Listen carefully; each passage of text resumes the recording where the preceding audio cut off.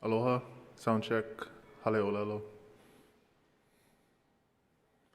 Sound check, hale olelo, stream, pipes. August 5th. All right.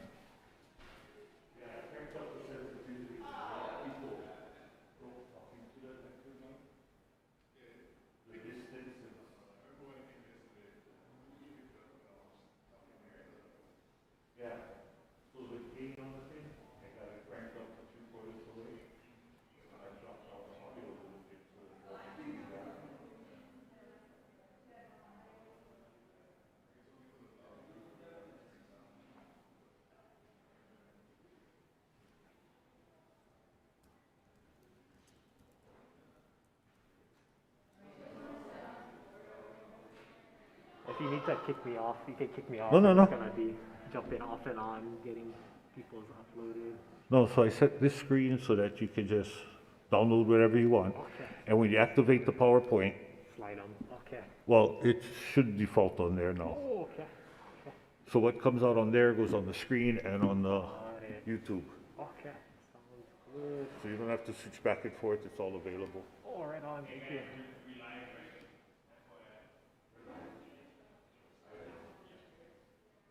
Because it's a little early, you know. The stream starts a little early. Okay. We just got a few more. I- Izzy should be sending I was gonna say hers. if you can find Lennon, because I need his. Lennon and Izzy and Sophie is also sending theirs on to you right now.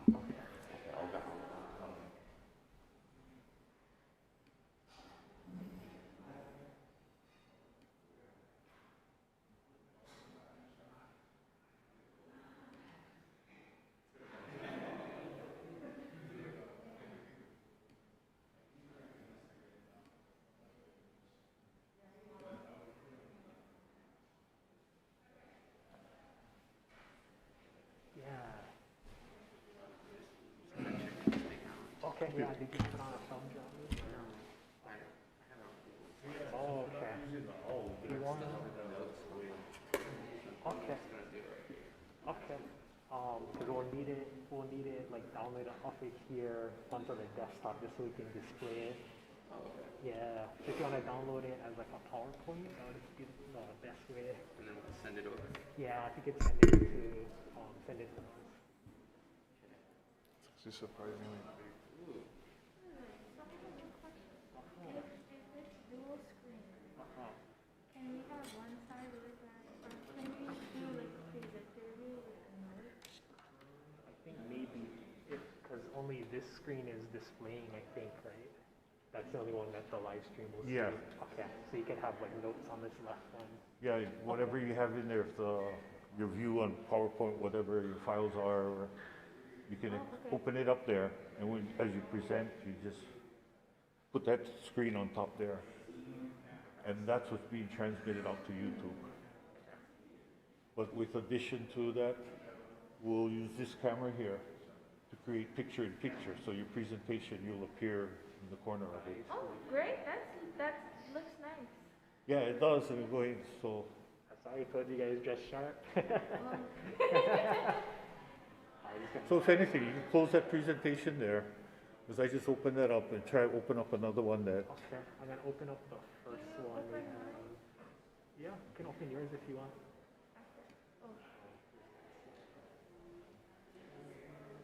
I'll go a little bit more.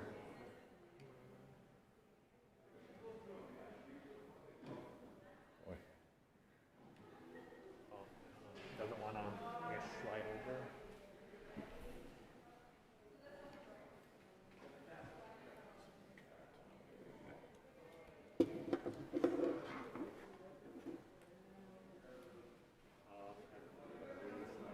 It's kind of big, it's why it's so, because what's being transmitted is different resolution.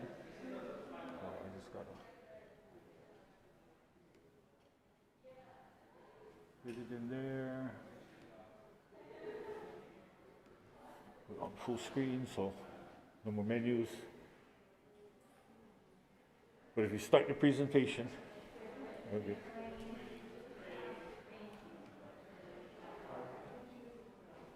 Beautiful. Okay, that I'll zoom down a little bit. Okay.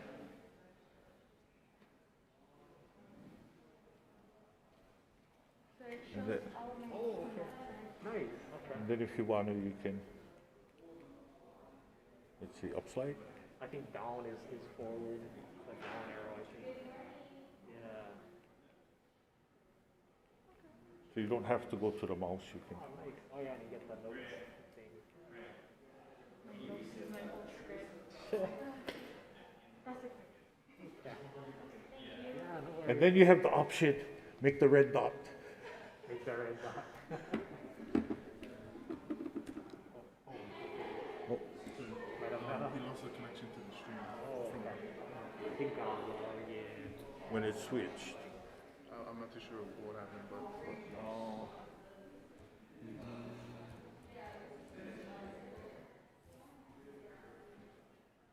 okay, so you're still good. Because she wanted to view her notes. We had her notes on this page and the presentation running on that.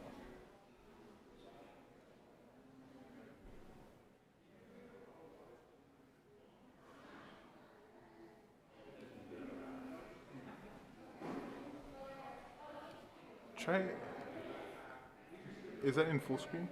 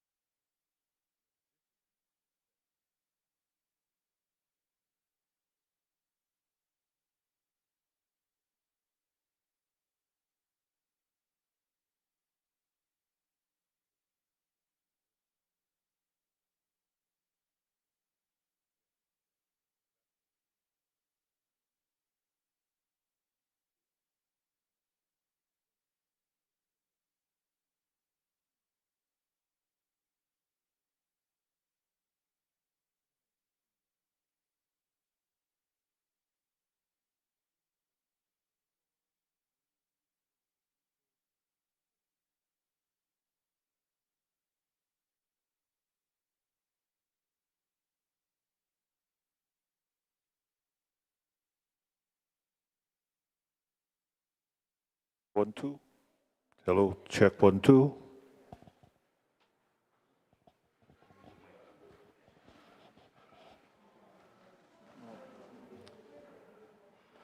Whatever input is on that. Yeah, either monitor, as long as you can view the notes, but the notes shouldn't be coming up on there, just what they present. I think there's something.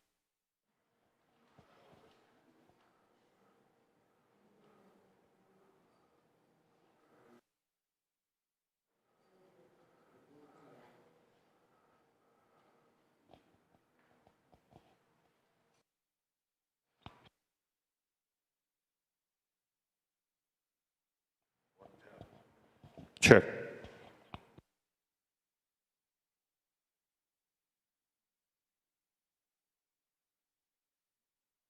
I think you're ready, Abala. All right. Ano'i me ke aloha kako, aloha kakayaka. Mahalo everybody for joining us this morning. My name is Mino Viditua Jr. I am the newest program coordinator with the Pacific Internship Program for Exploring Sciences. And I'll let my hoa hana introduce himself. All right, aloha kakahiaka. Thank you for joining us today for our 2021 PIPES Symposium. My name is Devin Aguiar.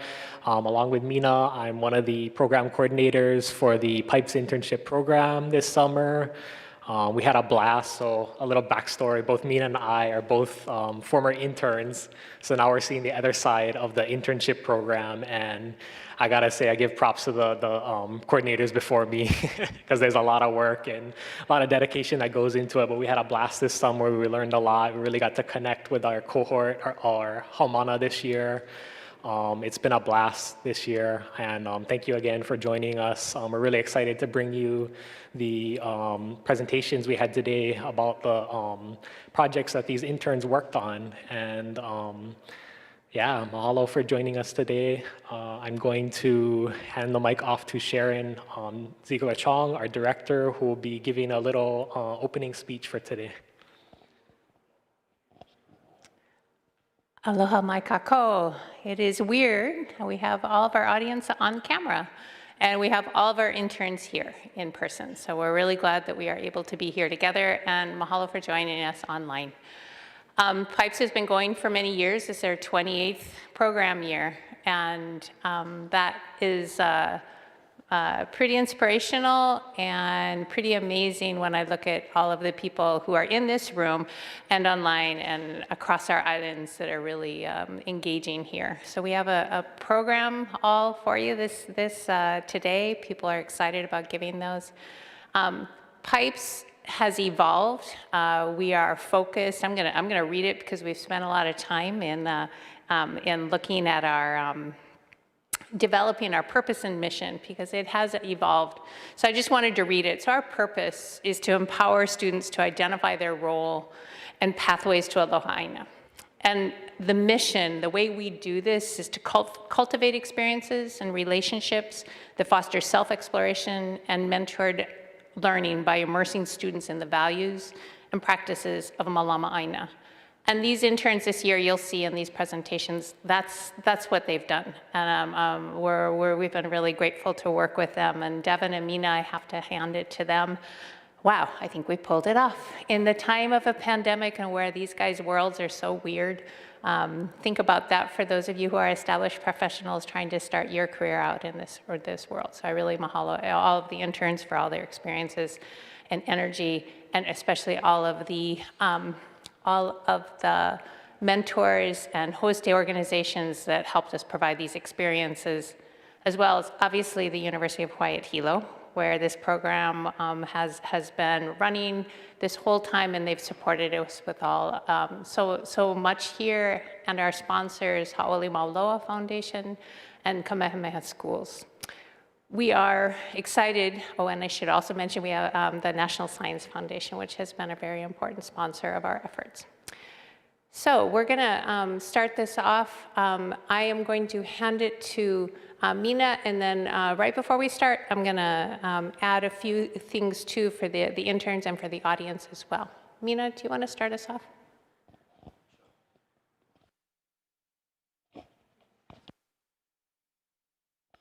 Mahalo, Sharon. So before we start, I actually want to do a small pule for us to bless everybody in the audience and everybody who is also here joining us in person. So, e ho malu kako, pule kako I ka pule e na o makua, I na mapopo o ko ka hua lelo e komo mai. E na o makua mai ka lahi ki a ka lakau, mai ka hoku I a ka hala wai, na o makua I a ka hina kua I a ka hina alo. Ia ka akau I ka lani, o ki ha I ka lani, o e I ka lani, nululu I ka lani, ka holo I ka lani. E ia ka pula pula o ko, o ka ohana o Hawai'i. E malama o ko ia mako, e ulu I ka lani, e ulu I ka honua, e ulu I ka pai aina o Hawai'i. E ho mai ka ike, e ho mai ka ikaika, e ho mai ki aka mai, e ho mai ka mapo pono, e ho mai ka ike papalua, e ho mai ka mana. A mama, ua noa.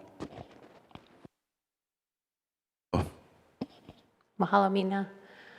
Okay, so we are going to start on the hour at 9 o'clock. I don't know what we thought we were going to talk about for 15 minutes here, guys. We always have some ideas of things, but then they always kind of whoosh, go out the window. But just a few things of protocol. So for the interns, they don't know this is coming, but for the interns, because we only have you all in the audience in person, it is your job to come up with one question for every speaker. And we'll be able to entertain probably one, maybe two questions, but you guys need to generate those questions. For people online, we will be monitoring, and so me and Deb, we just need to make sure that we're monitoring for questions online too, and we'll be asking those as much as we can. For the interns, you're going to be standing up here, the camera will be on you, and whenever there is a question asked, you guys need to repeat the question so that the audience, the online audience, can hear what that question is. So that's very important. And you'll hear me going, if I go, that means that you haven't repeated the question. So it will be, you'll have your presentations. People have worked really hard on these presentations, putting them together. And then we will have a question and answer. And if there are questions that are remaining, we'll get back to you. We'll share those questions that are posted online with the interns too, and then they can get back to you as well. Are there any questions? I can repeat the question. Any questions? No, there are no questions about today. Yeah, wonderful. All right, I think we're going to pause just for a little bit. And I also want to mahalo kahaku'ula for giving us this beautiful space. I'm sorry that the audience here online cannot share this space with us. This is such an important space for us to gather, and we're able to gather here. And again, my apologies that you're not able to join us here, but thank you, mahalo nui for everybody's work here in providing us this space to gather. So I think what we will do is give 5 minutes for everybody to just shake out the jiggles and the nervous things, and we will be a start promptly at 9. Yeah, okay, mahalo.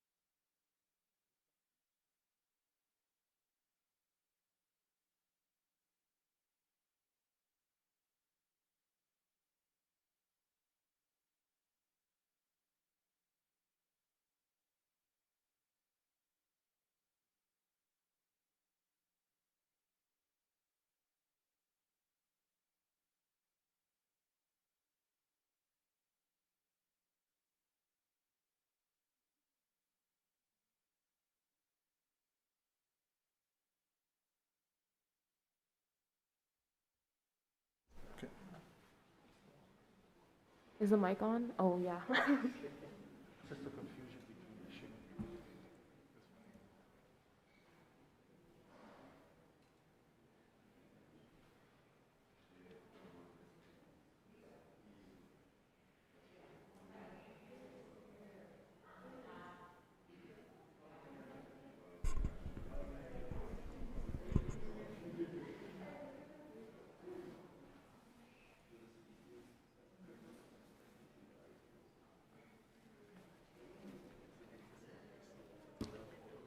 Oh, okay, cool.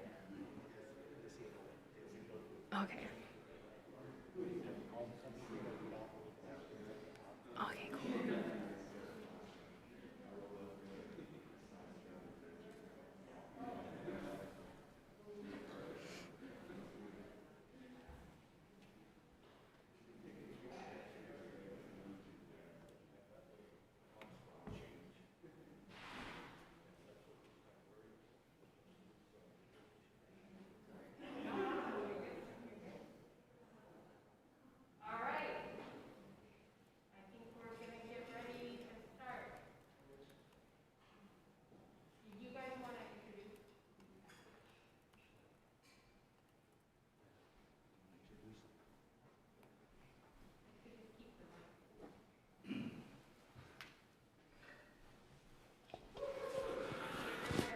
All right, aloha mai kako. Without further ado, well, we have our first speaker today, Alyssa Matthews, and she'll be giving us a really good talk about her experience this summer.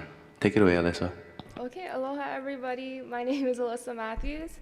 My internship this summer was with the Spatial Data Analysis and Visualization Lab at Hilo, and my mentors were Ryan Peroy and Tim O'Sullivan. So my project was using high-resolution imagery to assess rapid ohia death tree mortality associated with ungulate presence or absence. So much is still unknown about the spread of rot, but a possible explanation is ungulate activity. So ungulate activity such as trampling, stripping of tree bark, and wounding trees are all potential ways that rot is spread from tree to tree. However, a solution to this is to implement fence lines in order to keep ungulates out. That brings me to the research question for my project, which was if ungulates were fenced out or exclosed from a forest, would that fenced forest have less rot-infected ohia trees than unfenced forests? So to answer this question, I looked at satellite imagery in order to cover a wide area over several sites on Hawai'i Island. The imagery was cataloged based off of the recency of the imagery. The image had to have little to no cloud coverage, a high spatial resolution, and it had to cover my sites of interest, as well as the imagery had to be multispectral with near-infrared and red bands in order to be able to perform NDVI calculations. So after narrowing down what images I wanted to use, I went into image processing and pan-sharpen the imagery to get a better resolution. And just to give you an idea of what the imagery looks like before and after pan-sharpening, here's the original satellite image, and here it is after being pan-sharpened. And here's just a zoom in side by side, and as you can see on the pan-sharpened image in the right, you begin to see some individual trees, which gave me more to work with. So my sites of interest were chosen based off of the imagery that I had available, and the sites of interest were known to have fence units and were known to have rot-infected trees from previous helicopter surveys done in those areas. So I ended up with 8 sites across Hawai'i Island with 19 satellite images that covered areas over several different dates so that I could look at changes over time. And here's just an example of what one of my sites might look like. The yellow outline represents a fence unit that hopefully is ungulate-free, and the red dots represent suspect rot-infected ohia trees, which we know from the helicopter surveys. So after choosing my sites and pan-sharpening the imagery, I began the process of using NDVI, a vegetation index, to gather information on the overall forest health in my sites of interest.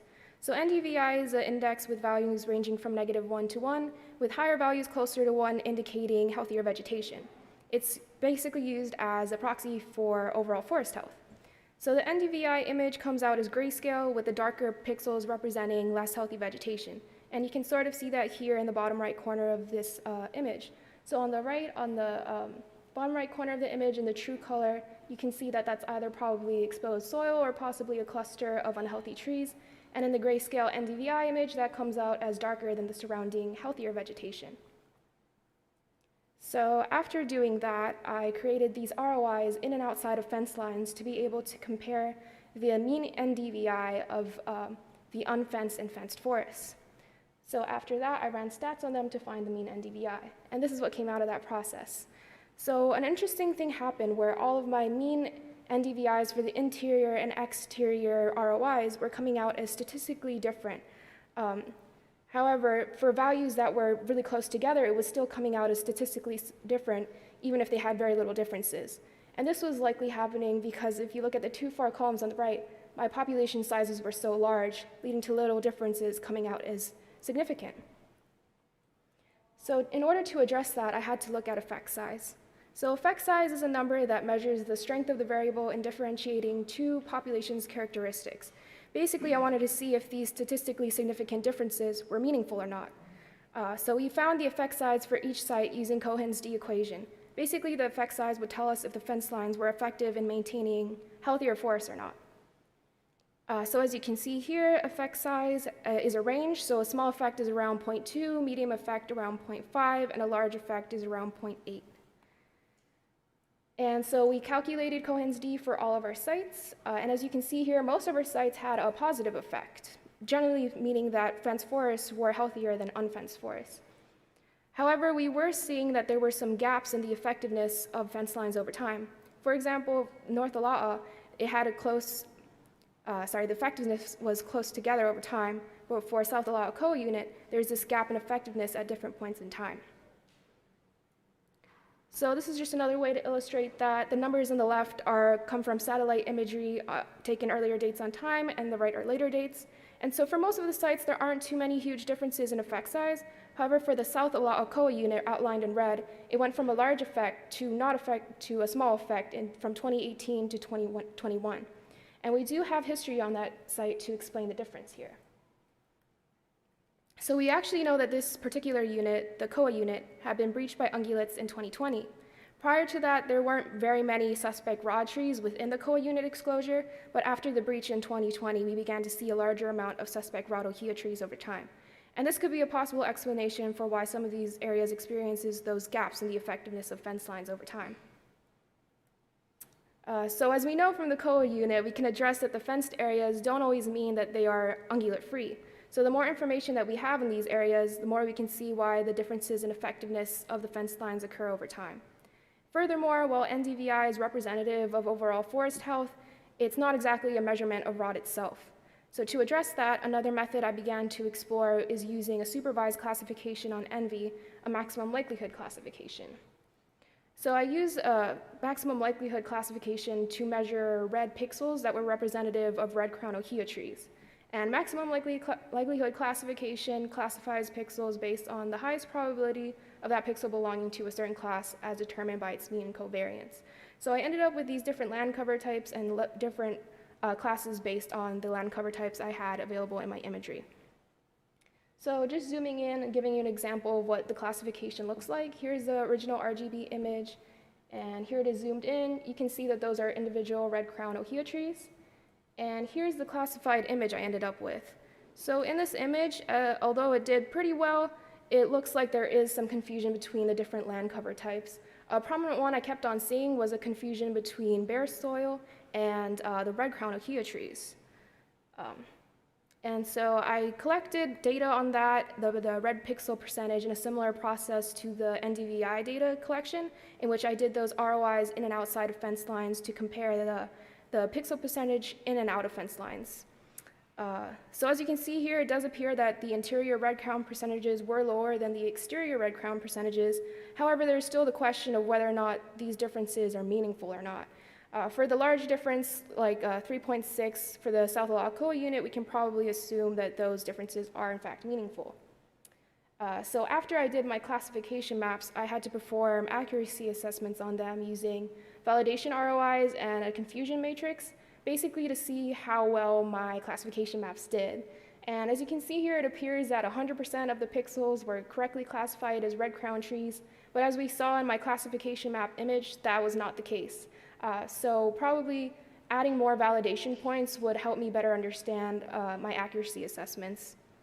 And a common misclassification I was having was a misclassification with bare soil. As you can see in the bare soil column, it was misclassified with a lot of different other land cover types, but in particular, most prominently, it was the red crown class that was getting misclassified.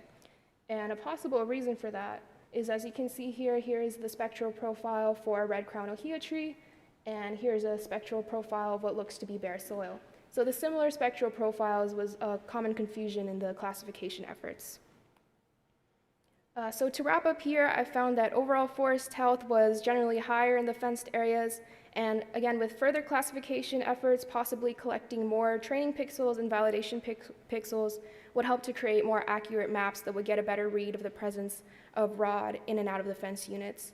However, for further research, more information about the management of these fence lines and the presence of ungulates around them would be necessary to understand the differences in the fenced and unfenced forests. And with that, I would like to thank my mentors, Ryan Peroy and Tim O'Sullivan, for their help and guidance, Brian Tucker for the satellite imagery, NSF, the State of Hawaii, and the National Park Service for funding the project, and mahalo to everybody for your time.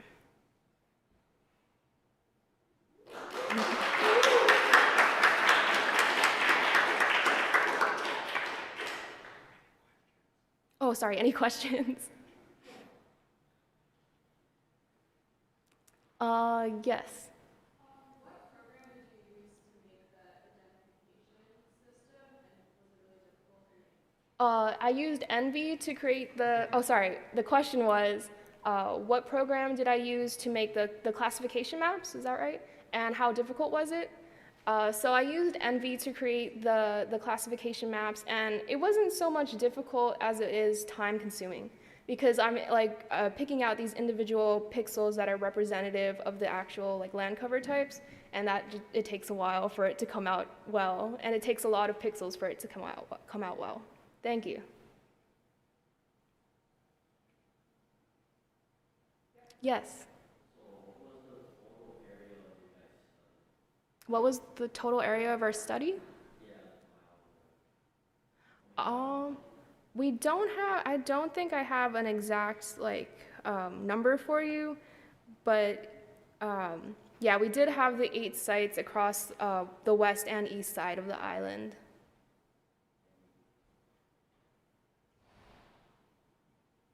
Yes. How did you choose your sites of study? How did I choose my sites of the study? So basically, a big thing was like, can I actually see my site? Because of things like cloud coverage and the quality of the picture and things like shadows and all of that. Those definitely played a role into what I could work with. And again, I had to know, or we did know that those areas had fenced units and that there was rod present in those areas. Yes. Did I personally get to see the sites? I did not get to see all of the sites, no. Yeah, Sharon? So where does this take you now? Is this making you more interested in this kind of technology or more into the conservation question? So the question was, where does this take me now? Am I more interested in the science behind it, or the technology behind it, or the conservation? I think probably both. Doing this was really interesting. It was interesting to see what kind of issues kept on popping up with, again, like what imagery could I use? Was it appropriate to use it? That kind of thing, yeah.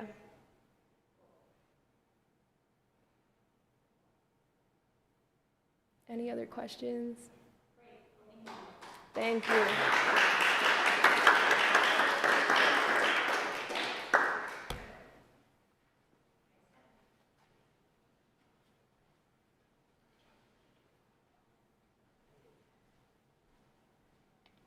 Mahalo for the presentation, Alyssa. That was awesome.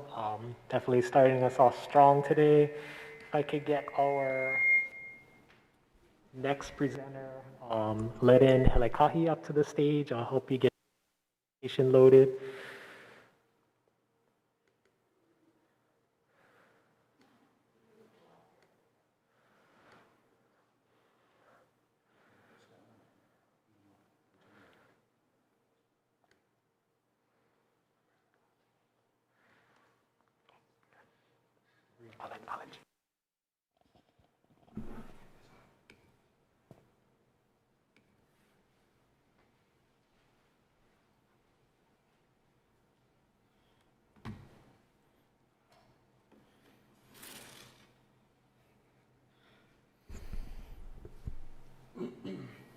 Aloha mai kākou.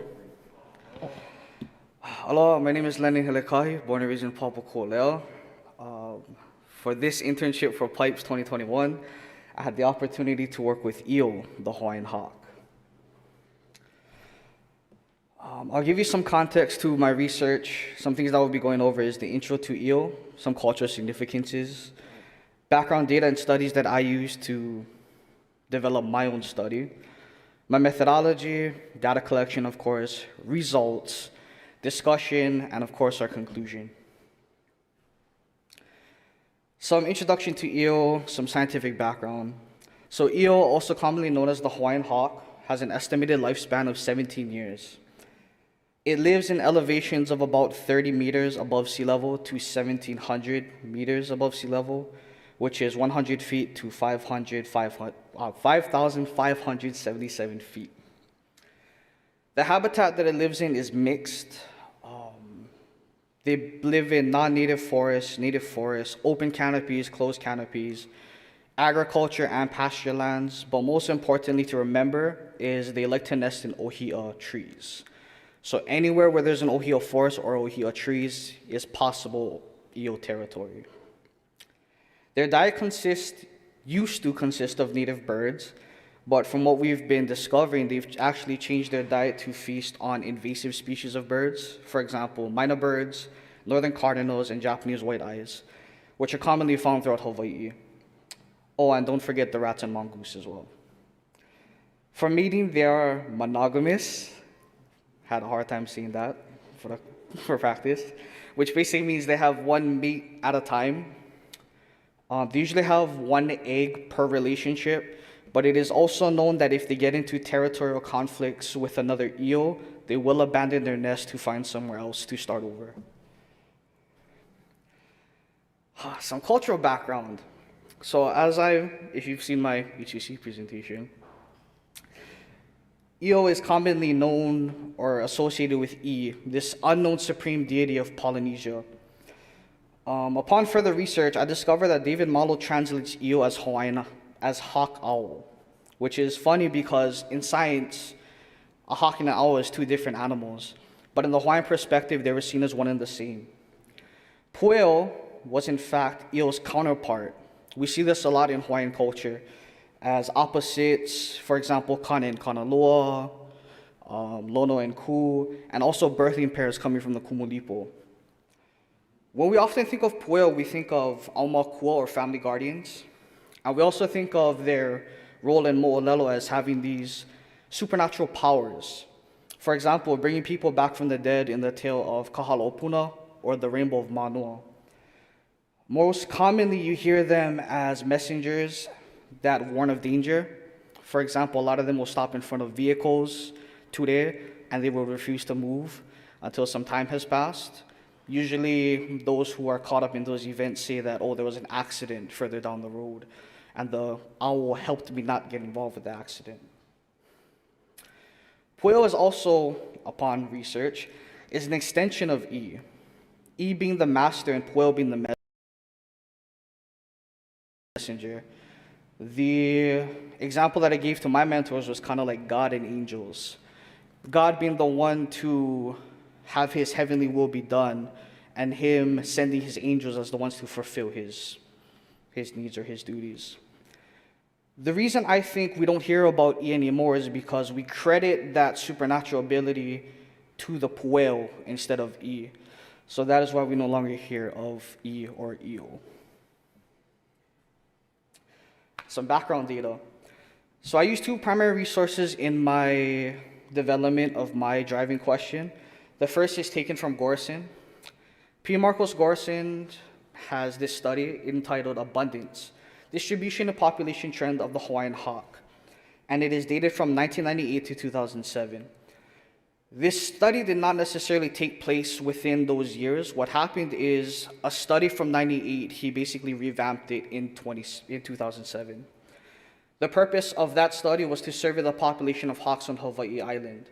So the method that he used was playbacks of adult eel, spaced 1 mile apart, and then observations were recorded. For his results, a total of 545 sites, he's seen 185 eel, so approximately 1 eel for every 2.95 sites. The second primary resource I used was from Burnett. Jessica Burnett conducted this study on the continent, and the title of her study is Songbird Distress Calls as an Improved Method for Detecting Red-Shouldered Hawks. This took place in January of 2016. The purpose of her study was to use a variety of playbacks to see which call is most attractive to red-shouldered hawks.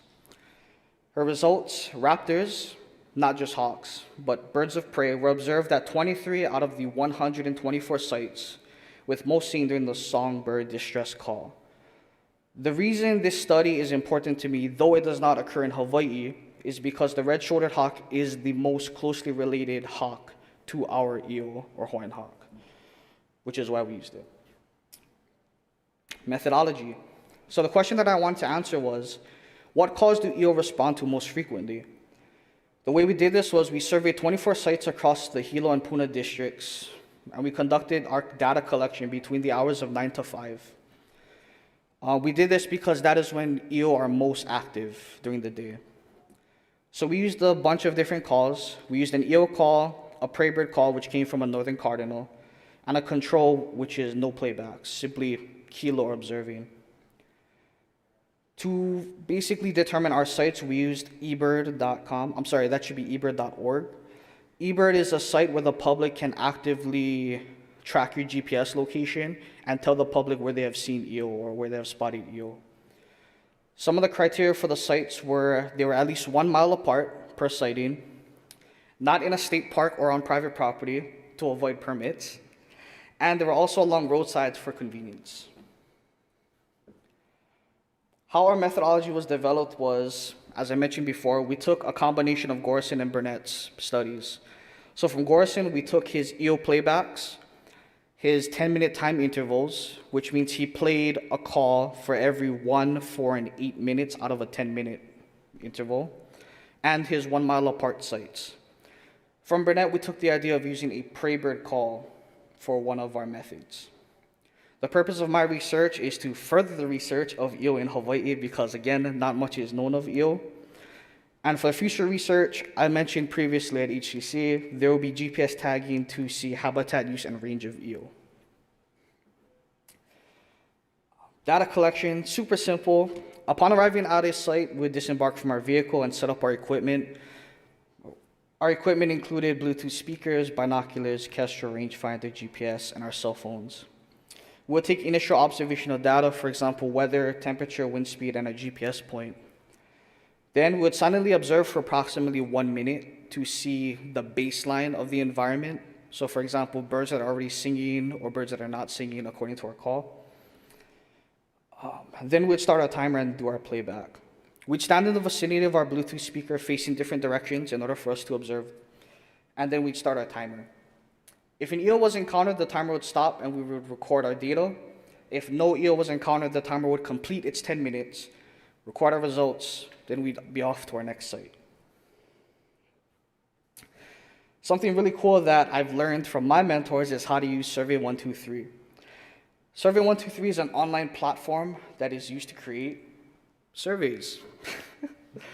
It's a super complicated tool that is used by science, but once you basically do the coding and whatnot for your survey, it can be used on your cell phone without the use of like internet.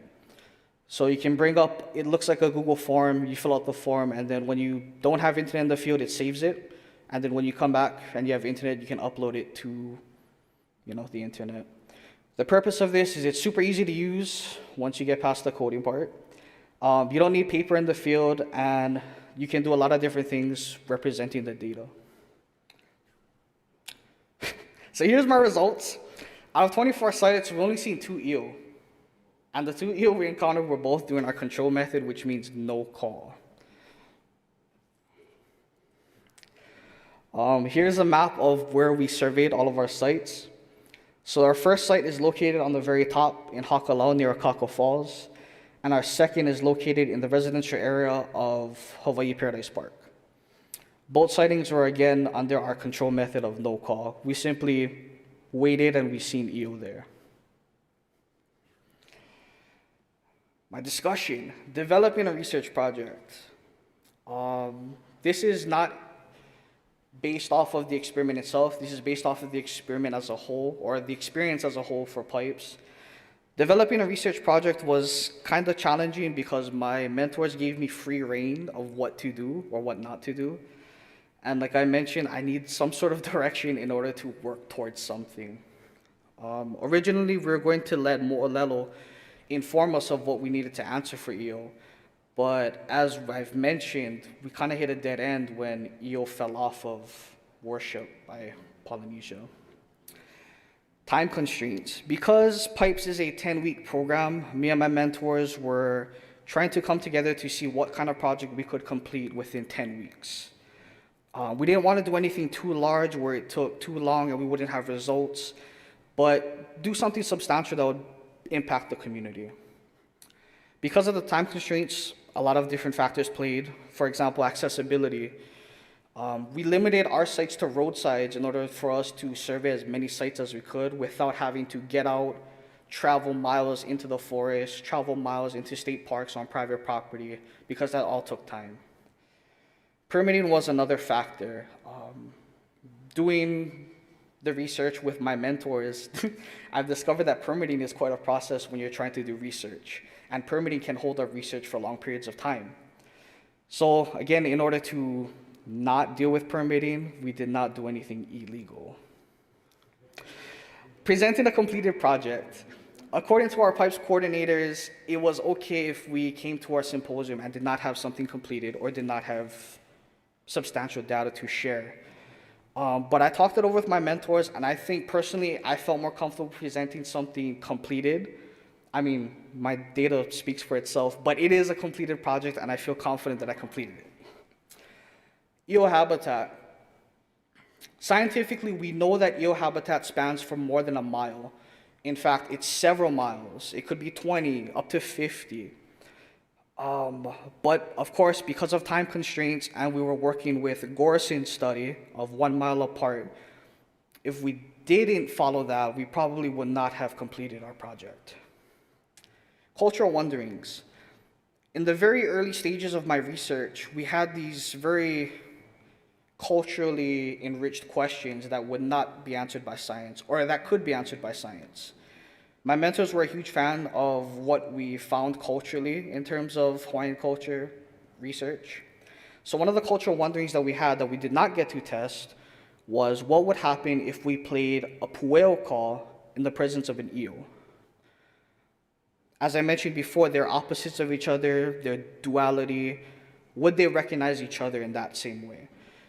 It was something that we ultimately had to abandon because of time constraints, but if anyone would like to test that for me or share that with the community, by all means. In conclusion, io exist on Hawai'i Island. They do. We've seen 2 of them. It is uncertain if prey bird calls are effective at attracting io, but again, a larger study is very necessary. For future research, again, stay tuned to the up-and-coming io studies that will be happening very soon in terms of GPS tagging and habitat research. Personal conclusions. This was an idea that my mentors put in for me. So some likes and dislikes because that is what the purpose of this internship is supposed to be. I enjoyed the field work and I enjoyed making connections with my mentors and learning a whole bunch of different skills that I never learned before. Dislikes, the politics of it. Conservation takes a lot of you, it takes a lot from you, and it doesn't give much back. But a lot of different cool sayings were said on this internship, and one of my favorites was, for conservation, we do it for love, not the likes. For my ka'aua personal journey, which has been a huge theme for PIPES, Again, I've never imagined this for myself. As a Hawaiian Studies major and not being good at math or science, options are very limited. But because of our wonderful coordinators, our mentors, they showed me that there are more to life than just teaching Hawaiian Studies, Hawaiian language, but you could have a career in conservation. In conclusion, again, I would like to mahalo our PIPES coordinators, our program, Bryce Masuda and Amy Durham, my mentors, and all the other people who contributed to my research. And like all conservation, aole po.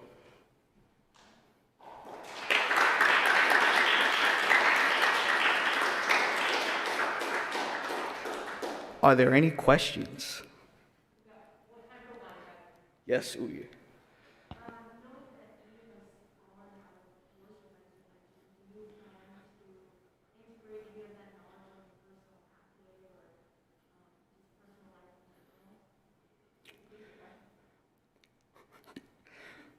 Because he fell out of favor, will I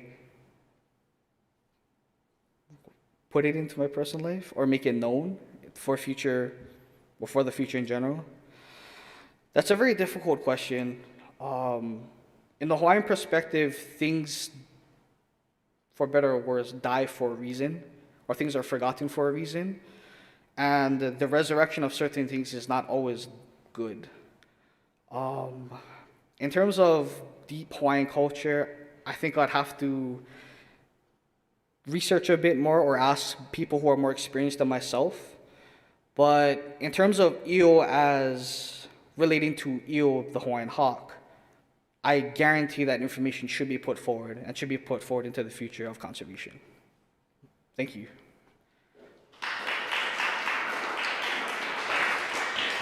Mahalo, Leonard. Awesome presentation. Next, we have Lehua Patnal. Mahalo.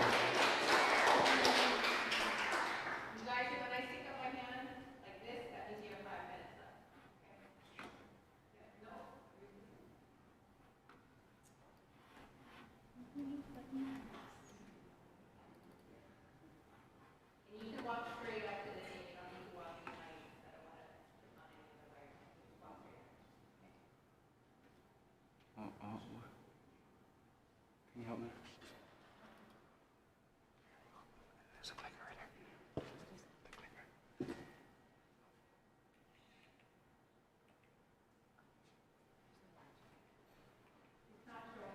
Oh, wrong one.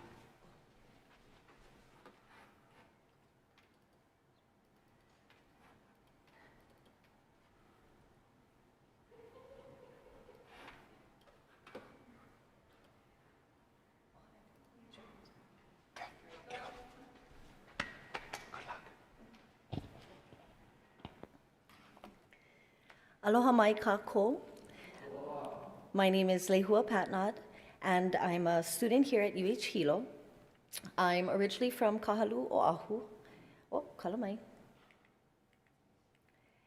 I'm originally from Kahalu, Oahu, but I've lived here long enough to call Hilo my home. This is my first internship with the PIPES program, and I was fortunate to spend my time with an amazing organization, Hui Malama Ike Ala Ulili, or Hui Mau, located in Hamakua. Their work focuses on reestablishing systems that will sustain their community and reduce its dependency on external resources. Ho'u'ulu'ai is one of the goals that Hui Mau focuses on and where my presentation begins. I would like to acknowledge these organizations for allowing me the opportunity to be a part of this wonderful and educational experience. Mahalo to the University of Hawaii at Hilo, Hau'oli Mauloa Foundation, Kipuka Native Hawaiian Student Center, Kamehameha Schools, Pacific Internship Programs for Exploring Science, National Science Foundation, Lewis Stokes Alliances for minority participation, and last but not least, the crew of Hui Malama Ike Ala Ulili, and a special shout out to my mentor, Cody Salas Kalani, who is a former PIPES intern as well. And I would also like to acknowledge Kahako Ula o Ke'elikolani for allowing us this space to share our Ike with each other and with each other. Mahalo and aloha. My hana was located in the moku of Hamakua, Kihiloa, Hamakua with a long corner, or known simply as Hamakua by most. Hamakua Kihiloa, as its name implies, refers to its large land base that touches each moku of Hawaii, except for Puna. Its boundaries begin at Kaula Gulch near O'okala on the Hilo side and stretches across the rough and irregular terrain to its Kohala boundary at Honokea, and then extending upwards, Mauka, over Mauna Kea, to the summit of Mauna Loa at Pohaku o Hanalei. A little brief history of Hamakua. The Aina in Hamakua has been through a lot of land management changes. The landscape in Figure 1 would represent a healthy forest environment. You can see the kukui growing along, and I think in the corner, to me, it looks like that's some banana, some mai'a growing as well in the left-hand corner. Before the era of sugarcane, this aina was covered by kukui. There were 5 groves that were famous, and Hamakua was one of these areas. Hamakua was also known for its planting technique of pa kukui, and it was implemented in the forest groves here in Hamakua. Pa kukui, its literal translation means candlenut enclosure. This method was implemented in a concentrated area of kukui where they were felled and then allowed to decompose, thereby creating rich organic matter for the planting of kalo or taro. Large holes were dug about 10 feet in circumference and then about 3 feet deep, depending on the laborer, and then filled with the kukui leaves and then covered with soil and left to decompose. They would also leave branches sticking out, so the stem would stick out, and when they would come and check to see if it was ready to plant, they would pull the branch out, and if the leaves were decomposed, it was ready to kanu. 1840s sugar plantation era, and it had a strong foothold in Hawaii's agriculture, as well as the socio-political economy side of it as well. But as the price of sugarcane, of coal, was cheaper to export in other areas, there was a decline, but it lasted for 100 years plus. Figure 1 here, we show the eucalyptus groves. And that came in after the sugar plantations. In 1978, there was a joint study between the USDA Forest Services Pacific Southwest Research Station and the Sea Brewer Company Limited, and they established a joint research for managing short rotation, 5 to 8 years, to determine if the eucalyptus was a suitable source of bioenergy. Test plots were located along the coast of Hamakua, as well as on the dry side of Ka'u. In Figure 2 is a picture that I took a couple weeks ago of a gulch in Hamakua. And as you can see, there is eucalyptus, kukui, we have mai'a growing, and then the guinea grass in the front. But just showing what the natural landscape used to be, because these gulches were so steep and it was hard to cultivate there, it was left untouched. So there are a lot of native plants still growing in these gulches today. Okay. And that brings me to my host organization, Hui Malama Ike Ala Ulili, or Hui Mau. Established in 2009, Hui Mau's founders are comprised of ohana from the community. They are dedicated to create kipuka, safe and regenerative spaces by reincorporating place-based ancestral knowledge, also connecting to Aina through stewardship and reestablishing and strengthening pilina for all generations within the community in order to grow and thrive in Hamakua. Their hana began in the ahupua'a of Koholalele. So in figure 1, it's highlighted there in red. And they began to establish restoring aina and abundance in the Makai region of this area. My work was focused at Kahua Ho'ama, and it is a 5-acre aina restoration and farm site located in the Ili Aina of Waipunalau, in the ahupua'a of Pa'awilo, in the Moku of Hamakua. The primary purpose of this wahi is to create a safe community space for youth and ohana to gather and learn together through malama aina and to reestablish food sovereignty in this ahupua'a. There are 4 pas in this kahua ho'ama, the first being pamua. So in figure 1, we're showing the eucalyptus grove, as you can see. So this is what it was prior. The red roof in the top corner, right corner, is Hale Pa'awilo, where Hui Malama Ike Ala Ulili is located. And so right up above there is that eucalyptus that they were able to open up and restore. Figure 2 and figure 3 is what it looks like now of this area.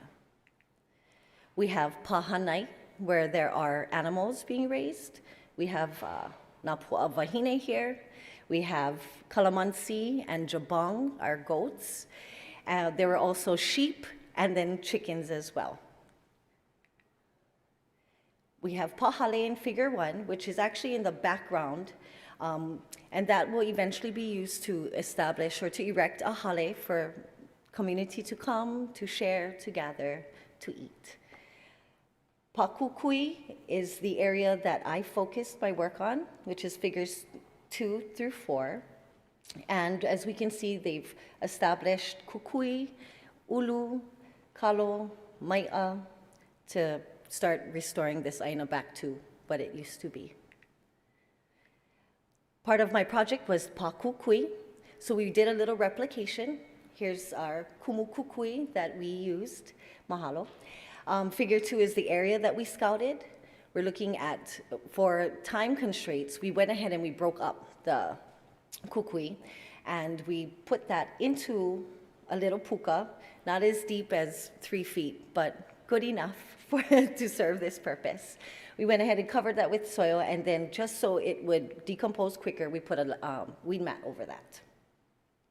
We did get some preliminary soil analysis. So on June 23rd, we were able to turn in a soil sample. Starting pH was 4.9, and then we're looking at the calcium, magnesium, potassium, and phosphorus, parts per million. We did send in a second sample, which reflects figures 1 through 3, the after digging it up with the kukui. So you can see how within that small period of time, from June 23rd to July 20th, it decomposed rather quickly. So that was good for us. And so we're just waiting for those results to get in and then be able to canoe some kalo.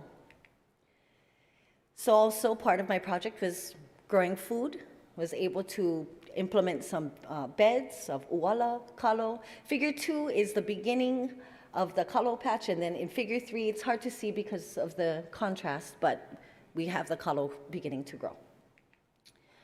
Other plants on the aina, we have ipu, mai'a. Figure 4 shows ulu and kukui growing together, our harvest, and then figure 6, just sharing that with their community with one of their kitchen work days, community days. Mahalo.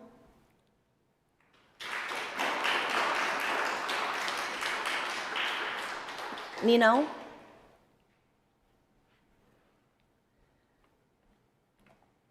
Aye.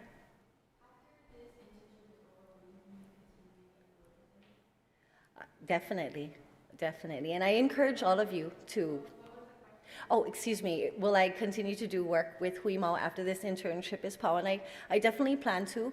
I am now aware of this area and have put in time and would like to continue that as well. And I encourage you all to go ahead and check out their website and even see when they have Ohana days, you know, to volunteer or even donate. Yes, June. Did the kukui leaves end up decomposing? Yes. But not fully all the way, but most of them did, yes. It was about a month where we did that, because we put that in June 23rd, and then we did another soil sample about July 20th. Thank you. Amy?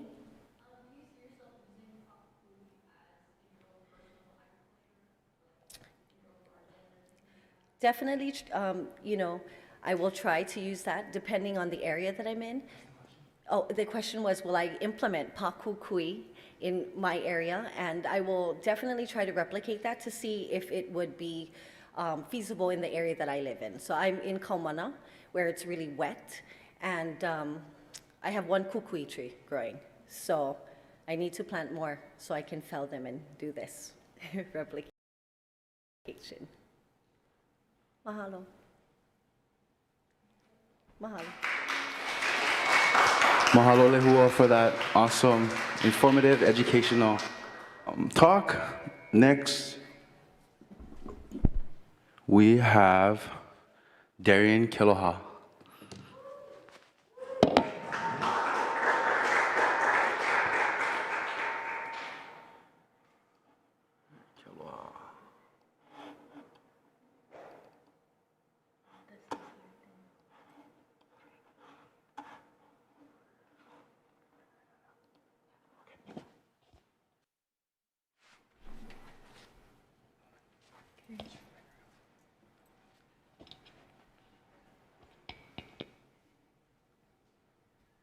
Aloha mai kako.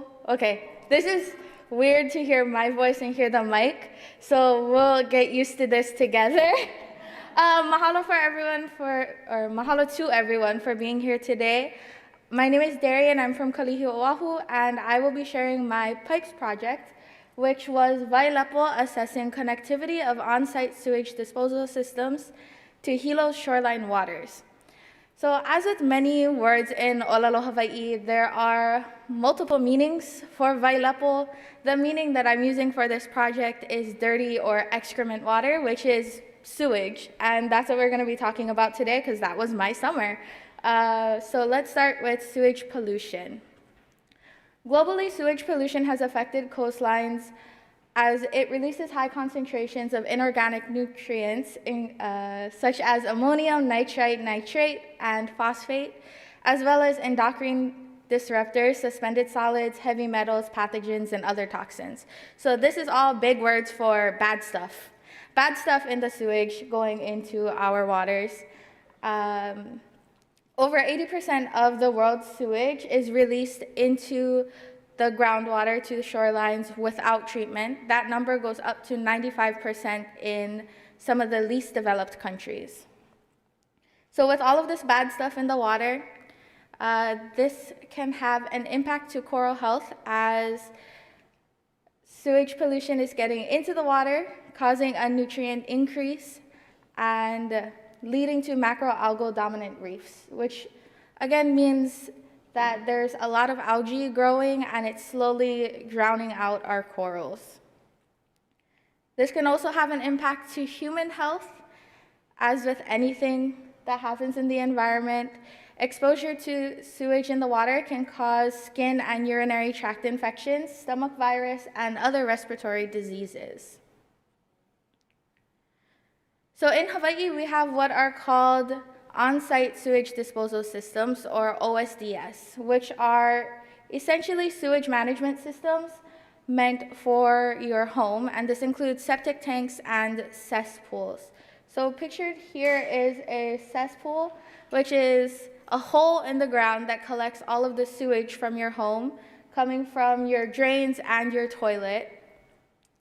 All of this sewage comes through the rocks, goes into the water untreated, and slowly makes its way to the ocean with all of the contaminants that are in there as well. In Hawaii, wai, or fresh water, is such a valuable resource that saying it twice, saying vai, means wealth, or talks about wealth. So the fact that our lepo, or our excrement, is making its way to our oceans is a very big deal. And as of 2017, There was an estimated number of 49,000 cesspools in the entirety of Hawaii and 53 million gallons per day of sewage discharge making its way into our groundwater. On Hawaii Island, we have 8,700 cesspools in Hilo, in Hilo alone. Hawaii Island has the highest percent of risk to coastal waters for OSDS impact. And in 2017, the legislature passed Act 125, which requires the replacement of all cesspools by the year 2050. Hilo Bay is a priority 3 area, meaning that there is a potential impact on sensitive waters. So this area right up here. And Hilo, and more specifically the Keaukaha area, has very little to no water quality research available. Therefore, the purpose of this project was to conduct water quality data for the community to be able to use in future decision making of what to do with cesspools in their community. So the objectives for the specific research project that I assisted with was to determine the connectivity of cesspools and shoreline waters, as well as to eventually provide these results to the Keaukaha community. A personal objective, however, was for me to gain further technical skills and knowledge in the field and in the lab. So, in order to conduct this research, we conducted what are called dye tracer studies, which is where you flush this dye in the little orangey container into the system and flush it down with water as into the cesspool here, and then it slowly will eventually make its way to the shoreline. While we're doing this over 10 hours in the day, we are also collecting samples at the shoreline. The dye that we used for this study is called fluorescein. It's a non-toxic organic dye, so it is okay for it to be in the water. For the following days, we collected water samples at the lowest low tide to ensure that we were collecting samples from the groundwater springs. We collected samples from 12 stations along the shoreline in the area that we conducted the study. So collecting samples at the lowest low tide means that we were out there, rain or shine, day or night, even if it meant that we were out there at 2 in the morning. So that was a fun thing to do. And this was all just to be there once the dye finally did come out at the shoreline. Once the samples were collected, we measured for fluorescence in order to get data on dye concentrations, and we measured conductivity to get data on salinity. The most important thing with this part was that we had to conduct analysis in the dark in order to preserve the dye in our samples because it can be broken down by light. So this is one of my figures. On the x-axis, you have samples by date and time. On the y-axis is fluorescein concentrations. The colorful dots up here represent different stations. So orange will be station F, yellow station 8, green is station 9, and 7 with no dye is station 7. So we have the date of injection all the way to what would be your left. On the 14th, we saw that dye emerged on the 17th, which was 3 days later, and it peaked on the 19th at station F at 7.5 parts per billion. We also collected data on salinity. This was in order to see if our dye concentration data was affected by salinity or affected by the mixing of salt water as high tide comes in. As you can see, again, the x-axis is by date and time, the y-axis is salinity. The colors represent the same stations again. And as you can see, it stays mostly consistent for the entirety of the study. There are a couple of days at the beginning on the 14th and on the 19th where salinity is a little higher, and this is because we were collecting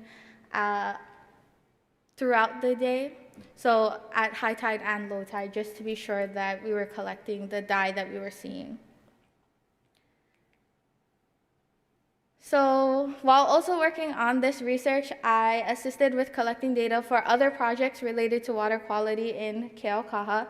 In the field, I was able to talk with the community, learn how to collect water samples, and identify groundwater springs on the shoreline.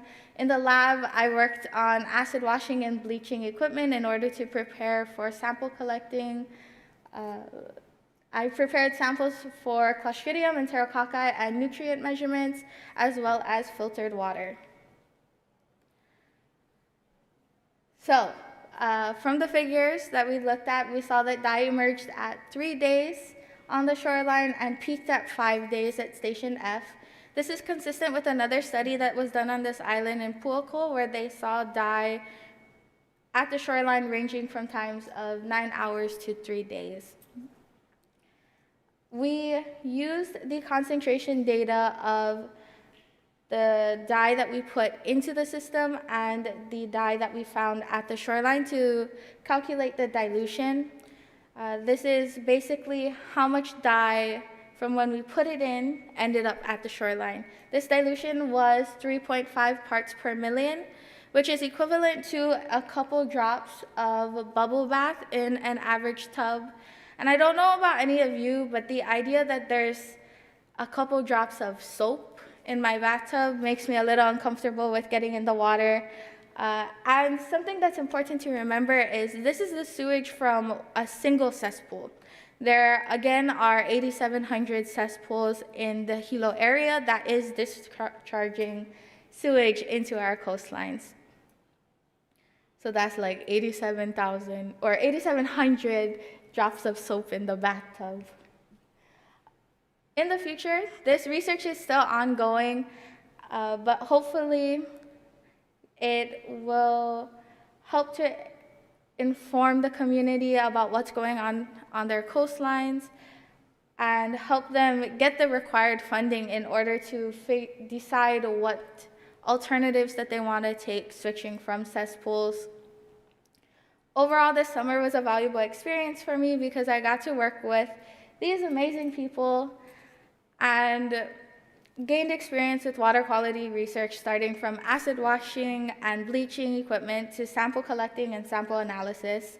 Also, as sample collecting was very public and looked really weird with us sucking up water in a syringe and putting it in these brown bottles, there were a lot of chances to talk with the public and community members. While I didn't talk the most with community members, I was also able to observe a wide range of interactions with agencies and the community, which taught me the necessity of communicating in different ways with different people. With the sensitivity of this research, I also learned a lot about the balance between keeping information confidential and sharing pertinent information. Lastly, when I applied for PIPES this year, I did not want to do research. I didn't think that it was for me. I didn't think that it sounded exciting, and I wanted to be out in the community, talking with people, working with people. However, after this summer, I am looking at graduate programs within the UH system suggested by the graduate students that I worked with to hopefully continue working on building that pilina between science and the Hawaiian community. Some acknowledgements. I want to acknowledge my mentors, my mini mentors, the graduate students that I worked with, and the PIPES program for all of the support that they gave me throughout the summer. Mahalo nui, he mauni nao, any questions?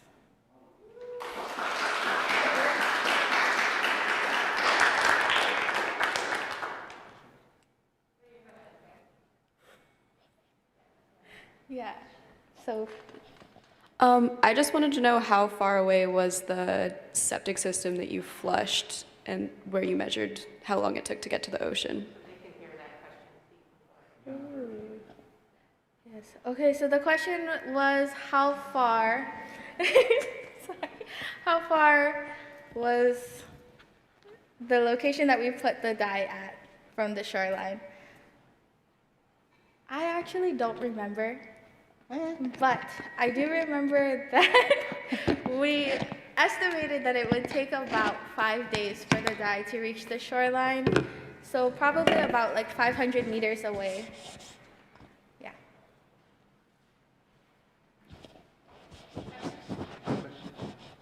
Ui.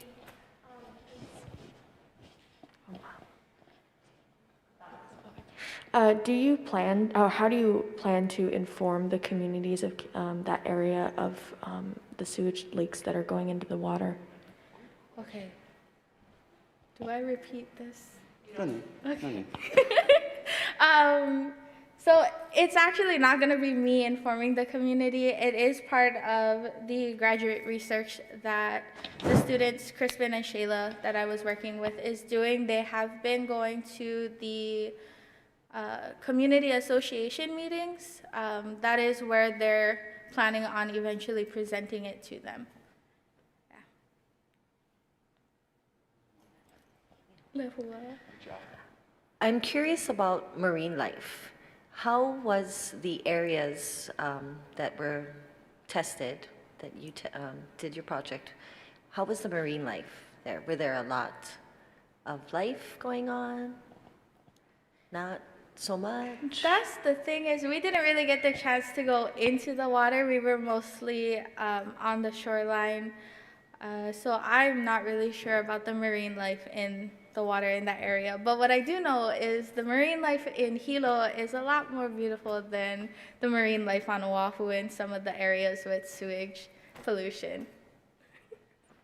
Time for one more.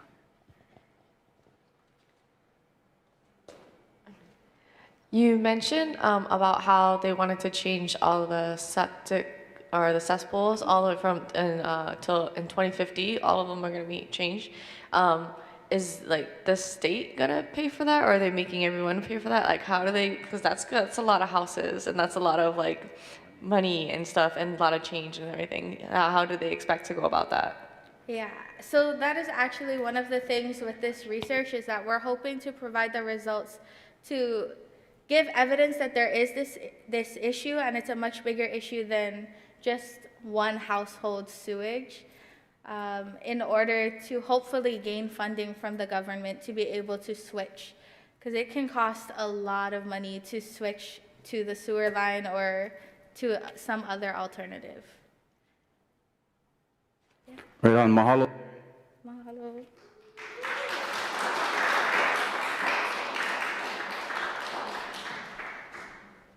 So our next speaker will be our next group, or our first group of presenters, Carol Neal and Sabrina Bejang.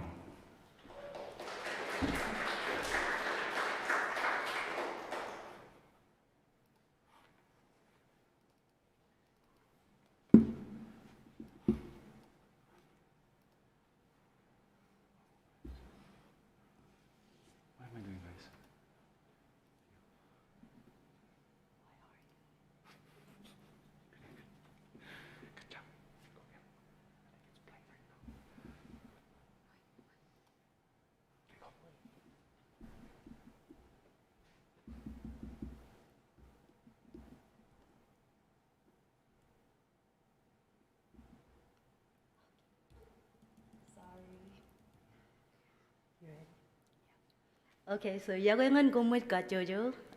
Good morning, everyone. It's so nice to see you guys this morning. My name is Sabrina Bejang. And I'm Kara Neal. And this summer, our project was on exploring cultivation practices for native limu at the Pacific Aquaculture and Coastal Resources Center, also known as PACRAC for short.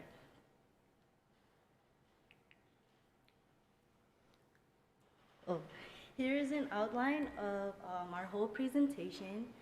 We will begin by introducing PACRAC, then going into giving some background information on seaweed, and then Kara will go ahead and present her project on Kalerpa, then I will present my project on Chondrus, and so forth. So the Pacific Aquaculture and Coastal Resources Center is located here in Hilo along the Keaukaha coastline. And for short, it's PACRAC. We're going to be saying PACRAC a lot.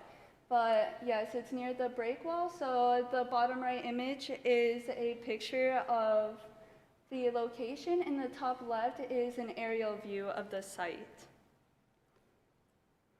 So PACRAC was once a wastewater treatment center, and now is an aquaculture center since the early 2000s. They focus on cultivating fish for food and ornamental reasons, oysters, and micro and macro algae. As you can see on the top left photo is an image of tilapia, which is used for food purposes. Following that image in the middle to the right is a photo of microalgae, which is used to feed the oysters and the baby fish. Following that image to the top right is an image of Achilles tang, which is an ornamental fish. There is a lot of different species at PACRAC that are ornamental. And then following that below is an image of oysters. So there are two species of oysters at PACRAC. There are the small native Hawaiian oysters, which are used for bioremediation purposes here in Hilo Bay, Maui, and Pearl Harbor. The large oysters are edible, and they are sold to Washington for restaurants. To the left is an image of Nainui, or more commonly known as the brassy chub. This is a native fish, and they are used for food purposes. And then the last photo is an image of our experimental hale that we worked in this summer. There were two hales. This one we spent most time in just to understand the seaweed and the conditions that they really liked. So, yeah. And because we both worked with seaweed in our projects, here are some background information. So macroalgae, most commonly known as seaweed, is considered to be a large plant-like form of algae. And in Hawaii, the Hawaiian word for seaweed is limu. And so you will see that we will mention seaweed as limu throughout this whole presentation. It can be classified into three groups. That's chlorophyta, which is the red algae, green algae, rhodophyta, that's the red algae, and phaeophyta, the brown algae. And these groups are characterized by their photosynthesis pigmentation. Limu is a marine plant that can be found in the intertidal zones. So during the low tide, you can see it on the rocky shores, in the crevices of rocks, and along the sandy ocean floor. And here you can see, it shows the trophic levels. Limu is considered to be a primary producer, which means that they convert the light energy into food and nutrients for other marine herbivores such as sea turtles and herbivorous fish. Interesting facts about limu in Hawaii is that before Western contact and to this day, Native Hawaiians regularly incorporated limu in their meals, like the Hawaiian diet, and they may have it with their raw or cooked fish, shellfish, sometimes use it as a seasoning, or serve it as like vegetable. And it is important in their culture because of their nutritional components. It was also used in their rituals, their legends, and or social activities. Now the picture on top you see here is delicious ahi poke with limu. And then on the bottom it shows spam musubi, also wrapped in seaweed, and both of which are staple food in Hawaii today.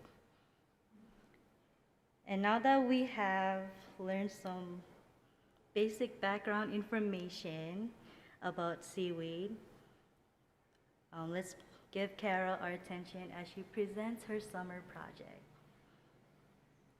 So the seaweed I focused on this summer was Caulerpa lentilifera, and my project focused on improving cultivation practices using fish effluent. Caulerpa lentilifera is more commonly known as sea grapes. They are favored due to their grassy green color and texture. This seaweed grows in nearshore waters on sand or rock bottoms. As you can see in the image on the slide with the arrow pointing, that's the area where you can find the sea grapes. And they are also very valuable for human health like other seaweeds. They improve or increase the intake of dietary fiber, lower chronic diseases, as some studies have stated, and they are brain food. So the current system right now at PACRAC for cultivating sea grapes is at flowing seawater with a constant temperature of 23 degrees Celsius, fed nitrates, covered in shade cloth, and are provided air stones for aeration. We know that the Caulerpa likes these conditions because they prefer very little sunlight, warm water, and nutrient-rich water. So since they're doing so well, as you can see in the image, they're thriving, and we were like, so what's another way that we can grow Caulerpa? So this led to my research question. How does Caulerpa respond to an integrated system with fish effluent? So for my study, again, I focused on how to improve cultivation practices using fish effluent. On the picture, or on the left picture, you can see that this is an oyster cage, which is 3 feet long. We put the Caulerpa into 6 oyster cages. 600 grams were placed in each cage. There was 3 tilapia tanks with flowing seawater at an average temperature of 20 degrees Celsius and air diffusers. 2 cages were placed in each of the tanks on opposite sides of one another. Each tank contained a different life stage of fish. There's juvenile, teen, and adult. On the right-hand side, you can see one of the oyster cages submerged in the adult tilapia tank. All oyster cages were labeled so we could keep track of which. Water quality parameters were also taken so we can keep track of the pH, salinity, dissolved oxygen, and the water temperature. We also took the weight and light measurements once a week. So these data helped also answer our research question, which analyzed Caulerpa's growth across 3 integrated systems, which differed by fish age. So the first graph here, as you can see on the y-axis, we have our growth rate % per day, and on our x-axis, we have the fish sizes, the juvenile, teen, and adult. And the blue bar represents week 1, the orange represents week 2, and the gray represents week 3. The main finding from this graph is that juveniles are bad. They were found to have a significantly negative impact on the Caulerpa's growth rate. This next graph is showing the growth rates of Caulerpa over time. The x-axis represents time, grouped by weeks, and the y-axis, again, we have growth rate % by day. In contrast to graph appearance, our statistical analysis indicated that there was no difference in growth rate over time. We suggest using more replicates for future studies. So on this graph, so where are the differences? After we did a statistical analysis in R, it showed that juvenile had a negative impact on the Caulerpa growth, while the teen had a positive impact on change in weight. And then the final graph, patience is key. So the first day, the growth wasn't looking so great. It was starting off really slow. We were starting getting worried, like, oh no. But by the end of week 3, it was thriving. It was growing very well. So this shows that Caulerpa can improve over time. The longer we would have kept it in there, the more chances it would have had to grow. So what does this all mean? Sea grapes do not grow well in the juvenile tanks, therefore suggest to experiment with teen and adult tanks in future studies.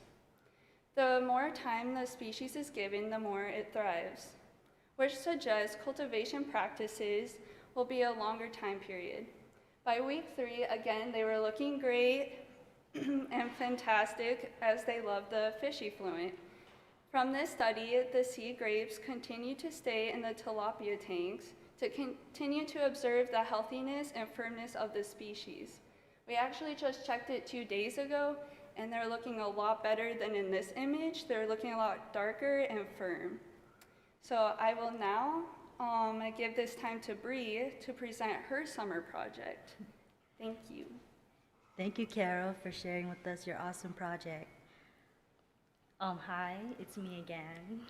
For my project, I wanted to know what are the effects of salinity on the growth and photosynthesis of Hawaiian chondrus species. Chondrus, which is in the rhodophyta red algae group, can be found in temperate climates in coastal areas of Korea, Japan, Chile, Canada, and Hawaii, just to name a few. It is considered to be an economically important seaweed because of its carrageenan content. Now, carrageenan is just a natural compound that is extracted from red edible seaweeds, for example, chondrus. Products containing carrageenan content are all around you. You can, it is in ice cream, chocolate, yogurt, baby formula, pet canned food, even in your toothpaste, your lotions, and some makeup products. And because Hawaiian chondrus, studies on Hawaiian chondrus are limited and with an increased demand in the food and biochemical productions in Hawaii, it is important to find ways to improve its growth rate. And one way to do that would be to learn how to grow it in controlled environments.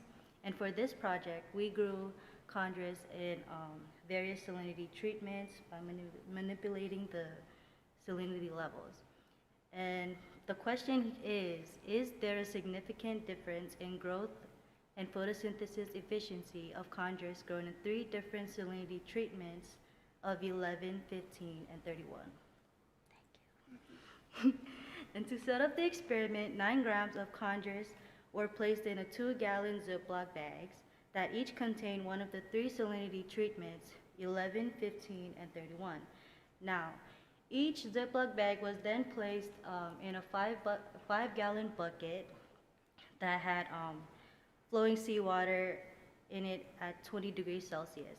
An air stone was placed into each bucket to regulate aeration, and each bag was secured shut and supported upright with the bucket with clothespin. So you see here, the first picture, it shows what each bucket looked like on the inside. And this bucket, this picture on the right, that shows all 9 replicas. So for each of the 3 salinity treatments, there's 3 replicates of these buckets, so making 9 buckets in total. And you can see here that they're all under the same shade cloth so that the chondrus does not get too much sunlight. And they're all receiving the same flowing seawater at pack rack to make sure that they all had the same temperature, which was at 20 degrees Celsius. And once every week, a YSI was used to check water quality and to monitor the salinity levels to make sure that each bucket was still set at its desired salinity level. A pulse amplitude modulation fluorometer, also known as the PAM meter, was used to measure its photosynthesis efficiency. Now, photosynthesis efficiency just means that we're monitoring like how well it is photosynthesizing, like changing, converting the light energy into nutrient energy. And for each week, chondrus was fertilized with half a teaspoon of Miracle-Gro, and then all the data was saved and recorded in Excel. And after the collection, after 2 weeks, we analyzed the data using non-parametric and parametric tests in RStudio software. So here is a graph that's showing the growth rates of chondrus across all three salinity treatments of 11, 15, and 31.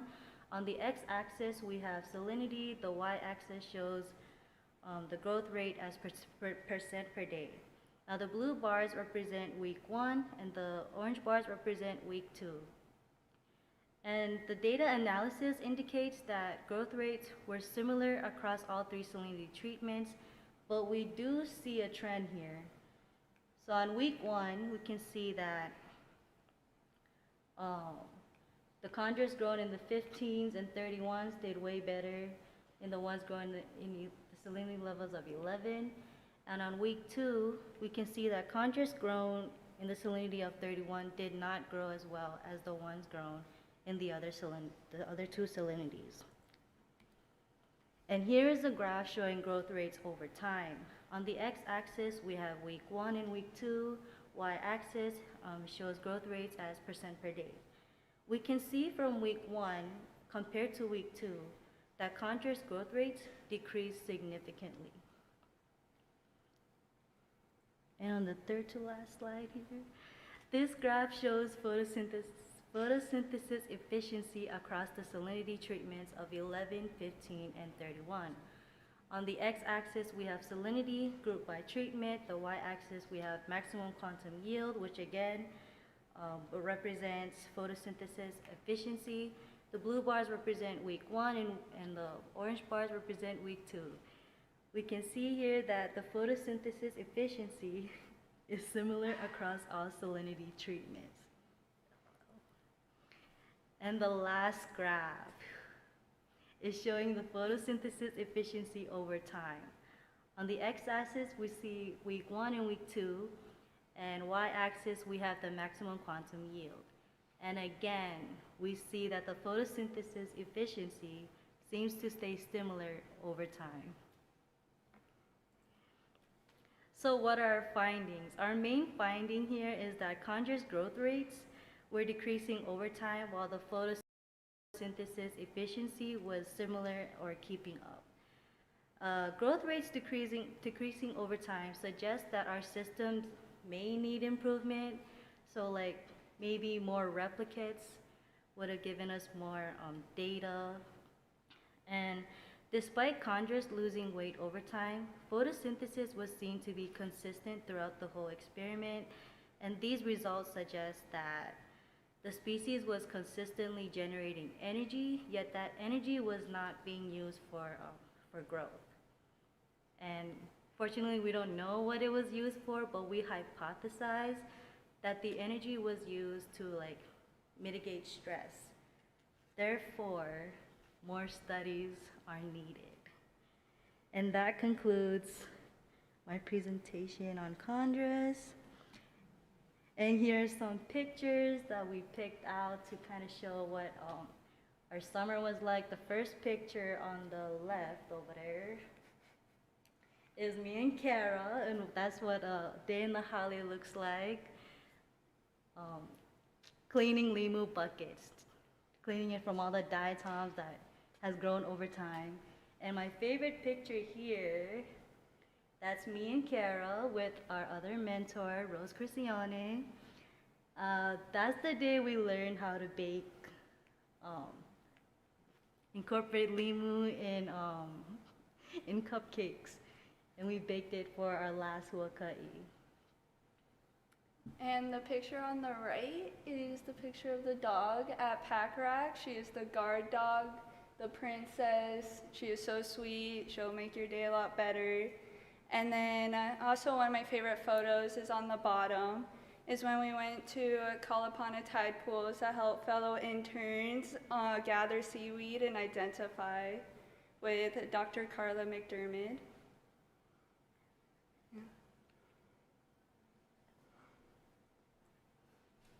With that being said, we would like to thank the National Science Foundation, Hau'oli Maoloa Foundation, and the Pacific Internships Program for exploring science for the wonderful opportunity to be a part of this program. We would also like to thank the University of Hawaii and Pack Rack, and of course our mentors, Dr. Carla McDermott and her grad student, Rose Cristiane, for their awesome mentoring, guidance, and support. And we would like to thank all of you for being here and you tuning in, for showing your support. Thank you. If you have any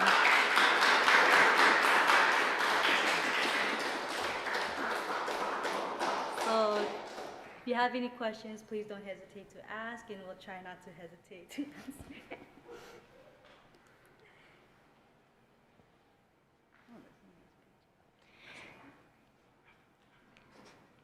Yeah, I have a question for Sabrina. How did you choose the salinity levels for your experiment? Oh, that's a good question. I read in a paper, I can show you later, that chondrus can be grown like it's resilient in salinities as low as 11, and then what is it called? The salinity level for the flowing seawater at Pack Rack is actually at 31, I believe. So I started with 31, and I was like, oh, what if we like half that? And half of that is like about 15, and the lowest that I read about was 11. So that's why we chose those numbers. So it's like full salinity, half salinity, and low salinity. Thank you. I have a question for Kara. Do you know why the growth rate decreased in the juvenile tank? Were they like eating it or? So I think there was 2 reasons of why it wasn't doing great. The juveniles were actually able to fit into the oyster cages, so they were being a pain, like moving around the caulerpa. And another reason is that there was, I think, 200 or 300 juveniles in the tank, so I think it was excess like nutrients. So it was probably like just too much nutrients for the caulerpa.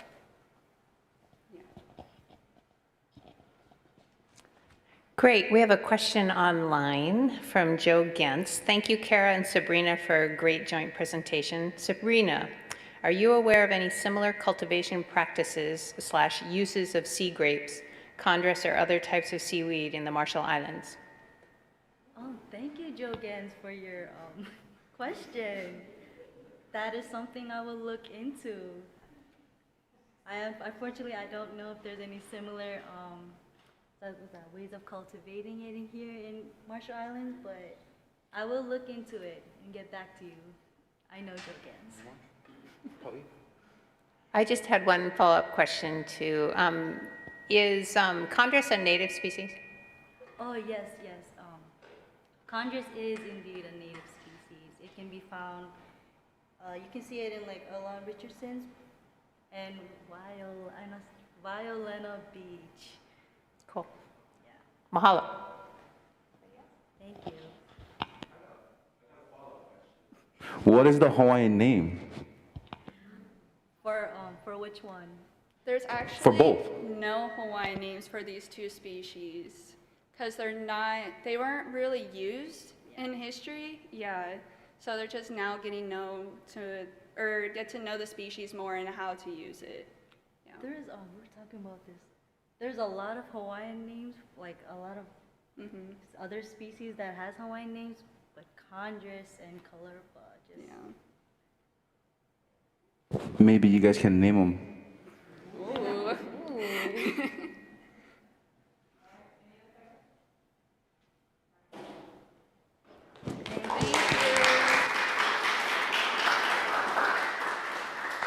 All right, mahalo, ladies. We'll take a short break. We'll be back at 10:45 for our next presentation.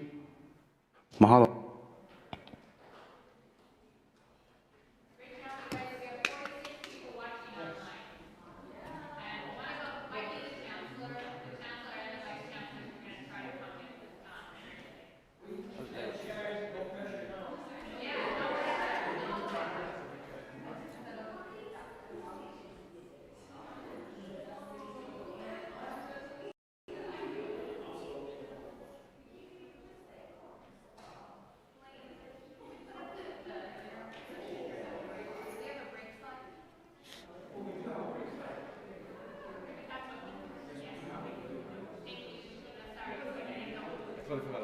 Thank you. Thank you for reminding.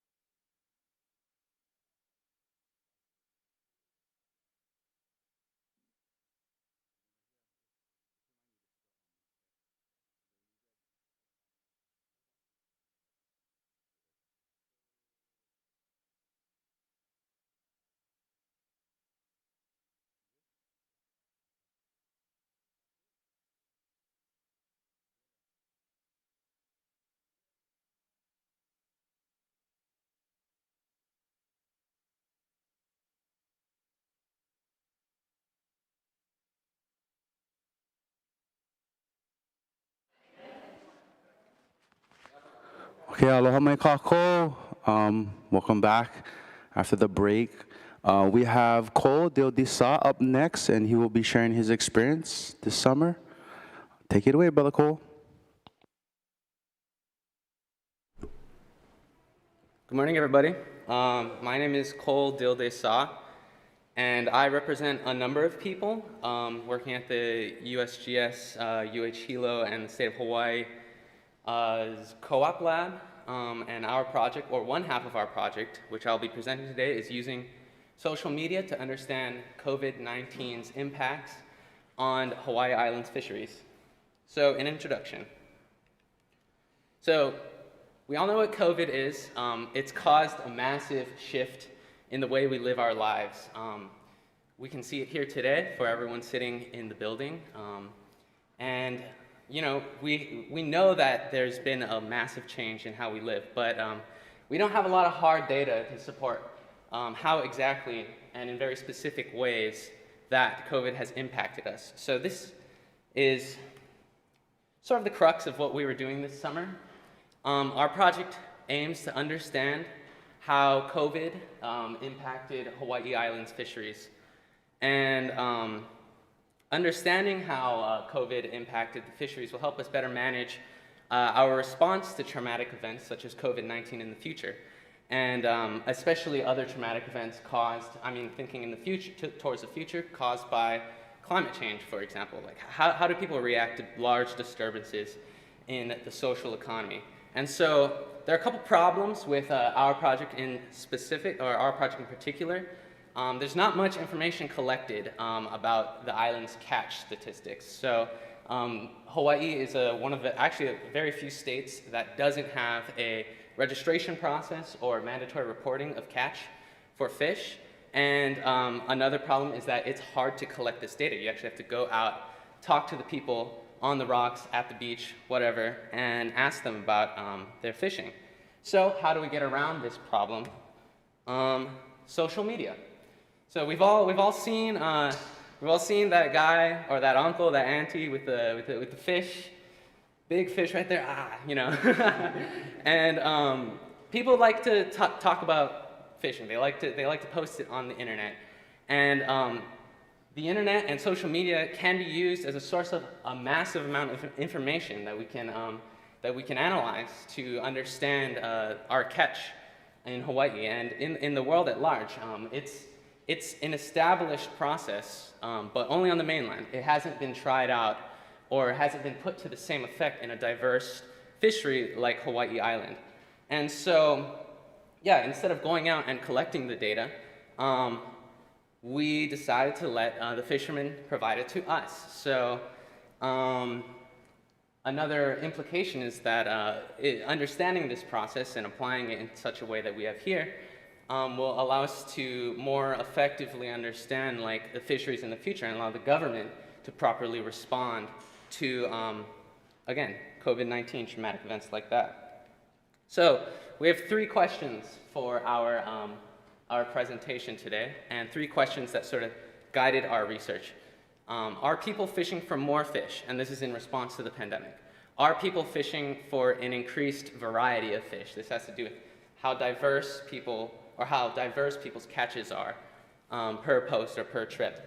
And third question is, are people fishing for different types of fish? Are they targeting something else in response to the pandemic? So how has catch composition changed between pre-pandemic and pandemic periods?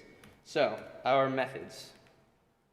Our study site is, we took posts on Hawaii Island. We used Instagram's features, which make it very easy to filter down to site-specific places, like hashtags and geotags, and we use post context to help filter this data, and I'll show you an example, a couple examples on the next slide. We narrowed a study site down to posts taken between the years 2016 and 2021, and we used the date March 23rd, which is the first state-mandated lockdown issued by Governor Ige, to delineate the pre-pandemic from the pandemic periods. A little bit about data collection is we basically went through all these posts, recorded number of data points, date, species, count per species, gear type. So, next slide. Here's a couple of example posts that we might have used. And so you can see, remember that uncle? See him on the right? But, so, we would look at posts like this, basically scrolling through Instagram. We see on the left where there's an omilu. Whoever posted it is used a fishing pole. There's one omilu. We would do like count. And so we would just use contextual evidence, sort of trying to break it down and see. If you can see on the left, it says @BigIslandBaits, and then under that is like hashtag. Oh, on the top it says hashtag Big Island Fishing. So that's how we would know it's site specific and date specific. I don't think any of the dates here, but it's just a little bit. It's on Instagram. And so, oh yeah, this is just what we were working with. So methods, data analysis. How did we analyze this data? Because it's very important to understand the hand-wavy stats behind all of this and to draw statistically meaningful conclusions. So we used a zero-inflated mixed model, a Poisson mixed model, to analyze our data. And this just means zero-inflated describes the distribution of our catch count and our species count that we got from our data. And I'll show that on the next slide. And a mixed model has to do with the effects that we're dealing with within the model. Really all we need to know is that it's mixed with fixed and random effects. And so fixed effects are sort of the effects that we're working with, and then random effects are things that we have to take into account because of the nature of what we're working with. For example, years before 2016, right? We didn't collect any data for that. It might have an impact on sort of what we're dealing with. But here's our distribution. So on the left is our data that we were working with. As you can see, a majority of the data set, 65% about, we were dealing with, 65% of the data count comprised of one fish per one post. And then it, tails off in the end. And see on the right is a Poisson distribution. That's how we matched it.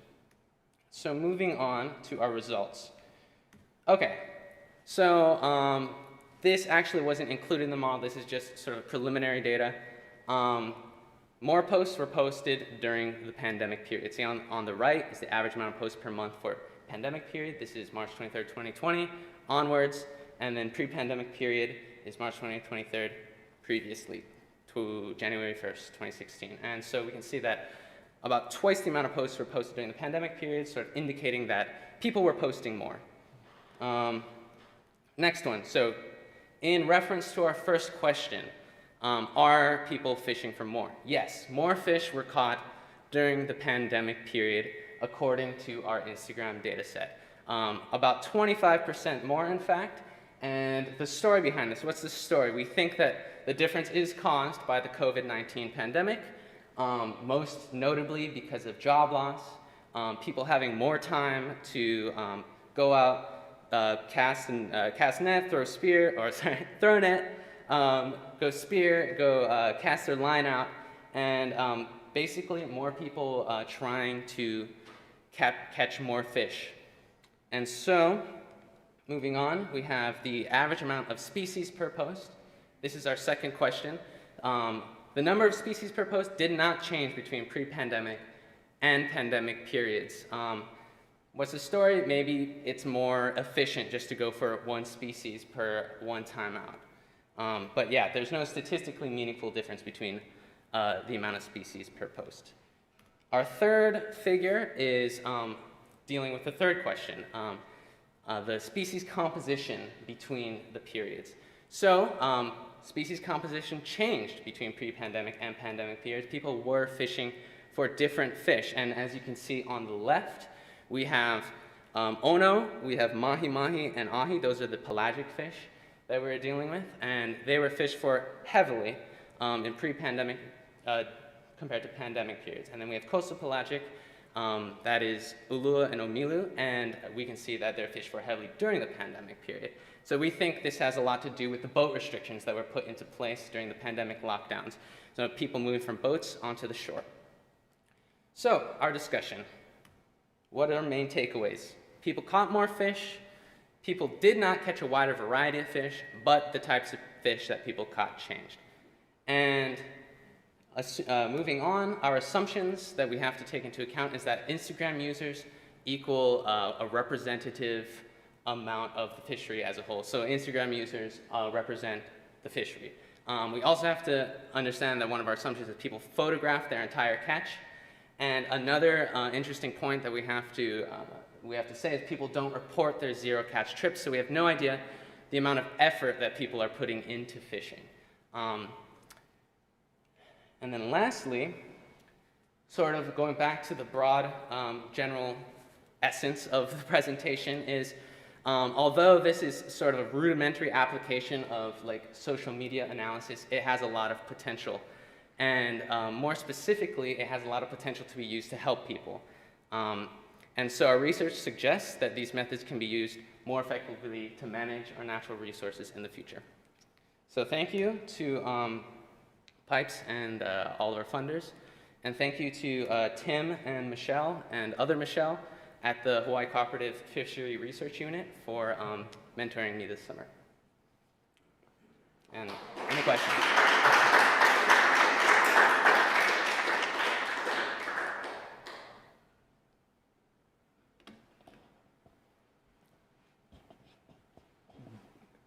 I know you said in your assumptions that you were assuming like the Instagram users were the representative of the whole fishery, but do you have like an estimate of like how many, like what % of the fish that are actually caught are being posted on Instagram, or like what that would scale to? No. I think the only thing that I can say to that question is that I mentioned earlier, but I'll reiterate that there's been literature pointing, like scientific papers published in like natural, like some fishery management reserves in Montana or somewhere in the Midwest, basically using social media, saying that, and proving the effectiveness of social media as a good data collection tool. And so I don't know exactly like how many fish are on social media compared to the, we didn't test for that, but the fishery in general, but we didn't test for that, so.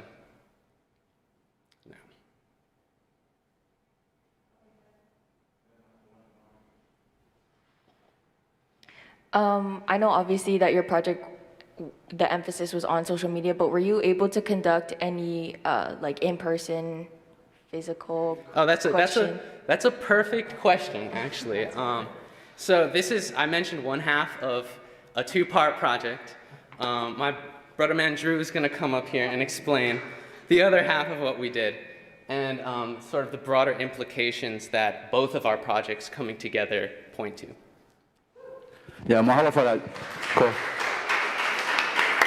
Thank you. There was a slight change up. So on the schedule, it said that Drew Curley was going to be presenting, but we changed it up a bit because by request. So our next guest speaker is going to be Drew Curley.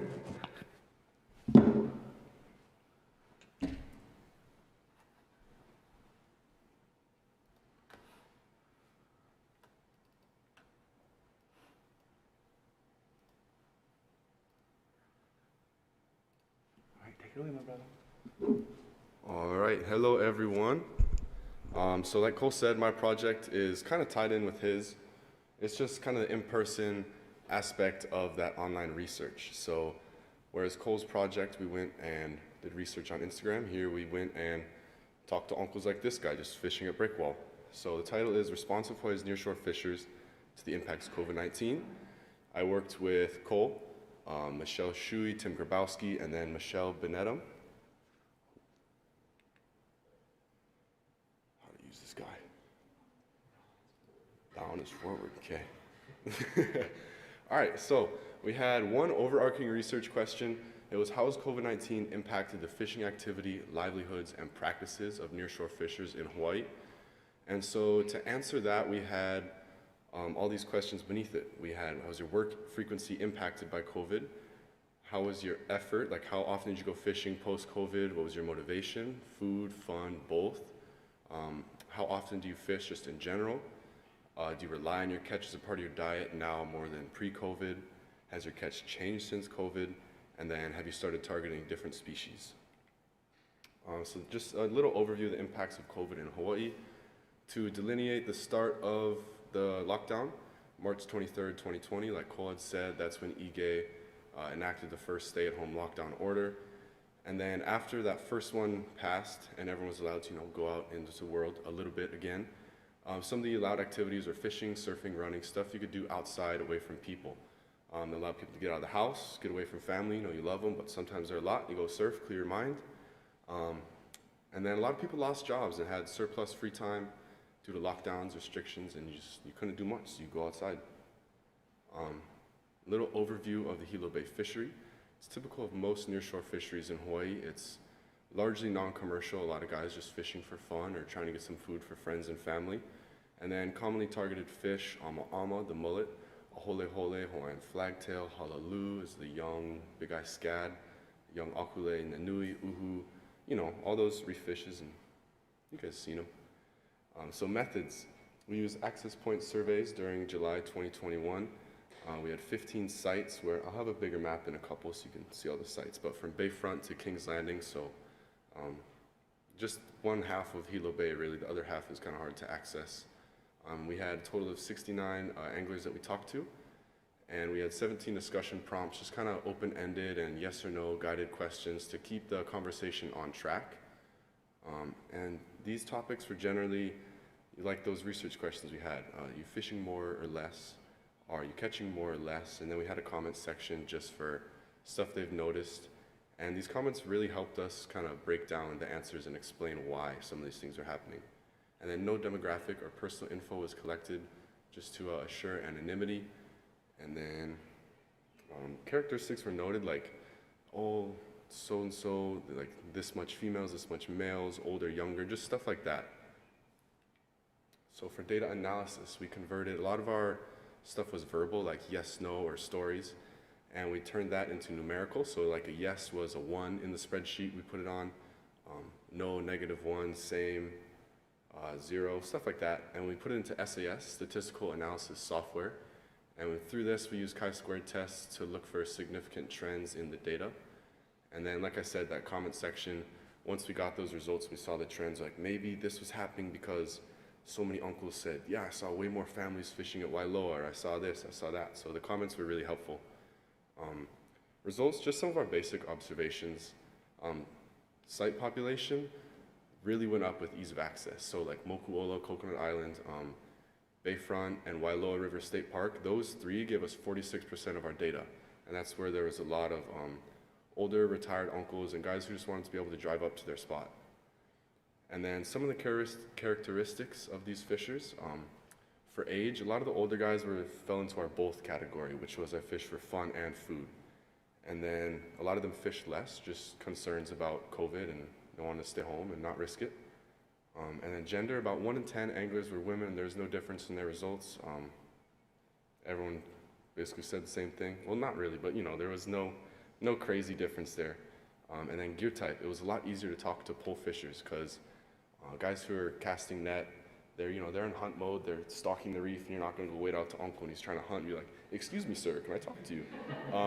And then guys who are diving, 95% of their time in the water. So that's why like drastically more of our data came from pole fishers because you can walk up to them. This is the map. So these are our study sites, and those 3 in red is where the 46% of data came from. But yeah, 15 sites stretching along the coast there. I'm sure a lot of people in this room have been to most of them. So now we're getting into our results, our graphs and stuff. So this first one shows that subsistence fishers had a greater change in work hours. So on the x-axis, we have their motivation, fun, both food, recreational, both subsistence. And we can see that subsistence fishers seem to have, I don't want to say more volatile, but their work was more shifty. They're working more, they're working less. And that was just an interesting thing we found. And that leads into fishers who worked less, fished more. And this one, huge trend. You can see there on the left, about 90% of those who decreased work increased their fishing, and then same on the opposite end of the spectrum, those who increased fishing or increased work fished a lot less as well. And then this one is a box and whisker plot. The red lines are the means. So we're looking at a fisher's motivation compared to their average trips per day. And you can see that goes up from recreational about 0.4 trips per day, subsistence to about 0.55, 0.6. And the way we got that was we would ask people like, oh, how much do you fish? And they're like, oh, 3 times a week. So we take that 3 times by 56 for every week in a year. We get that number for annual trips, divide by 365, and you get your decimal point there.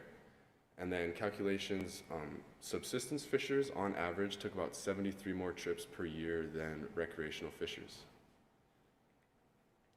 And then fishing frequency compared to motivation kind of split the data set. It showed who really needed the food more or who was there more just for fun. So you can see on the subsistence side, a lot more guys were fishing more, and then recreational guys are fishing less. But in that both category, you see that even split of who was fishing more for food in that both response and who was fishing more for fun. So we thought that was pretty interesting.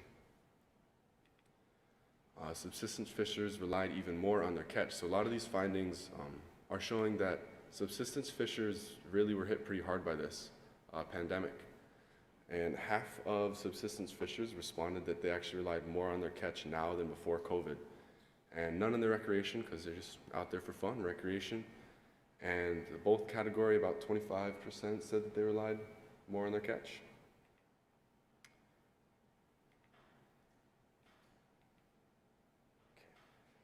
And then these subsistence fishers kept more of what they caught, which would make sense, because if you're relying more heavy on your catch, you're going to keep more of what you catch. So that kind of reflected the same as this last one.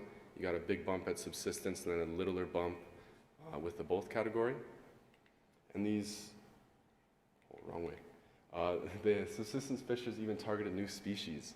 So that's about 40% of them branching out to new stuff. A lot of these guys were saying, oh, I'm trying to get away from people, or there's too many people fishing these grounds, there's not enough fish, so I'm going to like spots I know have fish. And in the recreation, that was a handful, maybe 1, 2 guys. Same thing, we think those are guys who just wanted to get away from people, fish different spots, but not in pursuit of food or anything like that for the recreational. Concluding, COVID had significant impacts on Hawaii's nearshore fishers. And fishing in total has increased due to lockdowns, their effects. People have more time, less work, go out and fish, catch some food. And then, like I said earlier, subsistence fishers seem to be hit the hardest. And this came in the form of increasing their frequency. They relied more on their catch as part of their diet. They increased the amount of fish they kept. And then they targeted different species. And then, so this is where I'm going to compare my research to Cole's, because although it's great to go out and talk with uncles, that's kind of hard, especially in COVID. So that was like a big concern, and that's why the research wasn't done earlier, because you weren't allowed to approach people. So there's a very large difference in effort. Whereas when Cole and I were on Instagram, we could sit down, we could grind out the 69 responses we got for this in a month. We could do that in a day. So that's why Cole's data set was something like 350 individual posts or pictures. So that could have been 350 guys. Whereas mine was 69, and it took way more time. So another interesting thing, the results actually pretty similar. And for the amount of effort that was different in those, that's alarming. And that begs the question, can social media research be a viable substitute for traditional research? I think that social media research needs some more testing and more data to see how close we can get these results to be and if it is accurate. But one thing that you're never going to get with social media is the nuances when you're talking to someone and they say like just little stuff, like the amount of times that guys would throw in some cool history about this or just a little something that you remember when you're looking at data and you're like, oh, maybe that's why. You can't get that from Instagram. That's just like you saw in my picture of Cole, it's just, there's the fish. So that's something that you can't get from online. And then there's different biases for the two types of research. With online, you're kind of looking more at a population that is younger and more tech savvy, because that's the majority of Instagram users. And then with traditional research, just going face to face, talking with guys, your sample size is harder to build. You can't talk to people under 18 just for permitting and all that, you know, all those reasons. And then you underrepresent the divers and castnators because they spend a majority of their time hunting in the water, not able to be bothered. Like a couple times we actually walked up to castnetters and it didn't look like they were doing much. Like we see them loading up their net and we're like, oh crap, he's about to throw, we gotta go.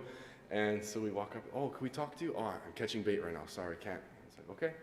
So we miss out on those, but on Instagram, guys get their loaded nets and you see what they get and all that.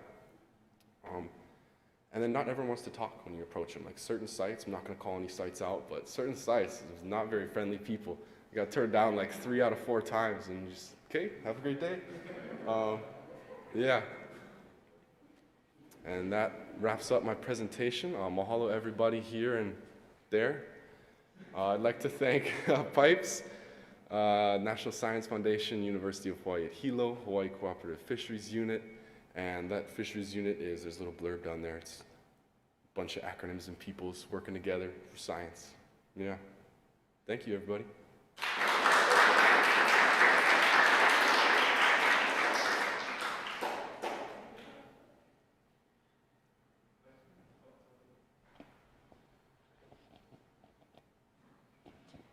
Did you guys consider reaching out to the people you saw posting on social media, like directly messaging them to ask them similar questions to how you surveyed them in person? No, that's a great idea though. That could be a way to get those nuances and the subtleties of like conversation and some more background info on the fish. It's nice, yeah. Should have thought of that. Kind of similarly, did you guys, I think we talked about this at one point, did you guys approach tokunagas to see like if there had been a shift in any way in gear, that kind of thing sold during the pandemic, since the pandemic started? So we didn't approach tokunagas directly, but a lot of fishermen would say tokunagas is out. They don't have baits, they don't have lures, they don't have this, they're out of 3-prongs. And I tried to buy a 3-prong during the pandemic and they didn't have what I wanted, so I couldn't get that. So it definitely was, and I heard this is like universal across all islands. There was no tackle, you couldn't get it shipped in. Bodyboards, I mean surfboards, everything. All ocean gear, because that's all stuff you could use recreationally. People were like, well, I got nothing to do, let's go buy some fishing stuff, let's buy some, yeah. But yeah, we did not directly approach them.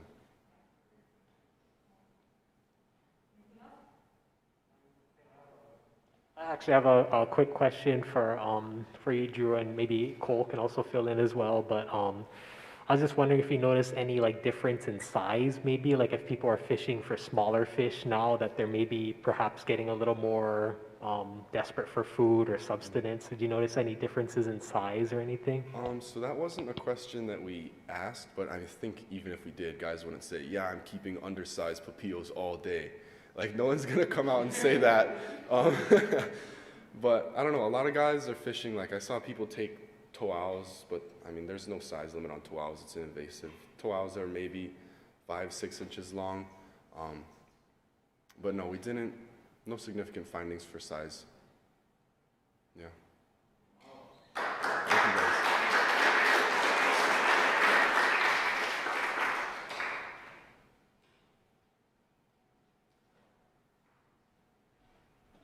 Mahalo, Drew, for that. We have our next presenter, Jessica DeCosta, who will be talking about her experience this summer. Mahalo.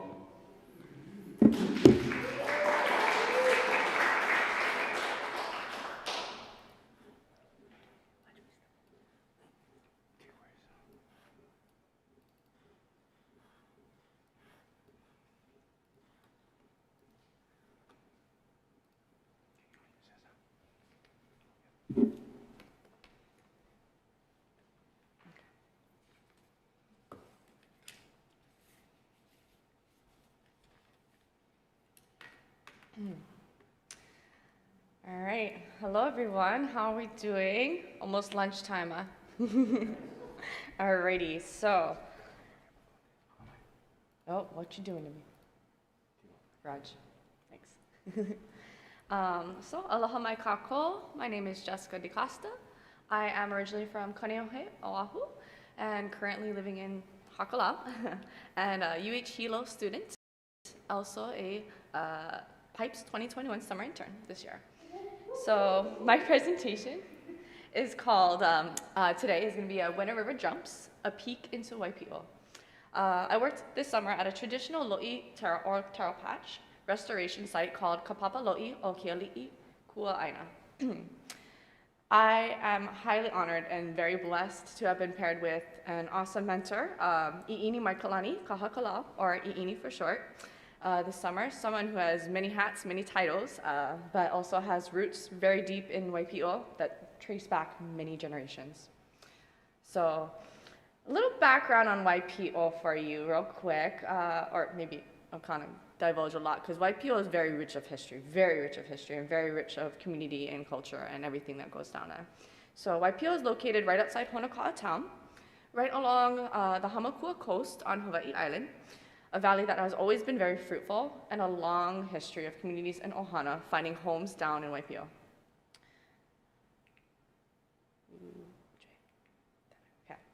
Well known throughout time for its ability to cultivate an abundance of year-round harvests such as kalo or taro, and fish from the local i'a, or fish ponds, like lalakea. Since the plantation and ranching days, Waipio has seen rice, mai'a or bananas, ko or sugarcane, mac nuts, and some citrus trees, just to name a few. The valley always having been able to provide and produce for populations and communities up to the thousands for generations. In Hawaiian culture, the kalo is a sacred plant that speaks to the relationship between the man, aina, and the natural world. Kalo can grow almost anywhere. You hike all over Hawaii, you're gonna find them growing in the waterfalls in the gulches, you'll find them growing on the banks, you'll find them growing everywhere randomly.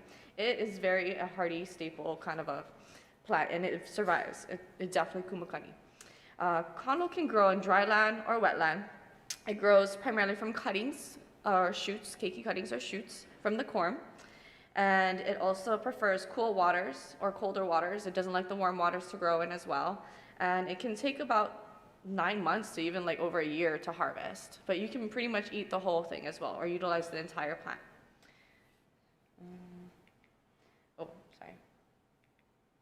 So horses and donkeys were once the main way of transport in and out of the valley. Since then, wild horses like this one roam freely in the valley. This is a little baby one, this one, a little patched baby one here.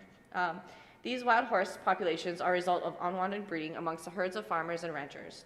Just like any other species in Hawaii, they thrived on the abundance of food and lack of predators. They roam the beaches and the valley with their young, eating all the native vegetation because they love it. And especially like the ohia'i, all the mountain apple, all gone. No sense in grabbing, they got them. Eating all the native vegetation and farm goods that they can access. They also have to be aware, the people who live down there, they gotta plant their plants like 10 feet from their fence, otherwise the horse is gonna reach over and go eat them all. Actually preventing the horses from breaching the fence was also kind of part of my job. You never know what you're gonna say to a horse to get it out. Weird noises come out. Anyways,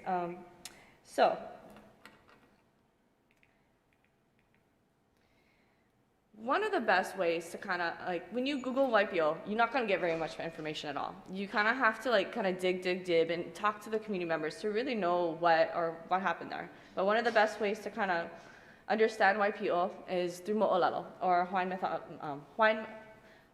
mythology, Kalamai.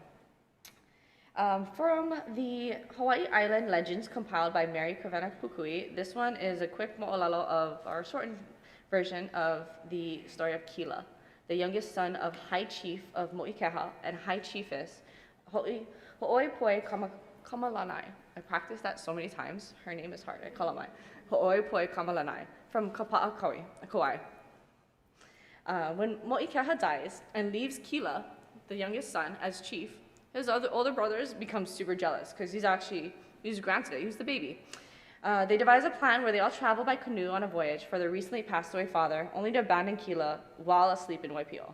There he works as a servant, only to become hanai'd by the ali'i, the chief that's there, because he sees that he actually is a chief as well, and he hanai's him and makes him you know, here, you can be chief as well too, and he takes up the role and cares for Waipio Valley as his own. Unfortunately, Waipio wasn't doing very good at the time. He was tired of seeing his people hungry. They weren't getting, they were only harvesting small kind, and then they're not getting year-long harvest. So he changed it up. He created a farming system, and he made it where everyone has kuleana over their own kalo patch while taking turns working the chief's one. And with great success, it generated the abundance and stability of Waipio so greatly. They had so much food, word got out to the other islands. Kila's ohana back in Kauai heard about it, and they actually didn't have enough food to feed their people at the time. They were actually kind of starving. So Kila's brothers, unknowingly that he was chief now, they went over there, and now them, chiefs of Kauai, went over to Waipio to go get some food for their people, only realizing that Kila's now chief, and they're like, oh, now he's still there, he's alive, he's mad at us because we abandoned him, right? So after some conflict and him being like, all right, I'm gonna teach you a lesson a little bit, he goes ahead and gives his family food and sends it back to Kauai. However, he stays in Waipio and lives on as chief, as a happy, happy chief, actually. His people were very stoked. This mo'olelo, I chose this mo'olelo because it's so revealing how bountiful and giving the land can be, especially when you work as a community, because that's one word that comes to mind when you think of Waipio is community.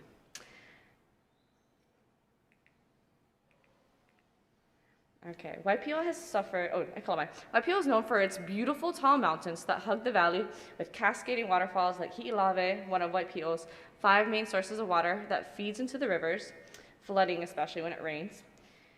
The valley attracts hundreds to thousands of visitors and locals every day to hike down from Waipio Valley Lookout to the black sand beaches that also draw in the local surfers, even though it's limited access with one small road requiring 4-wheel drive. Waipio has also suffered multiple floods throughout its history and tsunamis, like the tsunami that devastated Hawaii Island in 1946, destroying lo'i farms, homes, and changing the whole topography, causing rivers to jump or redirect in Waipio. Many lost homes were forced to relocate. Many lost homes and families were forced to relocate out of the valley. Today, Waipio is still producing pounds of kalo and is home to a close community where everyone knows one another and waves. Every time they pass by, they wave to each other, and it's really awesome. So I kind of want to point out too a little bit. This is a good photo because you can kind of see the tsunami stuff. It kind of pushed back this far. It pushed all the sand and silt and pushed it kind of far back. And so it kind of destroyed a lot of the land. So it was kind of fallow after, and you couldn't really farm in it. So the tsunamis really kind of destroyed the land too. So it made it harder for the farmers. So that's another challenge that they have as well too at this lo'i. Okay. Sorry, what are you trying to figure out this button? Okay. By the way, this is Hi'ilave right here, if you can see it behind the clouds. And then this is Kunaka here. Anyways, down in beautiful Waipio Valley, in the Ili'aina, or land area of the Ahupua'a, or land division of Kunaka, is the rekindled Kapapa Lo'i o Keali'ikua'aina. The lo'i covers about 5 acres of wetland kalo, or taro patch farm, with one patch already harvesting from, and they have plans for about 10 more patches. There are roughly 3 acres of farmable land on this plot, due to 2 acres of being like roads, sections, and then river flows and stuff like that too. The landowner is Bishop Museum, who also owns about 80% of the valley as well too.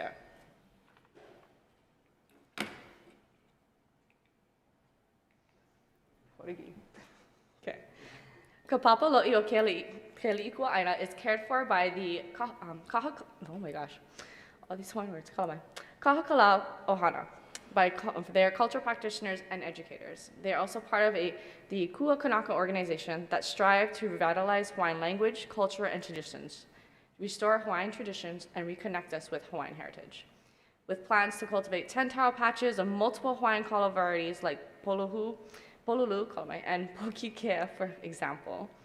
They are so motivated to grow for ohana and cultural purposes, as well as demonstrating sustainability through Hawaiian traditions and practices, emphasizing the importance of Hawaiian self-sufficiency through cultivating the land and growing food. They utilize the lo'i as an outdoor learning laboratory for EA, Ecoversity learners, DOE, and private schools. cultural practitioners, and others who are interested in learning cultural-based taro cultivation of all ages.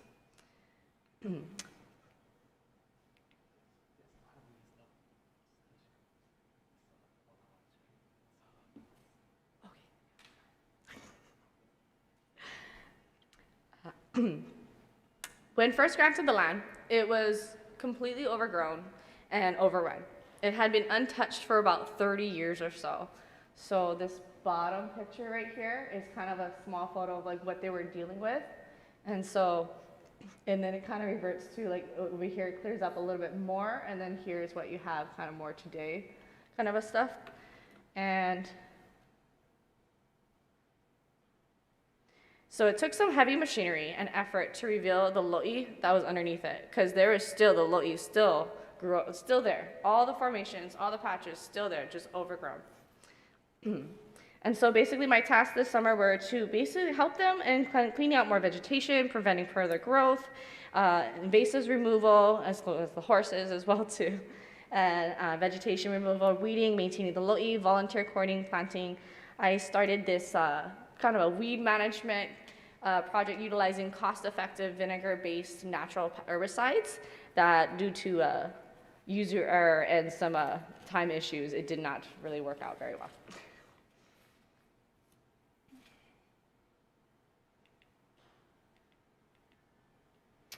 So some of the threats and invasives that they have down there, that's kind of a problem as well, and a growing problem, is the range of vegetation from animal to human problems they have. So first one would be like the apple snails, the top right corner there. So that's like apple snail there. They're freshwater snails. They're more native to South America, and were brought here to be farmed initially and sold as like escargot.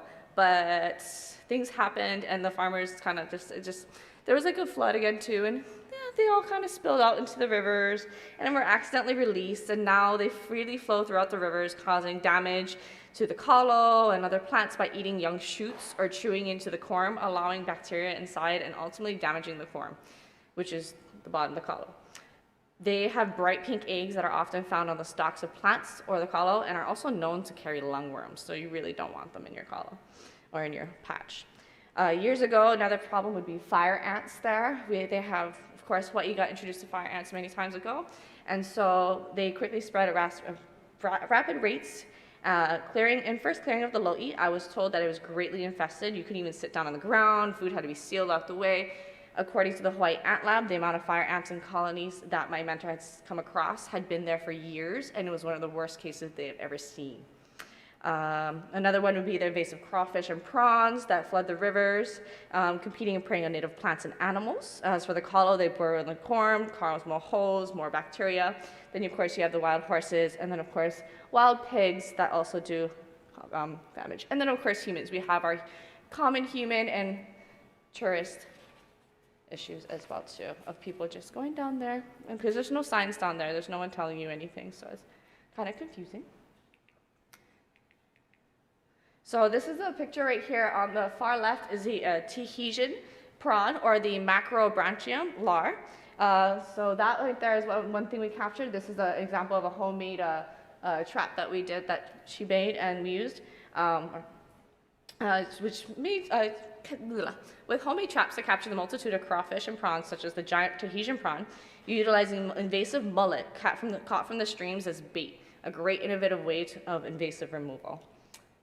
Now, earlier I mentioned when a river jumps, a phrase said by my mentor and her father, Uncle Nale, and I'm sure it's said down in Waipio all the time, but it's a phrase that stuck with me, and it means when a river is suddenly diverted or changes direction due to a tree falling, landslides, or flooding, and it stuck with me so hard because it reminded me of life too.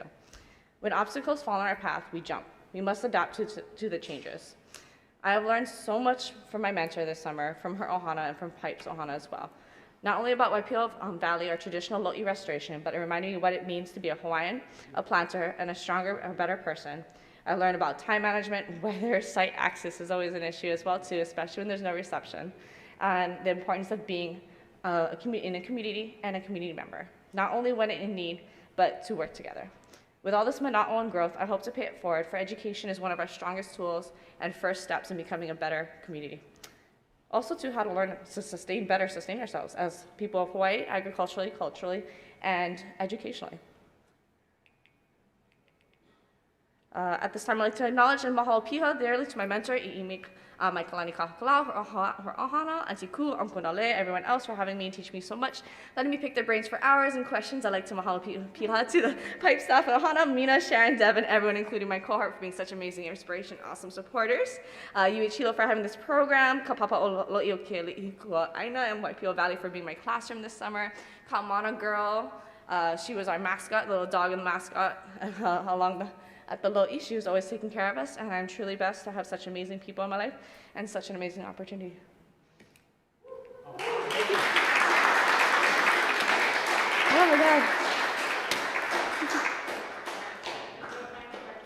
Mahalo nui, Jessica, for your awesome presentation. We actually don't have any time for questions, so we're just gonna jump into our next presentation by Sophia Smith, talking about her rod experience.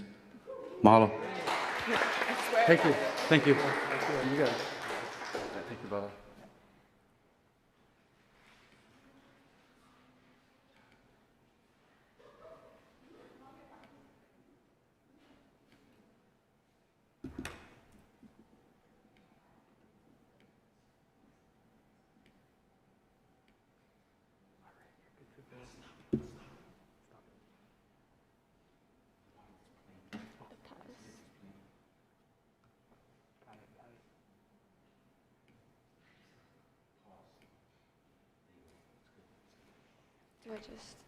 How do I? You can do that. Okay.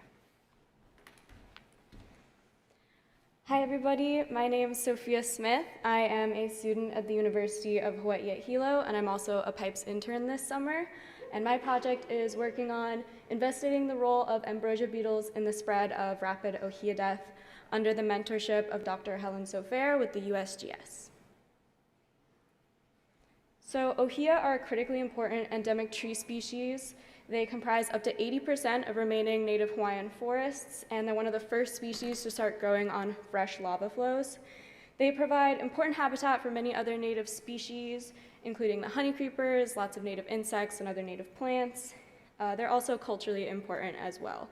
And I actually grew up myself in an ohia forest, so I'm a really big fan of ohia, and I'm really grateful to be working on a project that helps them out.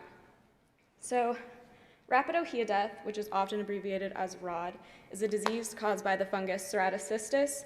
There are two different species, Ceratocystis leucoohea and Ceratocystis huliohea. So the fungus colonizes the tree's xylem, which is kind of like the tree's veins. It's how they transport water and minerals throughout the tree. And as it colonizes the xylem, the leaves start to turn this distinct reddish-brown color, which you can see in this photo, as well as some of the other stages of ROD. And it eventually loses all its leaves and the tree dies. So ROD was first identified in Puna on the Big Island, and it has unfortunately also spread to the islands of Oahu and Kauai. So we understand how ROD is spreading inter-island. It's likely due to people transporting ohia around the state, and we've managed that by requiring a permit to transport ohia inter-island. But understanding the spread of ROD on a smaller scale is also really important to mitigate the spread, and we're not super sure of how that's happening right now. We know that ungulates like wild boar are a huge risk in the spread of ROD because they wound the trees and leave them vulnerable to infection. We know how to manage them by putting up and maintaining fences to keep them out, and that's shown to be pretty effective. But you can't fence out a beetle that can fly, and we don't know the effect that ambrosia beetles are having on spreading ROD, which is where my project comes in. So ambrosia beetles are a wood-boring beetle that produce frass as they burrow into the tree. Frass is kind of like a sawdust that they expel, and often it sticks to the bark of the tree, which you can see in the bottom photo right there. In a 2020 study, it was found that frass from ambrosia beetles here on the Big Island can contain viable spores of Ceratocystis, the fungus that causes ROD. So they could be spreading ROD in either two ways. They could be producing frass, which contains Ceratocystis, and introducing that into the environment, possibly spreading it in the wind, or they could be carrying spores on their body as they journey from a sick tree with ROD to a possibly healthy tree. So my project looks specifically at 2 species that use ohia as a host. One of these species is actually native to Hawaii, which I did not expect when beginning this project, and that is Xyloborus similimus, which is the beetle on the top right there, and the alien Xyloborus saxonii is the other species I was focusing on. So the questions I had for this project were figuring out if the beetles were more concentrated in one area than the other, because if they were, that would indicate that something was attracting them to certain areas. And to be able to quantify that question, we asked, do some beetle traps catch more beetles than others, which I'll go more into the traps on the next slide. And then if the beetles are more concentrated in certain areas than others, we wanted to know if they're more concentrated in places where the rod trees are more concentrated. Because if there was a relationship between them, that would show that, they might be spreading it. And lastly, we wanted to know, since we know that frass can contain viable Stratocystis spores, we wanted to know how often the frass was containing spores that could create a new growth of Stratocystis. So our field site to investigate these questions was a fenced area of Ola'a Forest Reserve on the Big Island. It's owned by the Hawaii Volcanoes National Park, but it's not inside the publicly accessible part of the park, but it is up in Volcano. So we had 30 beetle traps set up in the arrangement, which you can see on the left.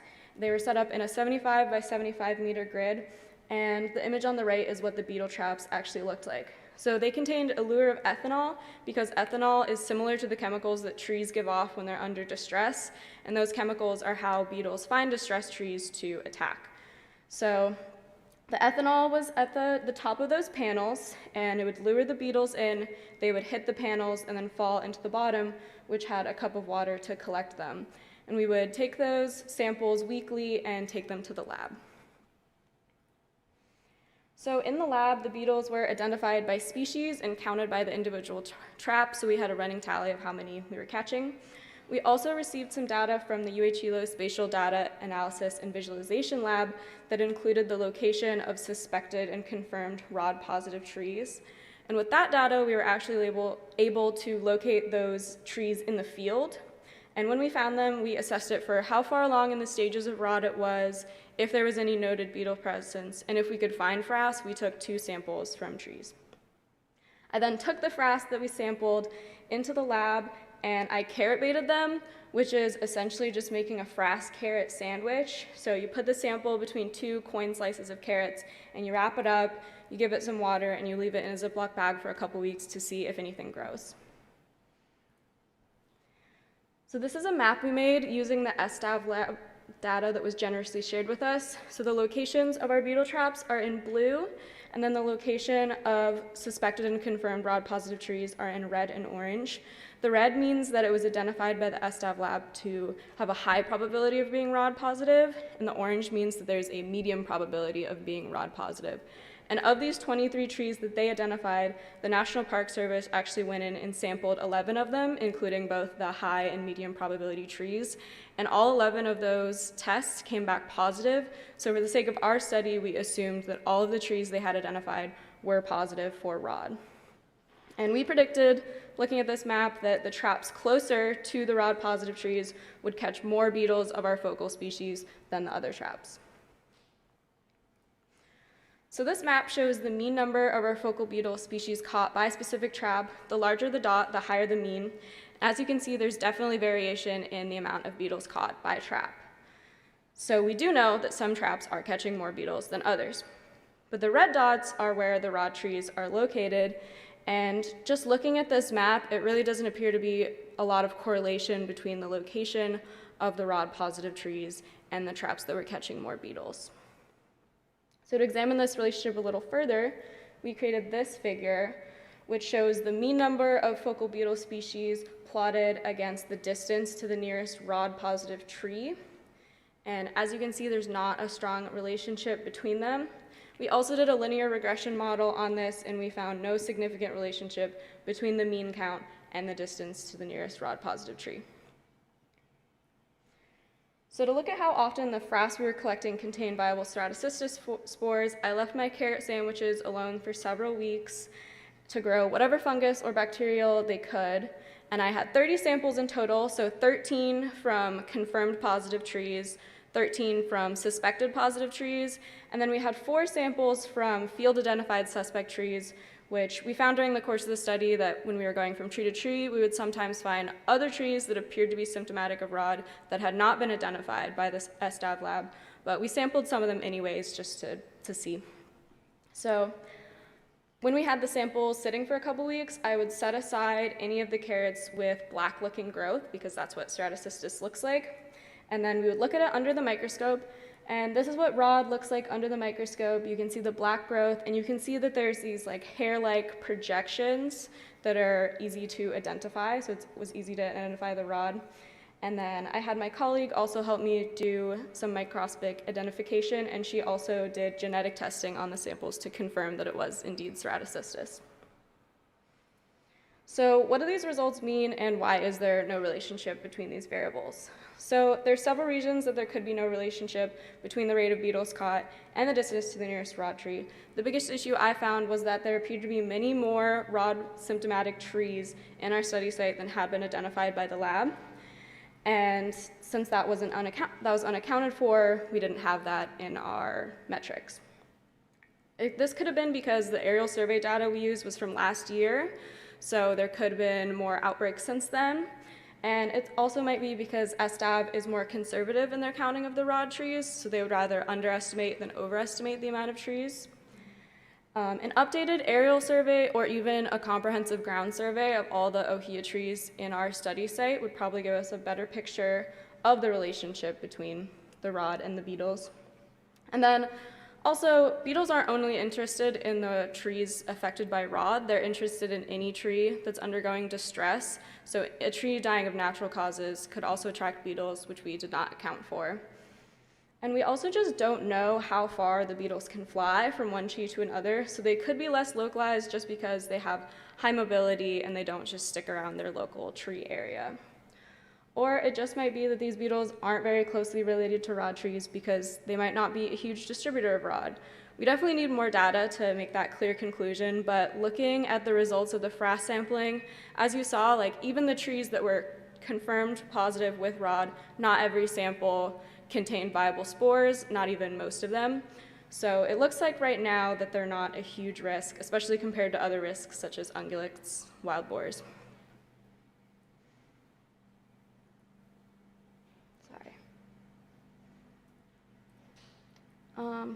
It won't let me go.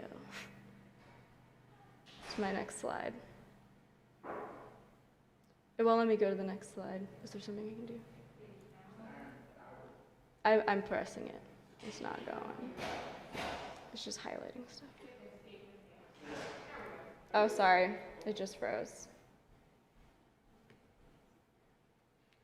How do I present it?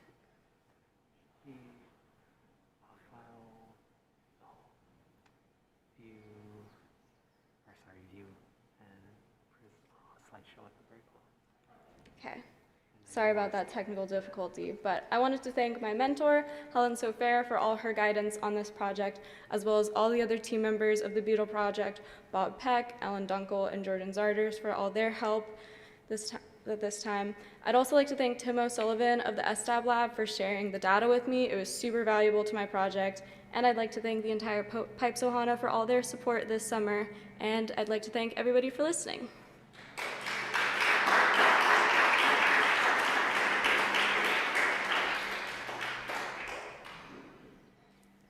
Do I have time for questions? Yeah. Okay.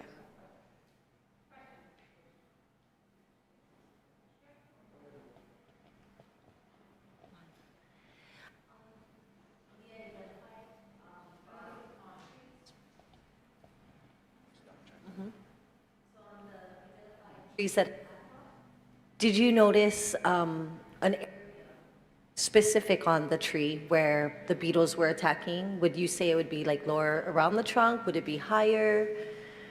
That's a really good question because one of the limits of our study was that we could only sample where we could see on the tree. We weren't cutting the trees down, so we couldn't see very far up, and I'm not a very tall person, so I was pretty limited in my observation. So we could only see from about like maybe a couple feet above our head to the ground, and that's where we found the most beetle presence, just because that's where we could observe it. Thanks, Lehua.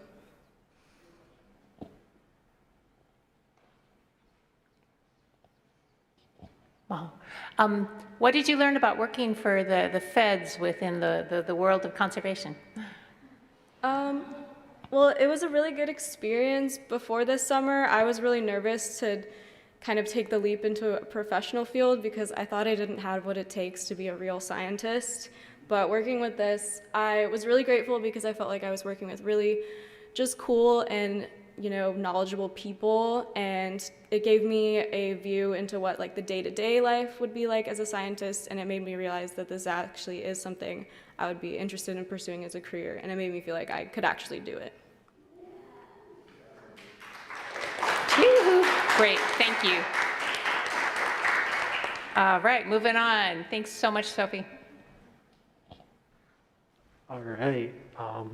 For our next presenter duo, we have Mini and Kaehukai, who will be talking about their research done in Kalapana this summer. Just a little backstory, the two of them both worked in the same area of Kalapana, but had two different kind of areas of focus, if you will. I don't want to give too much information away, but they'll be giving the presentation together and talking about how their work connects and how it relates to Kalapana. So without further ado, I'll give it to Mini and Kaehukai.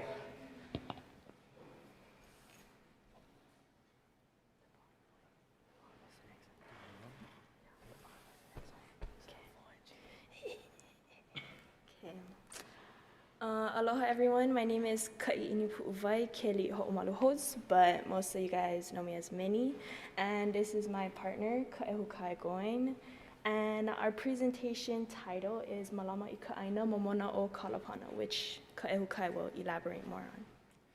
Aloha mai kākou. So our title means to take care of the fertile land of Kalapana. So we created this title as a representation not only as Kanaka, but genealogically and culturally speaking, looking to the generational resources of why it's important, yeah, and the mana'o of Aina Momona, right? The fat, the fertile, the fruitful land, right? This is the Hawaiian worldview in which we did our research, mixing modern techniques with our ikikupuna as we studied the coastal ecosystems of Kalapana. So we'd like to start by giving a big mahalo to our mentor, Gina McGuire, and everyone who has helped with this project this summer, including the PIPES Ohana, Sharon Ziegler-Chung, Mina Viritua, Devin Aguiar, Noelani Puniwai, Lisa Kanale, Rebecca Ostertag, Dr. Carla McDermott, Dr. John Price, and the Kalapana community, including the Keli Ho'omalu and the Hawanio families. So our kulana, or positionality for the project, my kulana from this internship really helped to define my kuleana as a Kanaka in this modern day society. I originally come from Oahu, and I have a background in Hawaiian Studies, Malama Aina, along with Marine Option Program from the University of Hawaii at Manoa. Growing up in this concrete jungle, it created a disconnect within myself from Aina, Kupuna, and just my Hawaiian identity. So through my education pathway, it helped to reconnect this pilina between Aina and helped me to learn why we need to malama these resources for the next generation so that these resources will always be able to take care of them. My kulana, being raised in Kaimu Kalapana, a rural community on the eastern coast of Hawaii Island, I have experienced firsthand how important family and my lahui are.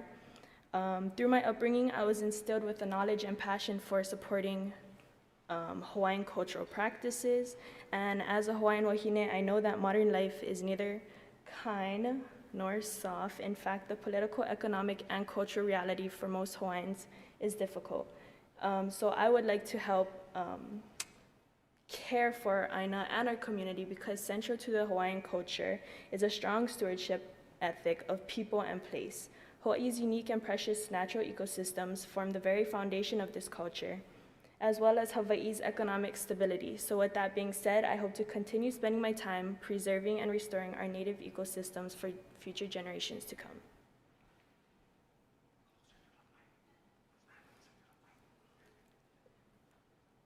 As you can see here, our study site is bordered in yellow up there, and it's roughly 5 to 6 miles long.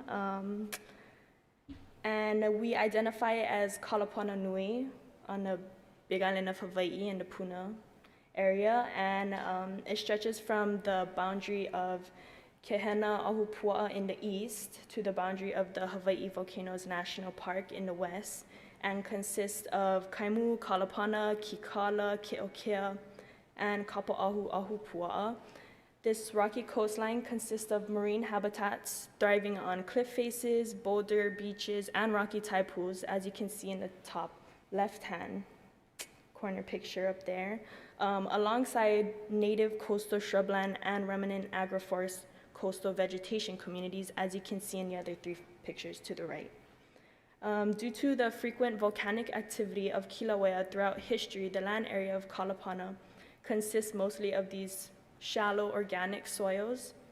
And Hawaii Island, being the youngest of the Hawaiian archipelago, has shallow organic soils that have formed over young lava flows. For example, the Kalapana coastal communities, which are built on Pahoehoe lava flows from 1986 to 2018, where there is still little to no soil, which makes this land hard for farming. However, this aina makes up for this in its abundance of coastal resources. So the history of Kalapana shows the importance of the people and its coastal resources. But why are coastal ecosystems important? Anybody want to spit anything out? Lenin, can we get someone now on why coastal ecosystems are important?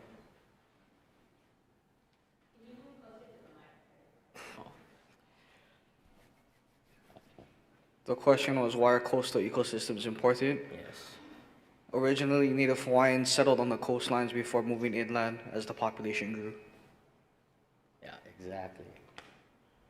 All right, so for Kanaka Hawaii, we depended on the health of our natural resources, in particular the lowland and the coastal resources, which is why there were so many community settlements throughout the Pai'aina as coastal communities.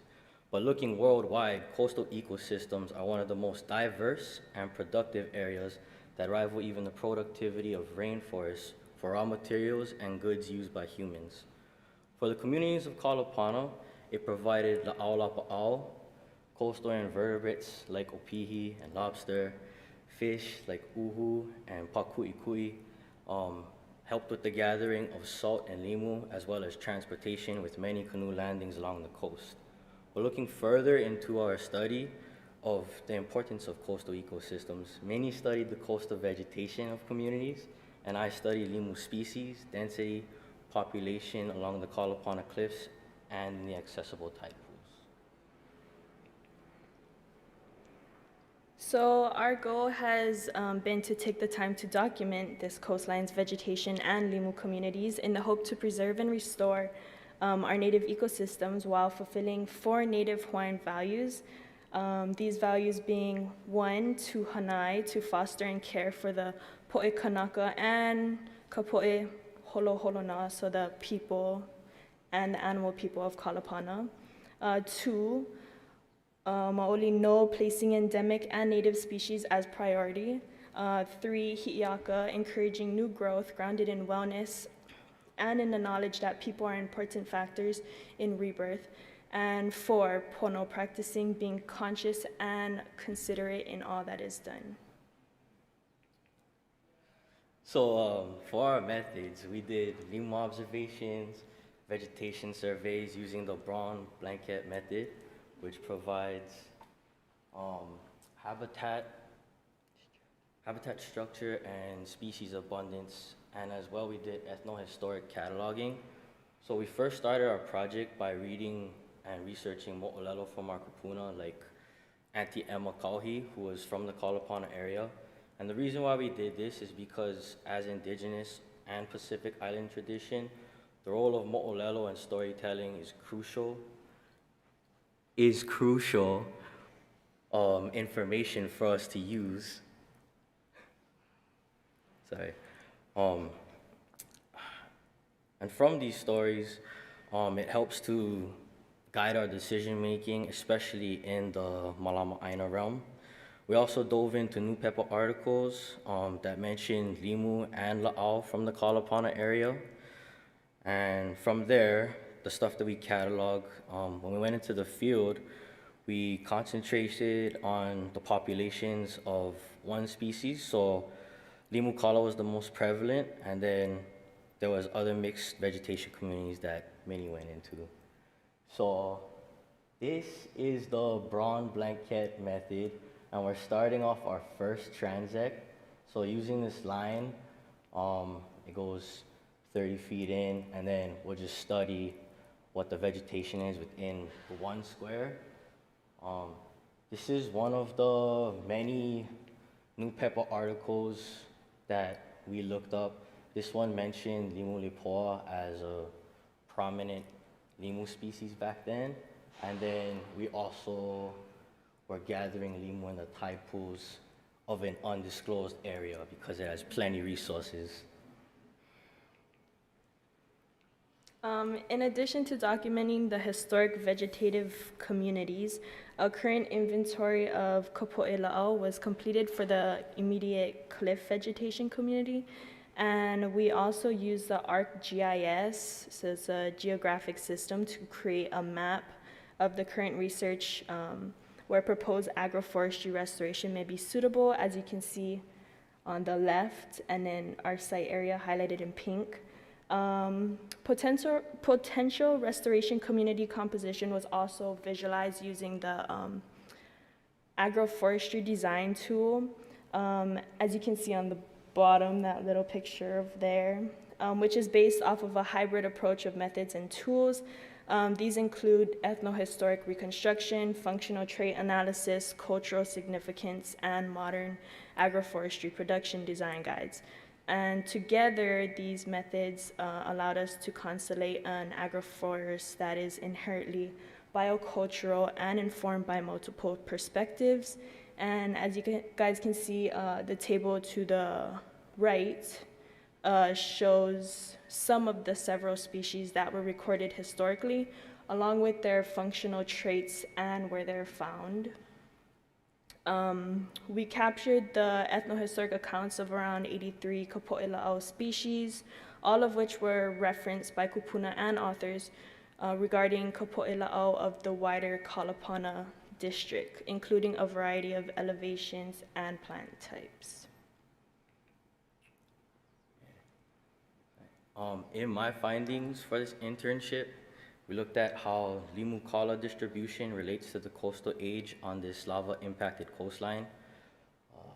In the first map, we got data from the Arizona State University geologic map, and this was of Hawaii for the substrate age.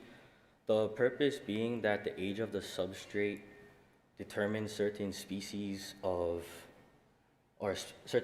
habitat and Limu growth.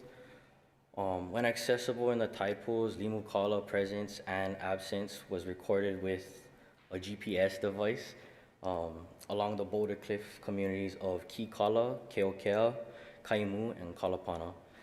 Limu Kala presence and also their absence points were documented every 100 meters.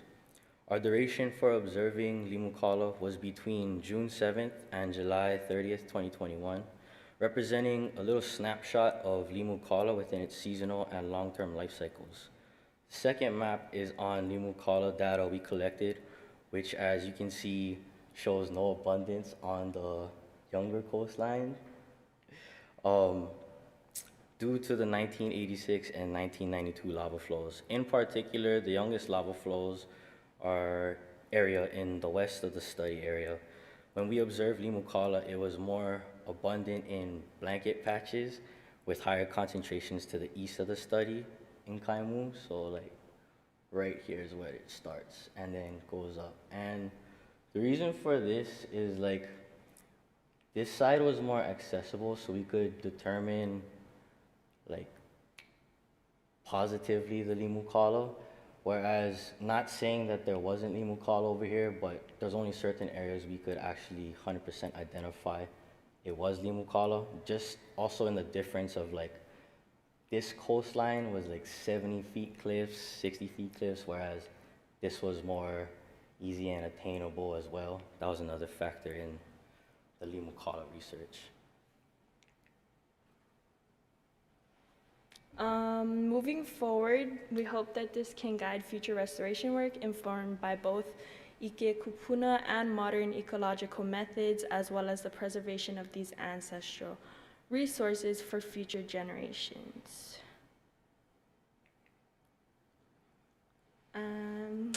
Thank you all for your undivided attention. Any questions?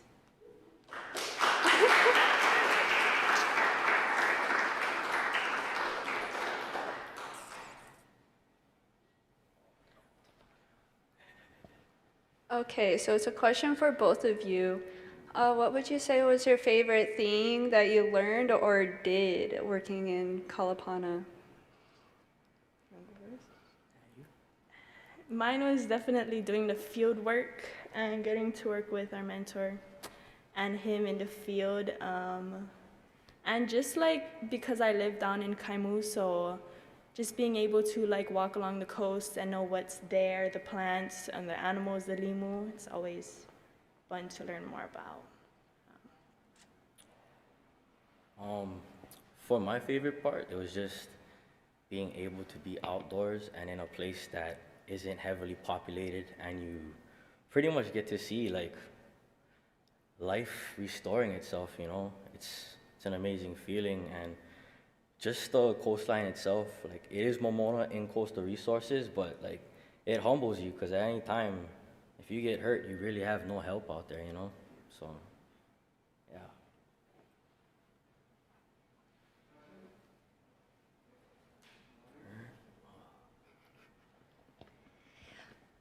In your observation, Yeah.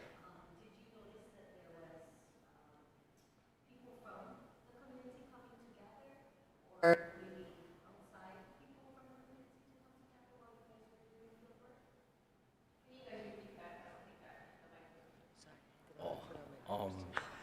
The question was if we saw people coming to gather limu kala from when we was doing our study.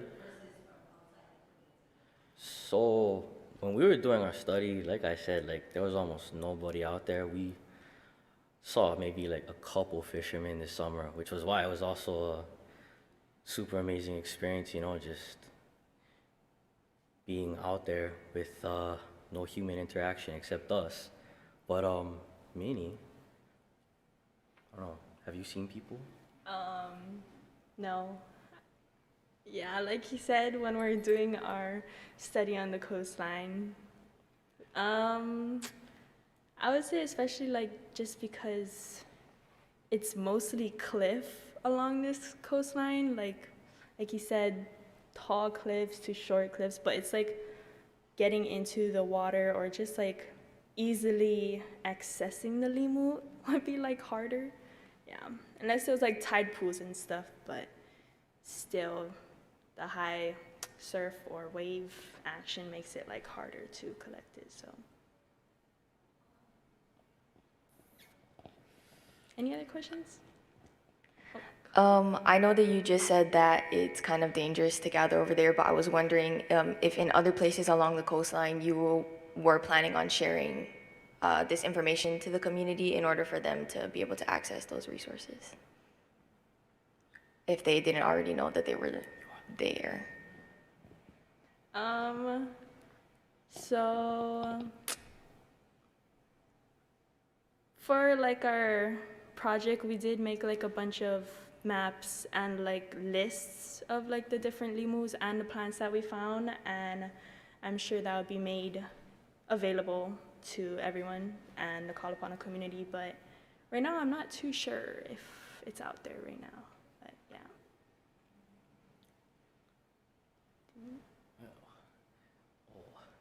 Another question.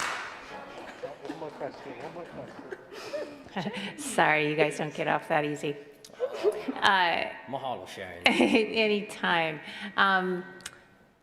So this project is really cool in its engagement of so many different forms of knowledge.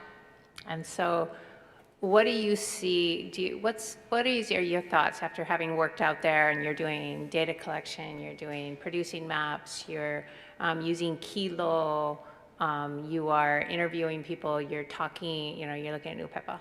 What's your feeling on this? Is this a way that we could apply, an approach that we could apply to other communities to help them understand and better manage their resources? So pretty much the research that we were doing is like gathering our arsenal so that we have all this information, and from my perspective, pretty much to protect the resources from like development, Nowadays, it's getting harder and harder to even get limukohu, or even kala. This place is, it's hard to describe it in words. We can say that it's just really hard to access, but, our kupuna had to do it. So, if we had to, we can definitely do it. But just the fact that all of these resources are here, that's important enough, I feel, to protect it. Whereas, Oahu, where I'm from, growing up in the concrete jungle, where are you gonna find kala? Where are you gonna find kohu? So pretty much just growing the arsenal against development. Any more? Thank you. And what about this as a methodology? Bringing all this together as a methodology.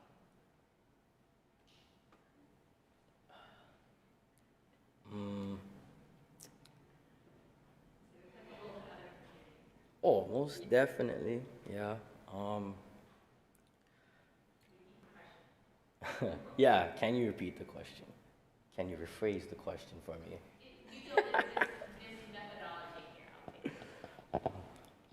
Using this methodology, so where you are combining these different ways of collecting information, so many different things. Do you feel like this is a methodology that could be applied to other communities?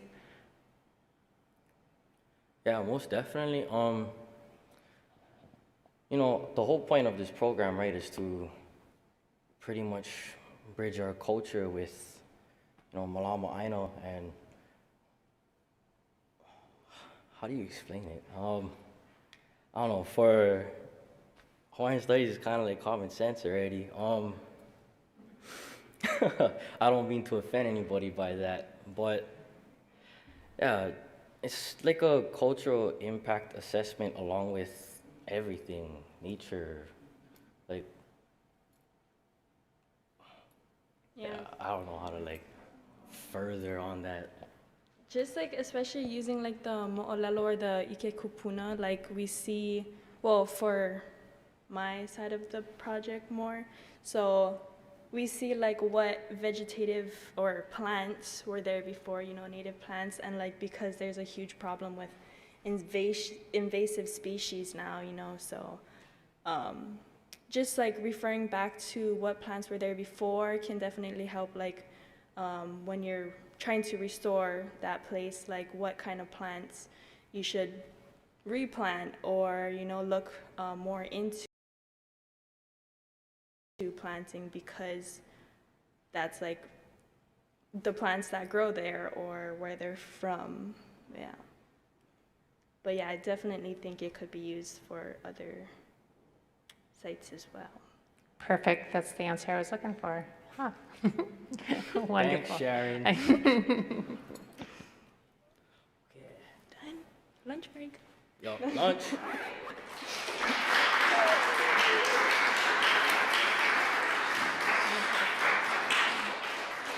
We can go to class. X.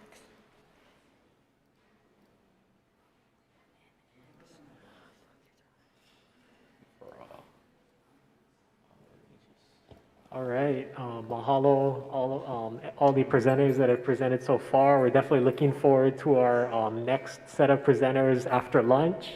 Speaking of lunch, we'll be taking a lunch break. We'll be returning our live stream. We'll be returning back to the symposium at 1. So everybody attending virtually, mahalo for attending. Also take this chance to grab some lunch, and we'll see you back at 1. Mahalo.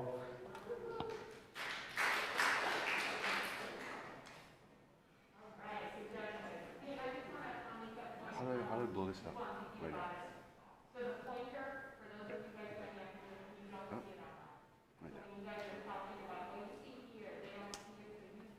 Did you tell everybody there's lunch outside? Kind of. I gotta make that announcement.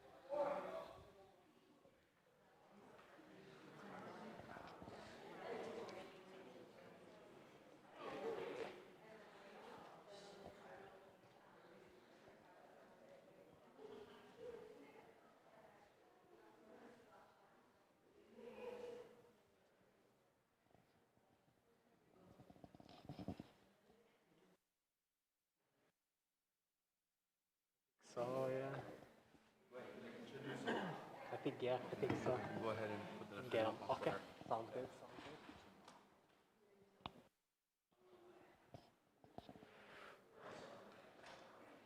All right. Aloha, everybody. We are coming back from our lunch break now. Mahalo for our virtual attendees. Thank you for joining us again. We're going to be picking up our talks. We have 3 talks scheduled before we'll be taking a 15-minute break. The first person that will be presenting is Taylor Ui Barangan, who got to work with the USGS Pacific Islands Ecosystem Research Center this summer. And she'll be sharing some of the work that she's done to kind of help promote the health of our native birds, working with the mosquitoes. But without further ado, I'll give it to Ui to present.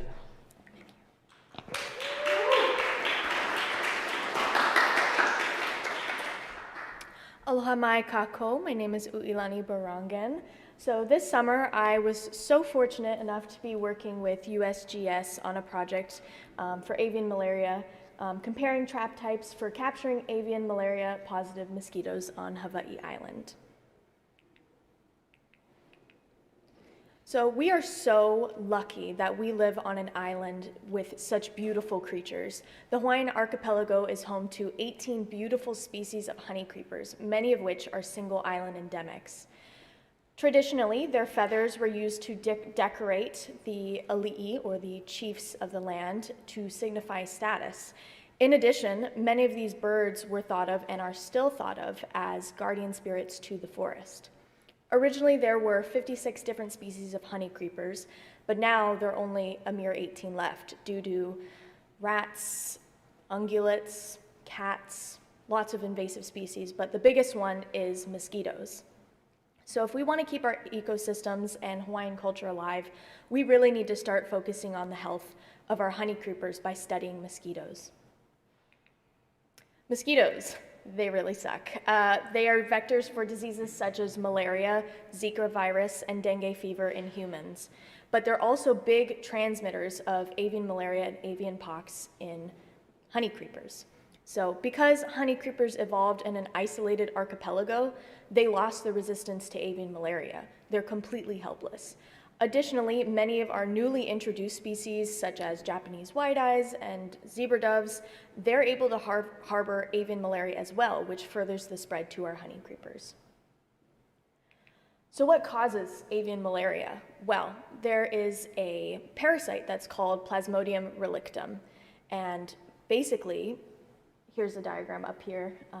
A mosquito will bite a bird, and that bird is then infected. And when another mosquito comes along to feed on the bird, that translates into the next mosquito, and it goes through their salivary glands and affects the whole body. So honestly, it's not really just the mosquitoes that are the problem. Like, there's a deeper issue, which is the Plasmodium. So I need to tell you this right now before I get into anything any deeper. So there's a big difference between the 2 infection sites of a mosquito. It can get infected in the thorax and the abdomen. Now, if it's infected in the abdomen, that means that the Plasmodium is not quite active, so that mosquito can't necessarily infect another bird. The eggs in the mosquito might become infected, and that might be an issue, but if it has an infection in the thorax, that's where the salivary glands are. So when the mosquito bites the bird, that's how the disease transmits. Now here's a graph that translates to elevation and the abundance of vectors, parasites, and native birds. Now, you'll see that in lower elevation, that is where vectors are most common. So if you live in Puna area and Hilo, those are lower elevational areas where you're more likely to see mosquitoes. And as you can see from the graph, from roughly 500 to 1,500 meters, malarial parasite populations peak and vector populations decrease, and native bird populations are at their lowest. Now, vectors appear to be most common in the 100 to 400 meter range and steadily decrease until the 16 meter elevations. Now, native birds are starting to reside in higher elevations because they're trying to get away from all of the mosquitoes and the malarial vectors. But eventually, they're not going to have anywhere to go. So due to climate change, all the temperatures in which many of the mosquitoes and malarial parasites can survive, they're going to start moving upward because things are becoming warmer and they're going to be able to survive. And you can already see there's an overlap with peaks. So where malarial parasites peak, but the vectors start to decrease, those are the very resistant malarial parasites that hang out in that area, which is incredibly unfortunate. And I should also mention that parasite reproduction with Plasmodium relictum does fail at an elevation of 1,800 meters, but it's most rapid at 300 meters. But all of that is expected to change in the near future.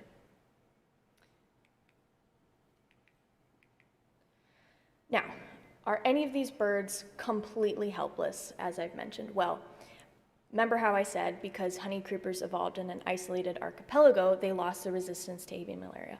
Well, there are some species that have a very, very, very slight resistance to avian malaria. Luckily, our amakihi has a resistance estimated to be roughly around 20% for the projected rate of declination in higher elevations, which is great news. And roughly 30% of cases, primarily with apapane and our amakihi, birds with low intensity chronic infections are able to become relatively resistant to reinfection.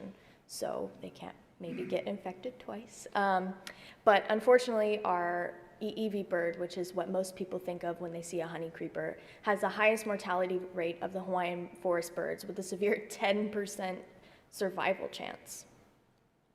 Now, we have a lot of current solutions for fixing this, but unfortunately, a lot of those solutions are going to take time. Some of our solutions include vaccinating the honey creepers against avian malaria, genetically editing them so that they're resistant. We also have another solution, which is genetically editing the mosquitoes so they're unable to reproduce. And of course, we have our non-environmental friendly solution of just pesticides. And as I said, a lot of these solutions are quite difficult. But in the next 2 years, Hawaii is looking to use the IIT technique, which is the incompatible insect technique, which is basically trans-infecting mosquitoes with naturally occurring bacterial strains of Wolbachia that act as a birth control for mosquitoes by making them relatively infertile.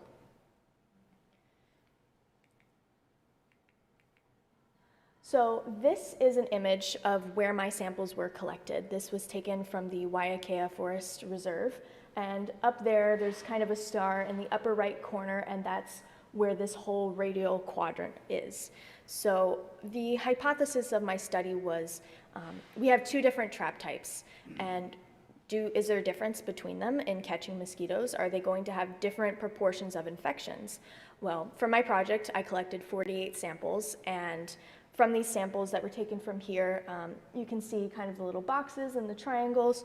That is from where the traps were spaced. They were spaced 30 feet apart, located at around 900 meters in elevation and laid out radially, not elevationally.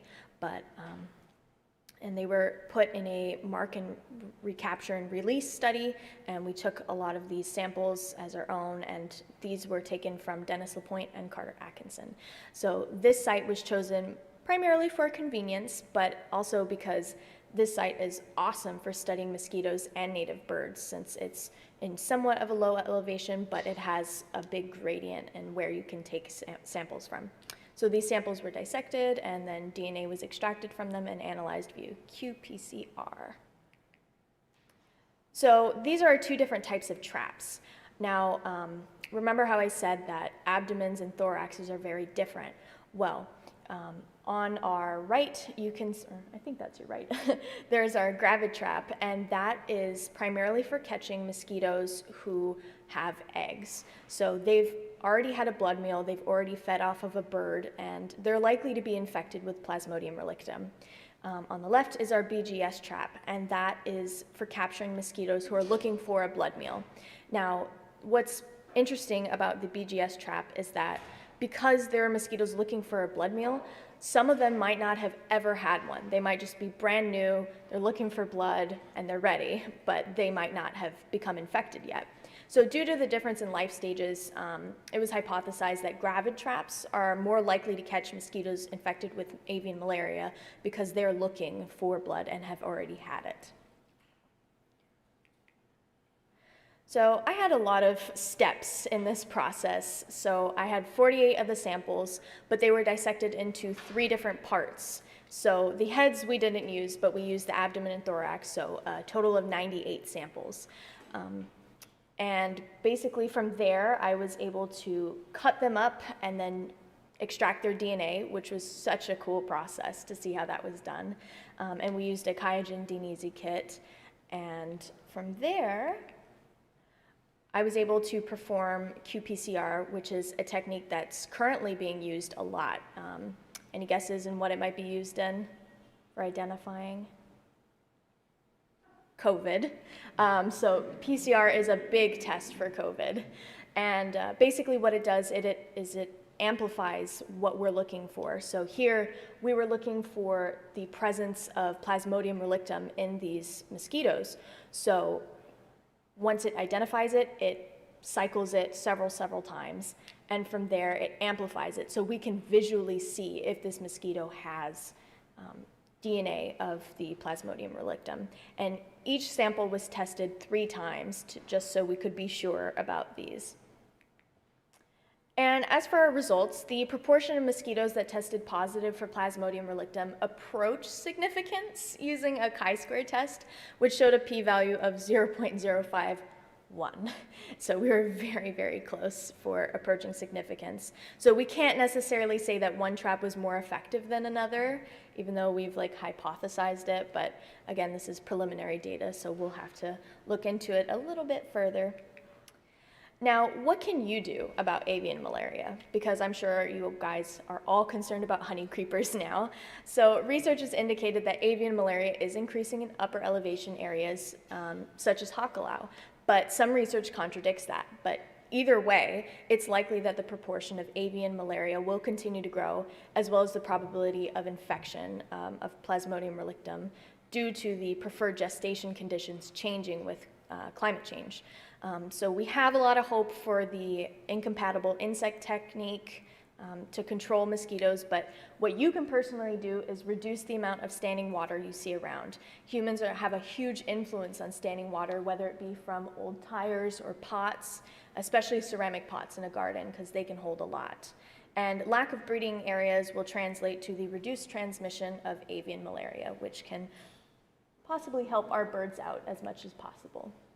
So I'd really like to acknowledge my mentor, Renee Bellinger and Stephanie Mladnick. They were just so amazing, and I've loved every step of the journey. I'd also like to acknowledge Carter Atkinson and Dennis LaPointe for graciously letting me have their samples to cut up and use for my little experiment. And I'd also like to thank USGS, NSF, and of course the PIPES Ohana for their support. Mahalo, you guys, and please let me know if you have any questions.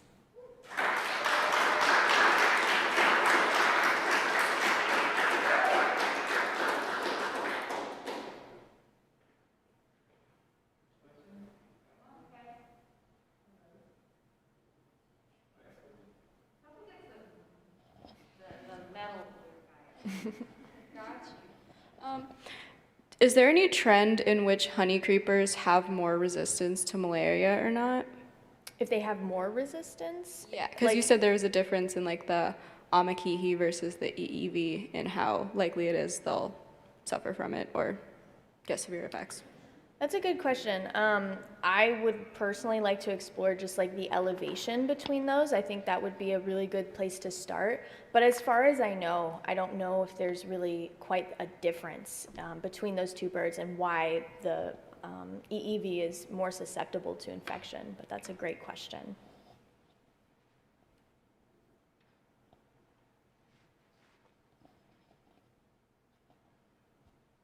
You had said that you went through a dissection and DNA extraction process. Did you have to do that a lot?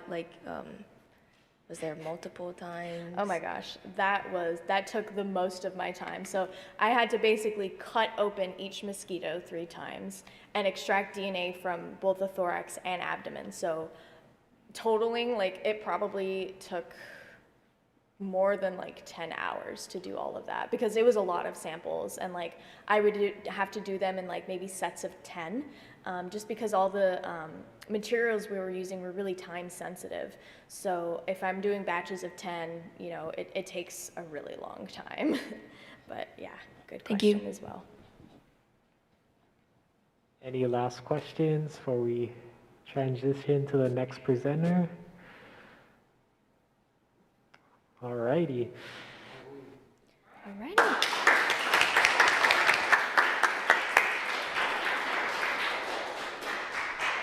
Mahalo, Ui, for sharing your summer experience with us. Yeah, definitely. PCR is an interesting method and definitely something that I would like to learn more about, and very valuable to saving our. But I'll be bringing our next presenter up, Isabel Schwartz. Will be traveling to Keoho on the Big Island in Ka'u, and she'll be talking about her project working with the Three Mountain Alliance.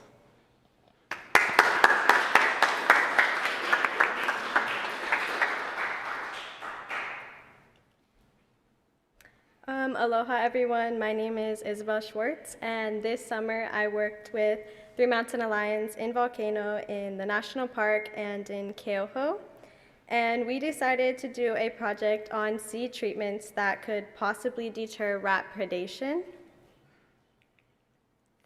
So this project focuses on Iliahi, or Santalum paniculatum, and this is a native plant to Hawaii. It is hemiparasitic, which means it needs to be grown near a host plant for certain nutrients. And it was also over-harvested in the late 18th century. Within the heartwood of the trees is a fragrant oil, which was a very valuable trade item. And this process was very ruthless on the people of Hawaii. The Maka'ai Nana, or the common people, were the ones that would have to harvest these trees, and they would carry logs on their back and walk great distances that they were referred to as kualeho, or callous backs. And Iliahi also has a very long dormancy and germination period. The seeds can be dormant for up to 2 years, which means they aren't germinating, but they're still viable seeds. And they can also take over 4 years to germinate.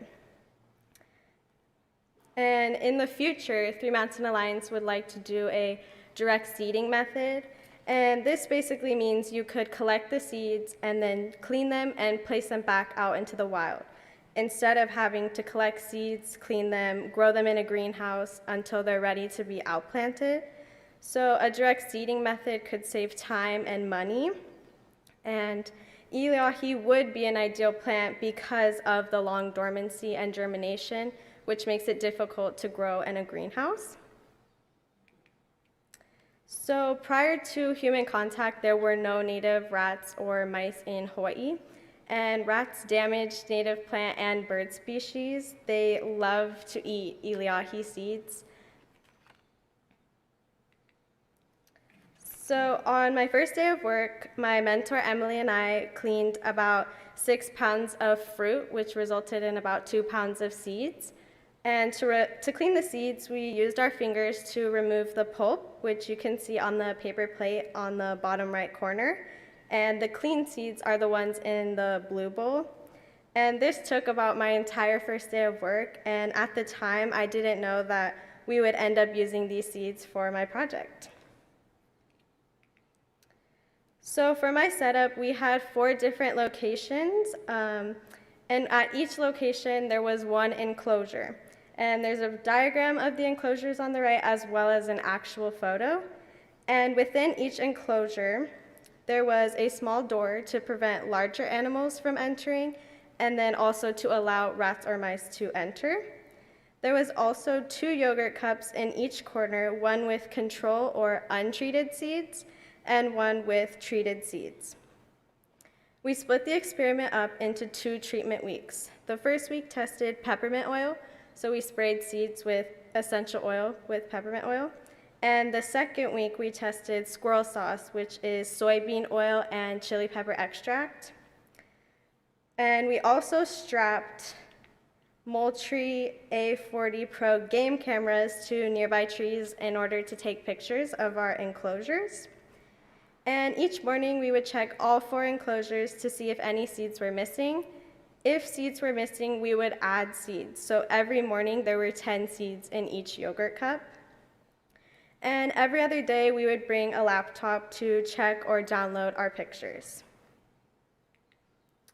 So during the first treatment week, there were no seeds missing or confirmed rat visitation.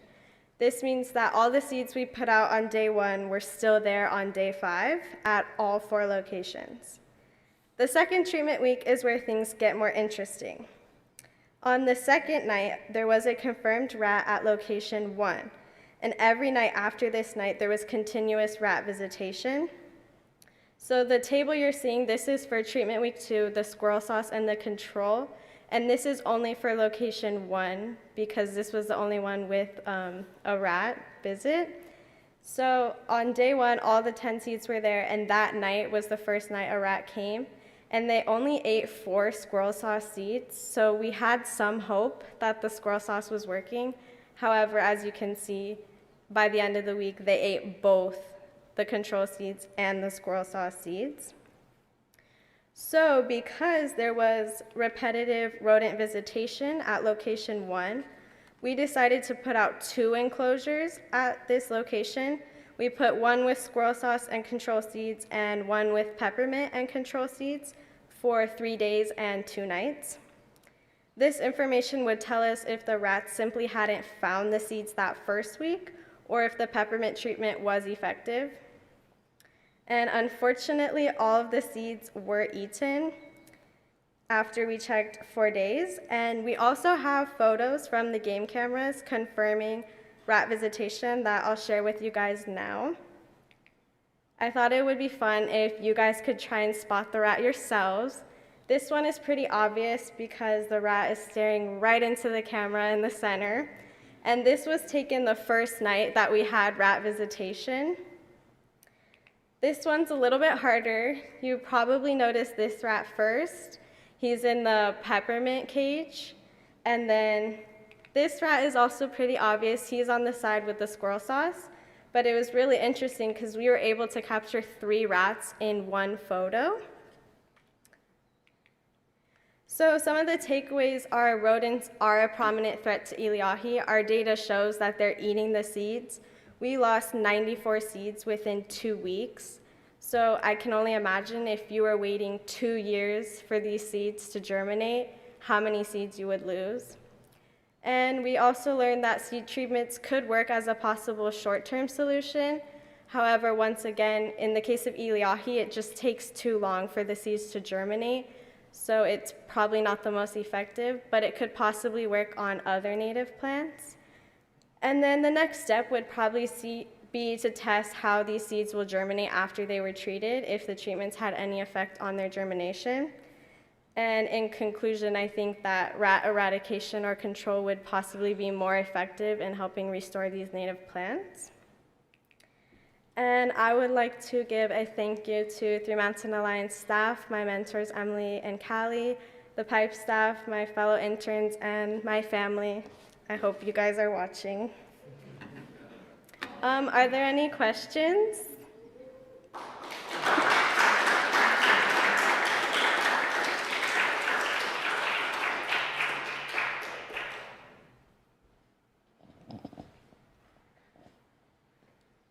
Awesome job. In the future, is there anything you'd recommend covering the seeds with aside from like peppermint oil and the squirrel sauce? Yeah, so I think that I still have hope for peppermint just because the first week they didn't come, so I feel like I would like to see if the peppermint, if rats don't like the scent, maybe in a lab setting you could see that better. And then also trying something maybe more spicy. I'm not sure how spicy that squirrel sauce was, but regardless, they ate the seeds, so I don't know how effective the treatments will be.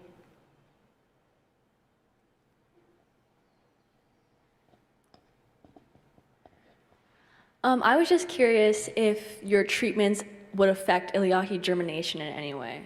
Yeah, so we don't know that yet just because of the span we had for this project, so that would be kind of the next step.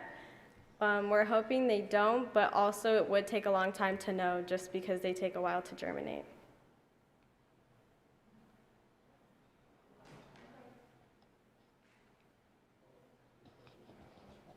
I just wanted to say I don't have a question. You have quite the family following. Izzy has filled up the chat, and I have to say that UI gave us about 15 people watching for a while too. So, anyways, that was my good question, which isn't a question. So, anyway, I'm going to pass it on over to Lehua.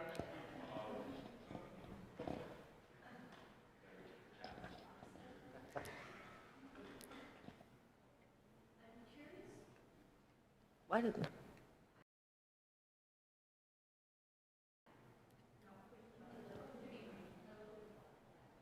Thank you. Thank you. Yeah, I'm not a microphone person. I'm curious with the germination of the iliahi seeds, do you folks do anything to try to speed up the process? Maybe like heat them up, score them, throw them in the freezer to get the germination going?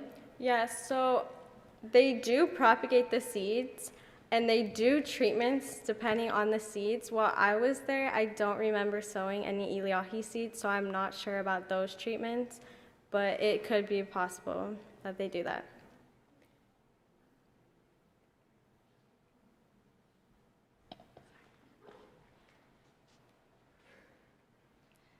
Do you have any idea as to why they were eating the iliahi seeds, or why they were particularly more fond of those seeds? I'm not sure why iliahi specifically, but I think that seeds in general are a food source for rats, and I'm not sure why iliahi are super prone to rodent predation, but it is definitely an issue with iliahi specifically. Thank you.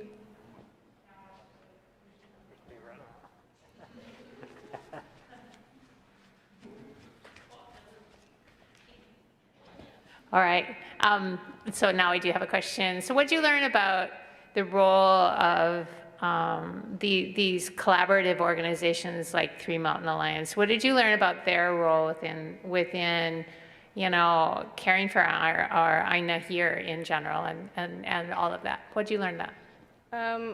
It's really cool what they do, and I've been to some of their restoration sites in Keoho, and I remember my first day thinking, this is so beautiful. I would have never seen this place, never known this place.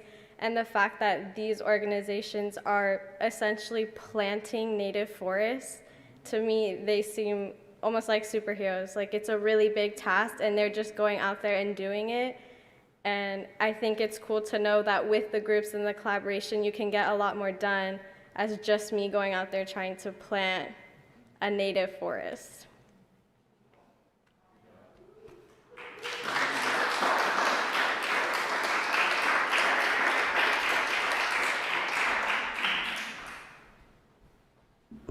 All right, mahalo Izzy for imparting your knowledge of iliahi and rats on us. And coincidentally enough, our next presenter is actually going to be presenting on rats. She worked with the U.S. Department of Agriculture this summer, and she'll be presenting some information on the Pacific rat. So if I can have Kylie Alcosiba come up, and she'll be starting her presentation. And after Kylie's presentation, we'll be taking a 15-minute break, and we'll be resuming the symposium. But without further ado, I'll give it away to Kylie.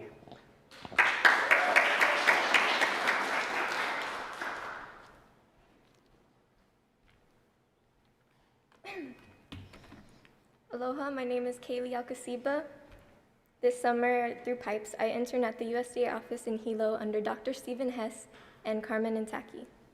I will be presenting on the distribution, characteristics, and behavior of the Polynesian rat, the diseases it carries to humans, and its cultural aspects in the Pacific.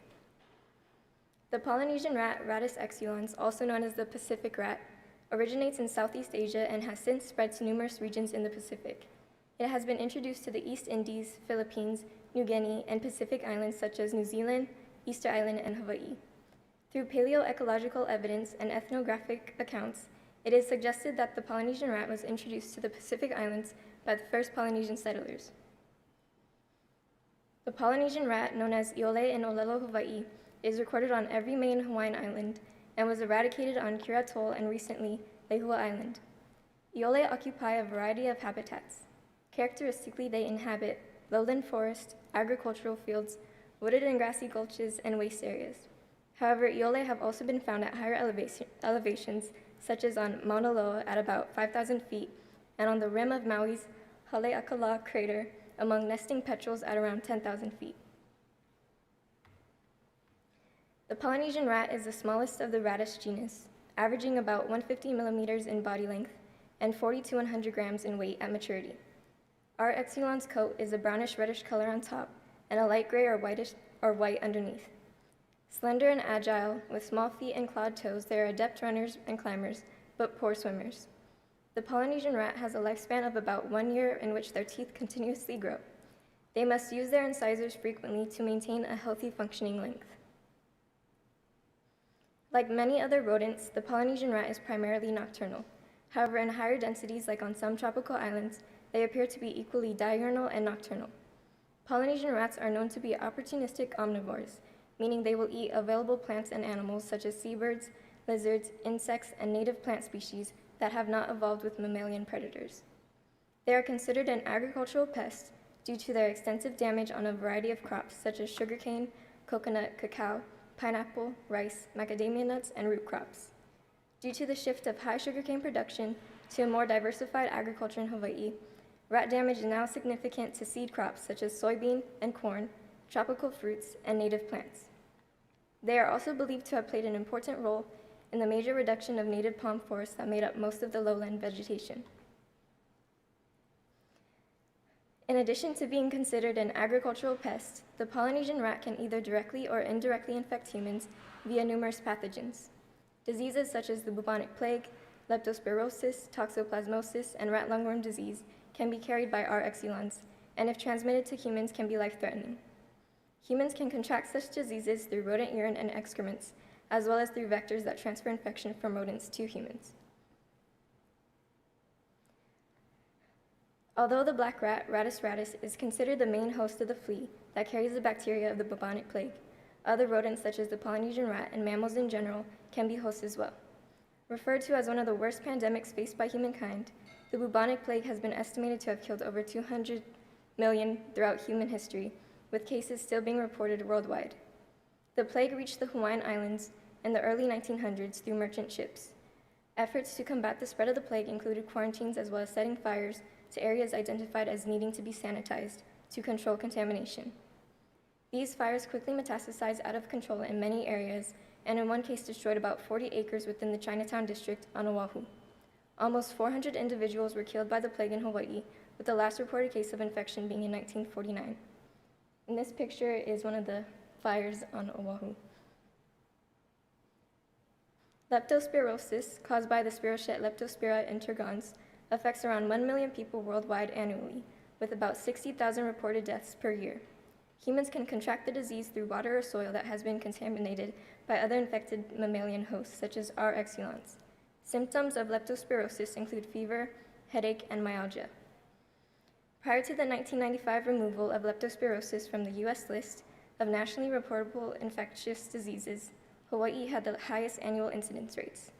This disease is still prevalent in Hawaii, with around 350 cases reported between 1999 and 2008. Toxoplasmosis, caused by the protozoan Toxoplasma gondii, is an infection that occurs worldwide, where rodents are the main reservoir. Cats are the definitive hosts that complete the life cycle of T. gondii by passing oocytes through their feces. Infected pregnant women may experience spontaneous abortions or may notice developmental delays in surviving infected children. Native animals such as nene, alala, and the Hawaiian monk seal are also infected, in which some cases are even fatal. This is the life cycle of the parasite. Rat lungworm disease, angiostrongyliosis, is the leading cause of human eosinophilic meningitis. Rodents are the definitive host of this disease and pass first-stage larvae in their feces, which are then ingested by intermediate hosts such as slugs or snails. Within the intermediate host, the larvae reach the infective third stage. Humans can become infected after ingesting the third stage larva or the infected gastropod, or consuming contaminated produce. By consuming contaminated produce, the larvae then travel to the brain. Since 2004, cases of rat lungworm disease in Hawaii have resulted in permanent disability, coma, and even death. Many islands throughout the Pacific, such as Hawai'i, New Zealand, Vanuatu, and Hawaii, mention the Polynesian rat in myths and legends, mostly concerning their appearance, behavior, and distribution. For example, the origin of the rat clan in Hawai'i involves the rat being a beloved helper of God in heaven. God goes on a trip just for one day and leaves the rat in charge of the sugarcane field. The rat hears a noise coming from inside one of the stalks and decides to further investigate by biting into it with her many teeth. The rat discovers a tiny worm and a new taste for the sugarcane. The rat ends up biting into every single stalk. When God returns, he's furious. His whole field is ruined. He punishes the rat by taking out her many teeth and ramming 2 sticks of wood into her mouth, becoming the rat's incisor teeth. God also lowers the rat in a basket down to Hawai'i, where the rat decided to reside on Utunenea. Many years later, the rat ends up having a beautiful human-looking daughter. The daughter catches the king of Hawai'i's eye, and they end up marrying, creating what is known as the rat clan of Hawai'i. In Vanuatu, the story of how the rat got its tail begins in the forest, where seabirds are making a canoe. The rat overhears their need for a navigator and threatens to break the canoe if they do not let the rat aboard. Out at sea, an argument ensues, and the rat attempts to bite a starling. The kingfisher of the seabirds shoves its beak through the hole of the canoe, and all the birds fly away, leaving the rat to drown. An octopus swims by and hears the rat's cries for help. The octopus allows the rat to climb onto its slimy back and takes the rat to the nearest shore. The rat begins insulting the octopus on its scent, texture, and how it swam, prompting the octopus to whack a stick into the back of the rat. The rat retaliated and threw black ash from an old fire at the octopus. This explains why the rat now has a long spiky tail and the octopus has a black stain on the top of its head. Another story from Vanuatu is called The Thieves Who Helped Invent the Canoe. In this story, rats had built tiny rafts to travel to and from Vau, which was an uninhabited island. The rats would travel at night and sneak into the homes of Malikolo. The people of the village began noticing their foods, such as taro, yams, and rockfish missing. The rats even stole their toes. Eventually, a guard was able to chase down a rat to its tiny raft, but it was able to flee back to Vau. The chief ordered his men to go to the rat island, so they made a big and strong canoe and launched an attack. All the rats drowned and the people of the village celebrated with a feast and continued to use their canoes to travel between islands. In Hawaii, the Polynesian rat is known as Iole in Olelo, Hawaii, and may be considered an Aumakua or deified ancestor to some. Many Hawaiian terms revolve around Iole, such as Haumaka Iole, which is a term given to elderly people that describes the blurriness of their eyes, similar to a rat's eyes. Piko Pau Iole, which is the rat-stolen umbilical cord believed to make one a chronic thief in life, and Papa Iole, which is a type of haircut said to be given to Piko Ika, the demigod who can appear as a rat. There are many different versions of the story of Pikoi, but in each version, he was known as the legendary rat shooter who was able to beat Mainele, the rat shooting champion. Rat shooting with a bow and arrow, or pana iole, is mentioned in the Kumulipo as a favorite sport of chiefs, and the mo'olelo of David Malo as a minor amusement. Nevertheless, iole were recognized as detrimental to the crops, migrating from the uplands to the shore, destroying any plant in sight. In New Zealand, the kiore, or R. excellence, is documented in many ethnographic accounts of the Maori people through recordings of oral history. One story revolves around the departure from Hawai'i, which is the ancestral homeland. The canoe, called Aotea, was used for this departure and carried aboard the kiore, Australasian swamp hen, sweet potato, and karaka tree seeds. Other tribal traditions refer to this canoe as horuta and note the trapping and cooking techniques of the kiore, suggesting the rat was used as a food source, possibly during annual harvesting trips to Titi Islands. Due to the introduction of kiore by their ancestors, most New Zealand Maori consider kiore a toanga, or treasure. However, the indigenous people of southern New Zealand, Rakiura Maori, consider R. excellence a pest because of their devastating impact on the abundance of titi, or muttonbird, which are the young of city shearwaters. Harvesting TT is a culturally significant custom and a source of spiritual inspiration and income. Some parts of New Zealand have already undergone eradication efforts to support the conservation and survival of native bird populations. However, since they are also regarded as culturally significant, sanctuaries in certain areas have also been implemented. The Polynesian rat is an introduced species that is extremely invasive to islands in the Pacific. Our exulons negatively impacts humans' health through the spread of the diseases such as bubonic plague, rat lungworm, and leptospirosis. Additionally, the Polynesian rat can spread diseases like toxoplasmosis to native animals like the nene and Hawaiian monk seal, and interfere with the reforestation of native plants. In the assessment of the health of native lands, it is crucial to conduct pono science, meaning a respectful, community-based approach where cultural values are heard and appreciated. Although the Polynesian rat is known to spread disease, devastate crops, and depredate native bird populations, the rat can also be found in the histories and stories of many cultures. Some communities, such as those in New Zealand, advocate for the presence of the Polynesian rat that accompanied their ancestors, whereas the majority on other islands, such as Hawai'i, do not oppose control or further eradication efforts.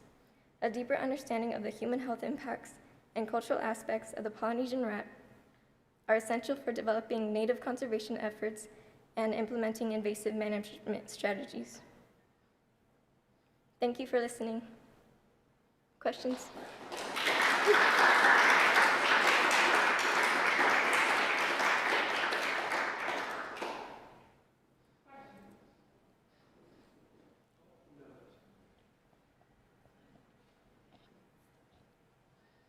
How were the rats eradicated? Rodenticides. So they would use bait stations and kill them that way. Thank you.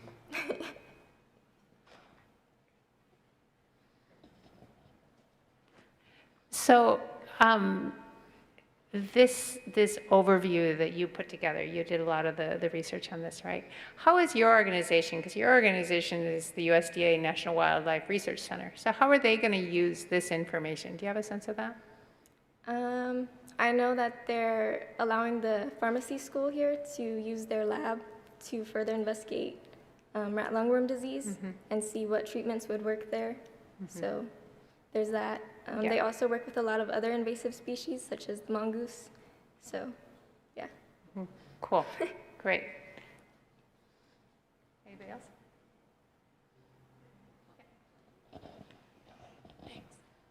Of the diseases you talked about, which one do you think is the most serious threat to plants, animals, or humans? I don't know. I wouldn't rank them just because lots of people have been affected by each one. I think the bubonic plague definitely isn't as prevalent as it was back then, but toxoplasmosis is definitely being spoken of a lot, as well as rat lungworm disease, especially here where, lots of slugs, like what Jess was saying with I forget what snail it was called, but that one with the pink eggs, that one carries the rat lungworm and a lot of other hosts as well, so, yeah.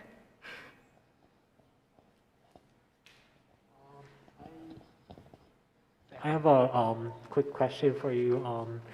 How did you find out about some of those stories, especially from like Vanuatu and Kosrae, like all those areas? Like that's really cool. I'm just curious, like how'd you even like find that information? There was this really great book. I think it's called The Pacific Island Myths and Legends, and I got a lot of information from there. As well as Lennon helped me with the Hawaiian cultural aspects section. Yeah. Mahalo.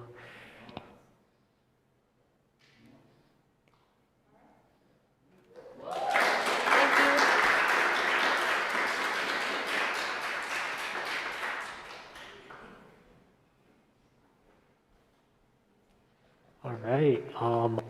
For sharing that your presentation and you've done this summer. We're gonna be we'll be returning back at 2 o'clock. So virtual viewers will be back at 2 for our last set of presentations for the day. And also the interns their Ho'omohala project after all the presentations are done. So stick around for that.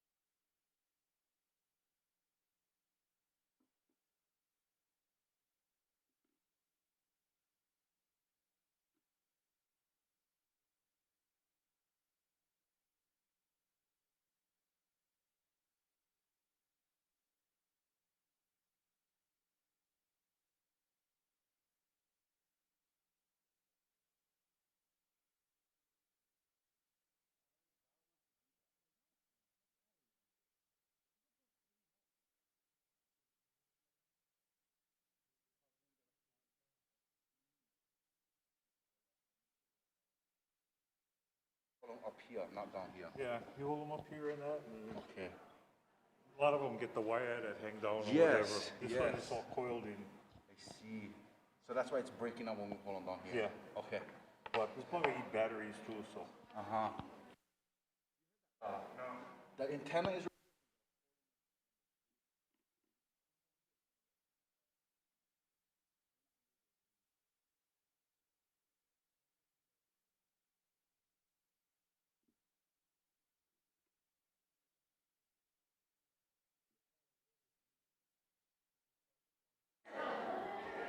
Green is on.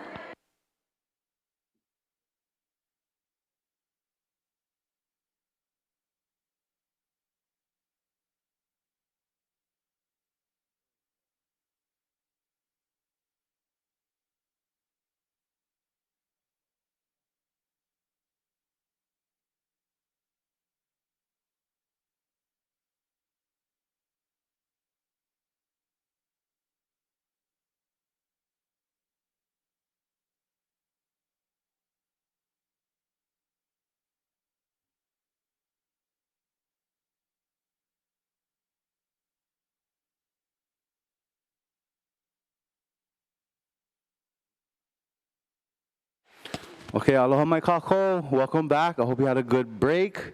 Without further ado, I want to introduce our next speaker. We're going to take a quick huaka'i down to Honohono Nui with Brother Skylar Chong. Here you go, brother. Thank you. Aloha, everyone. My name is Skylar Chong. My internship this summer was with Kumuola Marine Science Education Center down in Keaukaha, like a lot of other people's. We've been in Keaukaha a lot. And my project is titled Effects of Aeration on Organic Matter Decomposition Rates in the Local I'a of Waiahole. So that's kind of long. I think I can use this. Yeah. For those of you who don't know what local i'a are, local means pond, i'a means fish, so they're fish ponds, they're native Hawaiian fish ponds. And they represent this aquaculture practice found throughout Hawaii that was practiced for over 800 years as a way of providing this sustainable source of fish to the people of Hawaii. Recently, they haven't been doing so well. You know, with Western contact, a lot of these practices sort of went under for a while, but then in the 70s, they sort of been starting this process of revitalization. So I work at 3 different local i'a found on the island of Hawai'i. And then Keaukaha, for those of you who don't know, we've been in Keaukaha a lot, like I said. It's right over there in the moku of Hilo. And then if you zoom in, you can see that's in the Ahupua'a of Waiakea. And then actually, the local i'a that I worked at are in this Ilukupono of Honohono Nui. And I have this map that is a composite map, so there's 2 maps, so some of the names are upside down, some of them are right side up. But basically, the top is the ocean, the bottom is the land, and so that road that you see coming out from the left-hand side is the road that you drive down to go to Keaukaha, if you know the area. And there are 3, like I said, 3 local i'a that Kumuola manages. They are right there, so Waiahole, Kapalaho, and then Waiopio. And yeah, that sort of box outlines the property line for Kumuola. Kumuola is run through Kamehameha schools, so we do function primarily as an educational site. The goal is to get keiki back out onto the aina, get them involved in this work, and sort of ensure that that story progresses into the future. We also function as a place that's trying to restore the fish pond, right? We want to be able to produce fish from our ponds, and we want to be able to provide food for our communities, right? To get that sustainability back into our food systems. But that's not easy, right? These spaces have been unmanaged for a long, long time, and so there are problems with invasive species, sea level rise, reduced water flow. The road that I was just talking about actually was built on top of one of the kuapa, that road, or the wall of the fish pond, so that's a big issue. But yeah, so there are a lot of issues. I wanted my project to focus on one of those, sort of address some of those things that might help us create a better fish pond system. And so my mentor and I decided to look at sediment in the ponds. And a little bit of sediment in the pond is a good thing. In fact, we know that this area is known for its sediments, more specifically the smells that come from our sediments. Because if you've ever been there, you know they don't smell the best. So if you look at some of those place names, Hono Hono Nui, Hono can be a scent. Hono Hono Nui means that there's plenty of that scent. Kapalaho can be interpreted a little, there are different interpretations, but if you break it up as ka, palaho, palaho is another type of smell. And then hauna, which is one of the names for one of the other ponds in our system, just means it's a bad smell. You don't want to smell hauna. So yeah, a little bit of sediment is good, and we actually know from our names, we say hemana kokainoa, we say our names have power, and so we know that these spaces are known for the sediment. But today, the sediment's a problem, and it's a problem because we have so much of it. If you look at that picture on the left, that is a little pond, it's an offshoot of Waiahole, and then there's about 6 inches of sediment on the top, or 6 inches of water on the top, and then 4 to 5 feet of sediment on the bottom. So it's filled with sediment, and it's been sitting there. That place was uncovered in 2018, so that sediment's been sitting there, no change. It's just been filling up our ponds. And the sediment's bad for a couple of reasons. Oh, well, actually, wait. How does the sediment get there? Why do we have so much accumulation? It's actually because of that grass you see in the background. It's called California grass. It's an invasive species. It's one of the main invasive species that we have to deal with in our ponds. And it covers the ponds. It'll grow out onto the water. It's tolerant to salinity, to different salinity levels, so it grows out on its pond. It forms these really dense thickets, and then as it grows, it decays, it drops all this stuff, this organic matter, into the water, and that slowly becomes sediment. So we have these stands of these thickets of grass that have been there for decades, build up a bunch of sediment, and then when we remove that grass, which is a lot of the work that we do at the local IA, when we remove that grass, we're left with all this sediment, and it's bad for a couple reasons. One, it's covering the rocks, and so we need our rocks to be exposed for limu to grow, for algae to grow, because limu is what feeds our fish. And so if we have sediment covering all our rocks, we don't have limu, we can't feed our fish, and that's not great if you're a fish pond. The other reason it's bad is because the sediment itself actually produces harmful compounds and chemicals. I'm going to go a little bit into why, and it has to do with the scope of my project, so pay attention. When you have, so sediment has this general profile to it. There's the water on top, and then there's a little bit at the top that is able to receive oxygen from the water. And then the majority of the sediment at the bottom, there's no oxygen in it. And what that means is that bacteria and the microbes that are in the sediment, who are trying to break it down, digest all that organic matter that's in the sediment. Remember, organic matter is coming from the grass, so there's a lot of it in there. They're trying to get rid of that. So they're trying to break it down, they're doing their thing. And in that oxic layer, they can use oxygen to break it down, which is generally thought of as a good thing, partially because it produces carbon dioxide, less harmful than methane or dihydrogen sulfide. But when they don't have oxygen, then they have to resort to other things. They use things like iron, sulfate, even carbon, and then they're producing those harmful chemicals, methane and dihydrogen sulfide, like I mentioned. So it's not great for our pond, and that's why we are wanting to get rid of it for those two reasons. Limu, harmful chemicals. So we want to get out of our ponds. But how do you do that? It's a real challenge.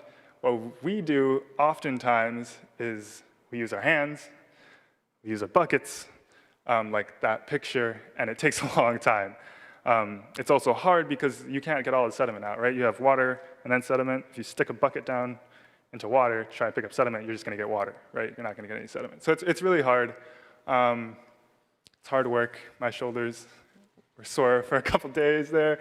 But then you could think of like trying to use a dredge. We have a lot of debris in our sediment, so it might clog up a dredge.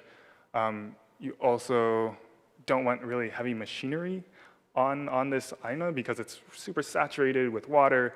And if something falls into the pond, that's game over. That's not good. So there's this question of how do we get rid of our sediment? And what my mentor and I came up with was sort of using this concept from before where we have oxic and anoxic sediment. And generally, the thought is that aerobic process of decomposition, of those bacteria digesting that organic matter, that's faster we generally think, that was the hypothesis at least, that that's faster than when the bacteria have no oxygen. So in those anoxic things, they're producing harmful chemicals, and it's actually going slower. So our thought was, well, what if we can use those bacteria to do our job for us? What if we can use them to get the sediment out? And specifically, well, we want to use those oxic guys, those aerobic bacteria and microbes. So we were like, what if we put an air pump? What if we just stick an air pump down there, aerate that sediment? Then they can use oxygen, which is faster, and break it down for us. So that was the thought. And in my project, basically what I did was I got a bunch of sediment from the pond.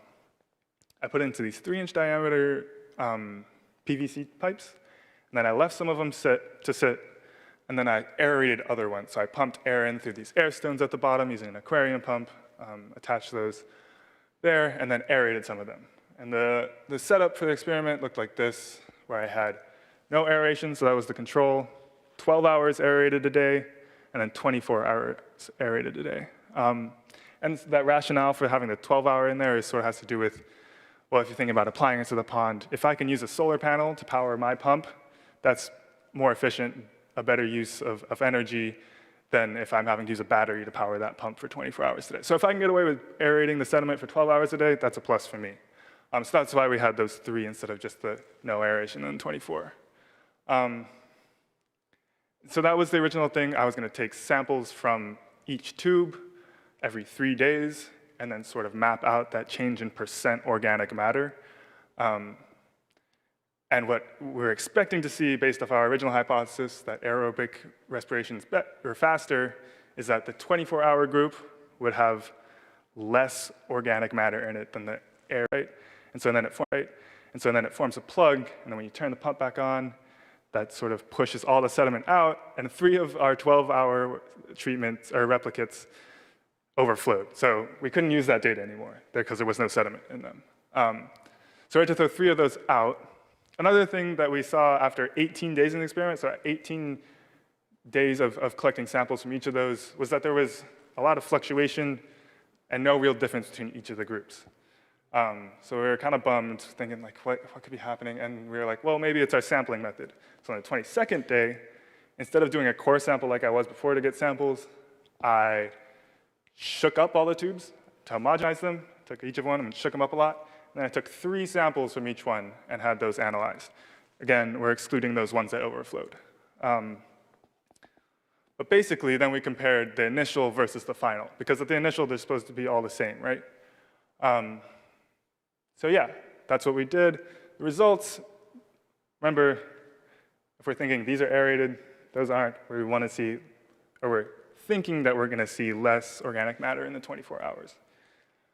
What we actually saw was something like this. So you have your percent organic matter on that y-axis, and then the treatment groups on the x-axis. That initial is around 52%, which is really high. We have a lot of organic matter in our sediment. But then you look at the control, that was going down in organic matter, but the 24-hour, the 12-hour, not really much change. 24-hour, it went up in percent organic matter. Opposite of what we were expecting, right? That's weird. And you can also look at it like this, where that 0 line is the initial, and then the bars represent percent change. So in your control, you're going down. 24-hour, you're going up. 12-hour, you're going a little bit down, but not too much. So what's going on there? One of the things we also wanted to test it was like nitrogen. Nitrogen is also a limiting factor in decomposition. So maybe those ones in the 24-hour just didn't have any nitrogen. They couldn't do anything. What we found was something like this. And you look at CN ratio, it's carbon and nitrogen ratio. And our carbon-nitrogen ratios were actually pretty low, which is a good thing. That means we have nitrogen in our sediment. For reference, grass clippings are anywhere from 12 to 25 in their carbon-nitrogen ratio, and those are used for fertilizer, right? So we have a lot of nitrogen. Those bacteria should be able to use nitrogen to decompose that organic matter, but they're not. That percent organic matter is going up, like we saw there. So we're still like, what happened? what we know is that the nitrogen present, right? We know that organic matter is percent organic matter is increasing, so we're either reducing our inorganics or increasing our organics, right? And then we also know that sediment is changing. You could tell from just how it smelled. Remember I said those sediments are smelly. Those ones that were aerated didn't have any smell at all. They also look different. So we know that they're changing, but there were things, but like our percent organic matter is not telling the full story, right? So what we might have missed, well, we might have not had the bacteria we needed in there. Maybe they didn't recruit in the first place. Maybe they needed more time. We also might have missed the total volume or mass of the sediment, because maybe we're just measuring percent organic matter, right? We're not measuring the whole level of sediment in there. So maybe they broke down a bunch of sediment and disappeared, but that ratio is off. And the third thing, which is my sort of primary hypothesis for what happened, is these things called mineral associations, where different minerals can actually inhibit decomposition. And one of those things is oxidized iron. And so when you expose iron to oxygen, it can actually bind to the organic matter and then prevent it from decomposing. And when you look at our samples, actually, you see that the ones that were aerated had an orange color. So orange generally could be iron. So maybe we were aerating things, putting iron in there, and then that was preventing our decomposition and throwing off our numbers. So maybe that's what happened. What's next? It's the application of this is still unclear. Right now, I wouldn't say that we should go throw a pump in the pond, because we don't know what would happen. Maybe just not at Waiahole, because all the sediments in these spaces are really different. But mainly, it needs more research, right? We don't really know if this method would work. But regardless, it's adding to our understanding just of how our systems work, how these biological and physical processes in our local EO work. And all of that works to sort of help us take care of these places and help our local EO thrive. But yeah, that was my presentation. I want to acknowledge my mentors, everyone who helped out. A lot of hands went into this. So yeah, thank you.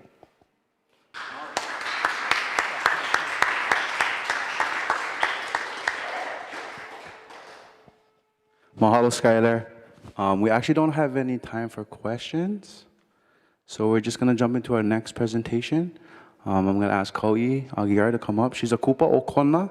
She's a recent graduate of Kekula Nui o Hawai'i Hilo, here at Hilo, and she'll be taking us on a huaka'i out to Kanakaleo Nui.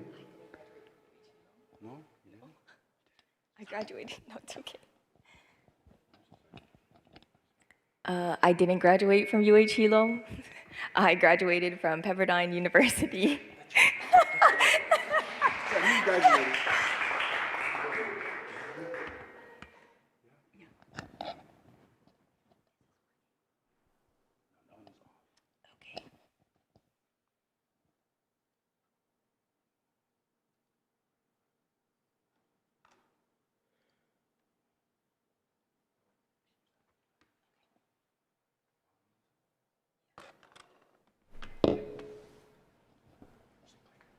Is it on? Okay. Aloha mai kako. Mahalo everybody for being here. My name is Hawai'i Aguiar, and this summer I had the immense privilege of being able to work with the Mauna Kea Watershed Alliance. And the Mauna Kea Watershed Alliance is a part of the Hawaii Association of Watershed Partnerships, and is one of 10 watershed partnerships across Hawaii. Through the Mauna Kea Watershed Alliance, I worked under the mentorship of Cheyenne Hiapo Perry. And this summer, the project that we worked on was the KBC Nurse Trees Project in the Kanakaleo Nui Bird Corridor.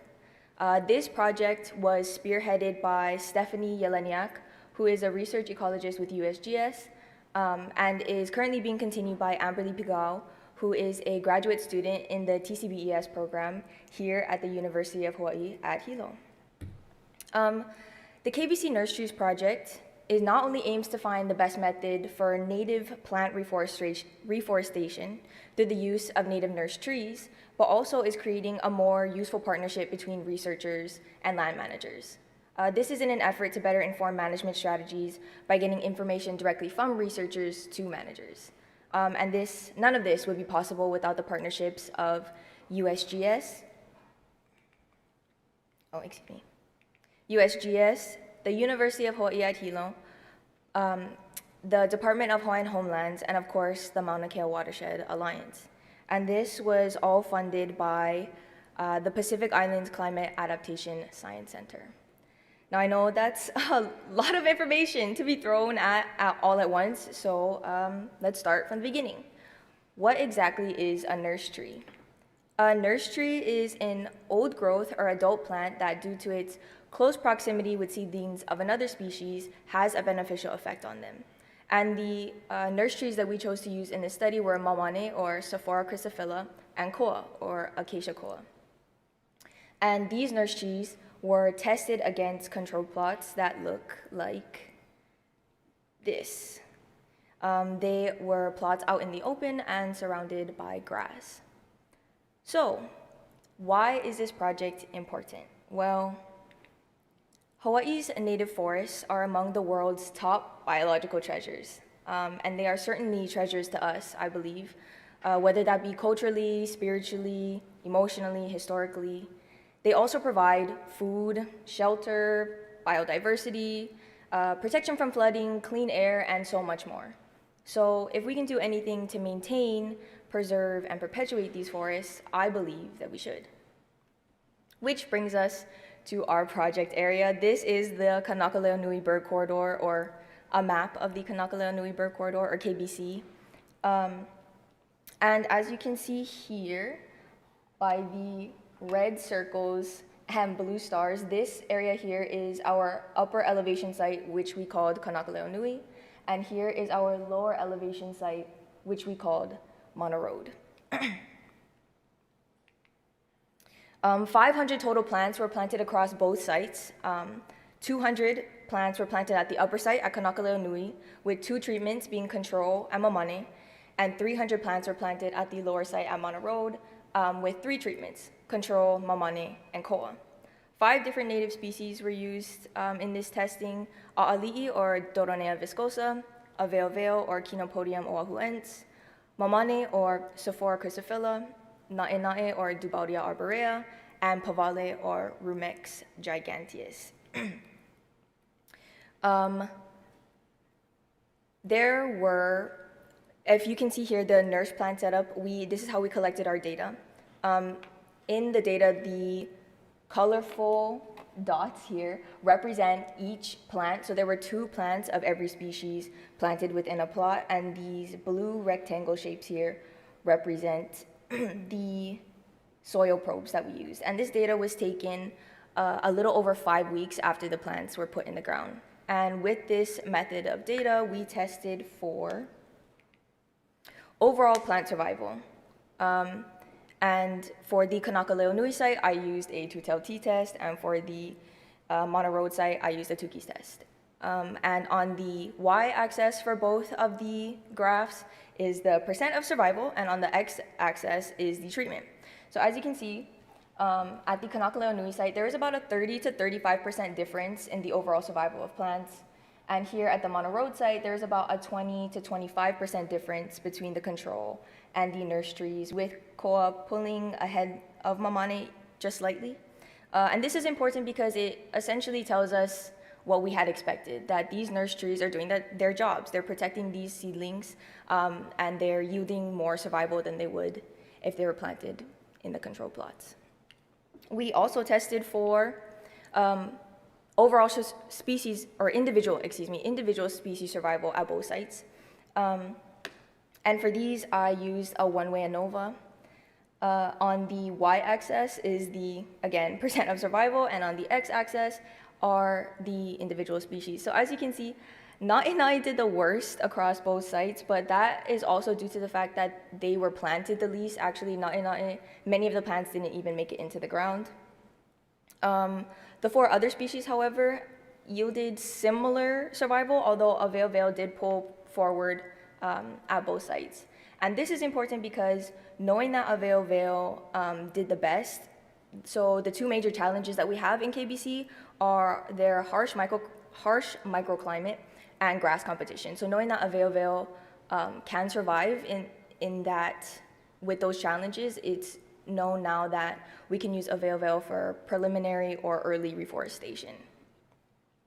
And lastly, we compared overall survival between the Kanaka-Leonui site, the upper elevation, and the Mana Road site, the lower elevation. And the reason why the histograph looks the way that it does is because when I collected the data and put it into a spreadsheet, due to the fact that there are 2 plants per every species in every plot, 0 here meant that both plants per a species was found dead.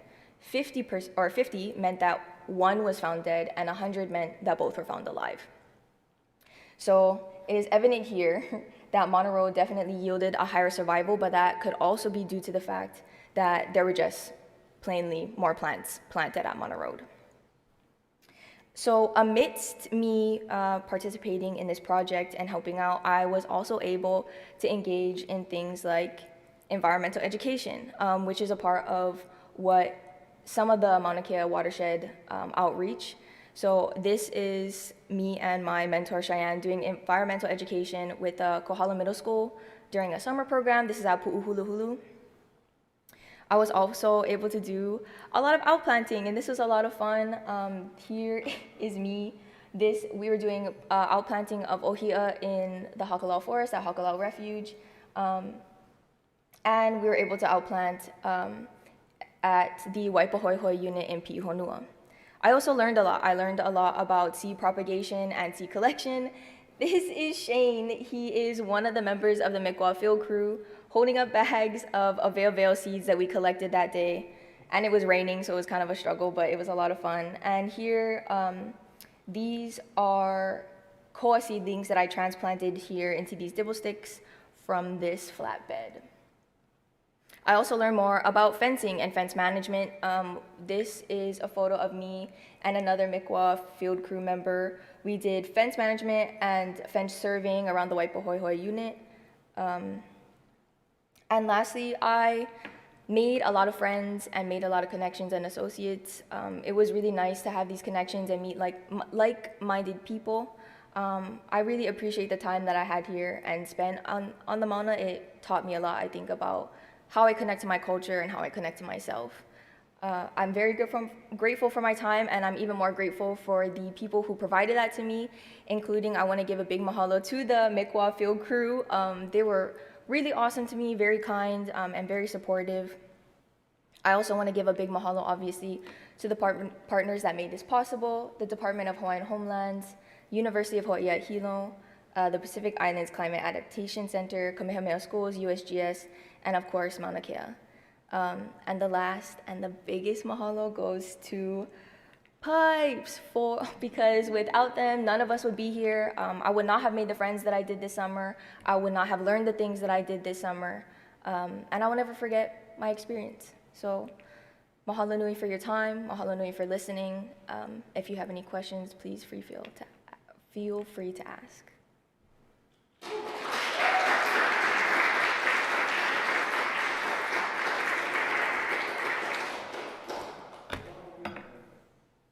Oh, and a big shout out to Becky Ostertag for my grabs.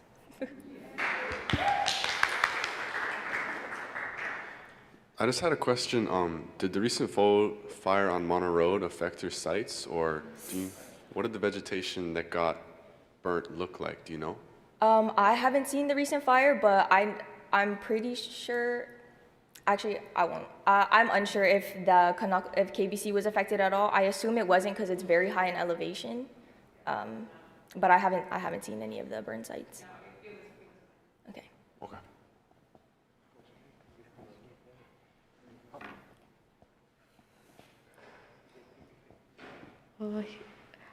Kau'i, was there any specific reason that you guys used koa and mamane for your nurse trees? Okay.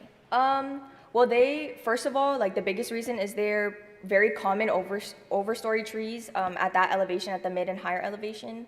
And they're also big nitrogen fixers, so they provide the seedlings underneath them with that extra, essential fertilization.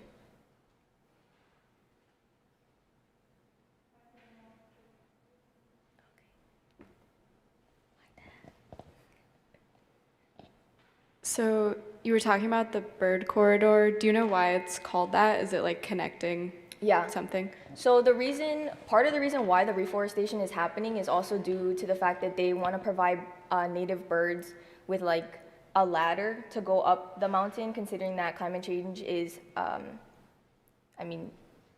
making the mosquito line go higher, and that's affecting the birds. Obviously, you know this. So that's part of the reason why we're doing this study, is also to see what's best for reforestation to help those birds out.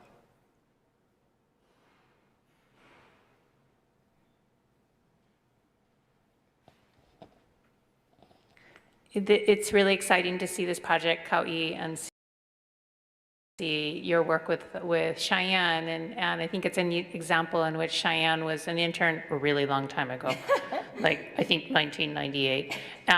And then Mina, that was his project in 2008. So as they were starting in the original research that was at Kanakaleo Nui, that bird corridor, because of the break between the forest and then going up up higher. So yes, mahalo. I really appreciate everything you had. So that was all. So thank you.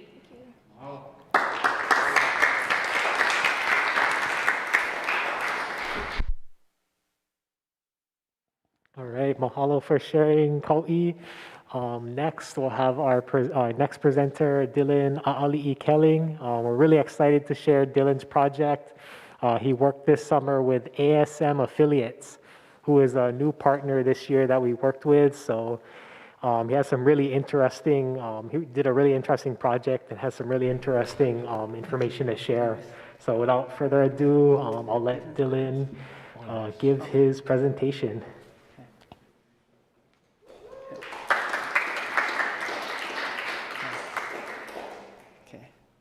Can you guys hear me okay? Okay. Aloha mai kako. My name is Dylan A'ali'i Kelling. And this summer, I was under the mentorship of Lokealani Brandt and the ASM Affiliates Agency to learn more about Land Commission Awards and how we can utilize these documents in future land management.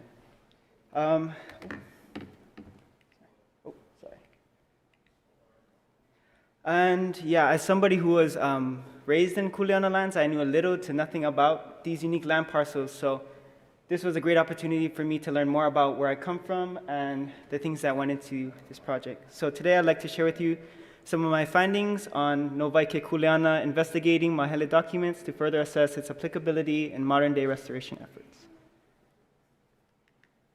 Okay. So here's an overview of my presentation. I kind of wanted to talk a little bit about the background of the Mahele Aina and how that played a big role in Kuleana lands. And then I'd like to talk about how Kuleana lands and its transition into fee simple titles. Then introduce my field of study, which was Honuapo Ka'u, and then talk about my methods, results, and discussion.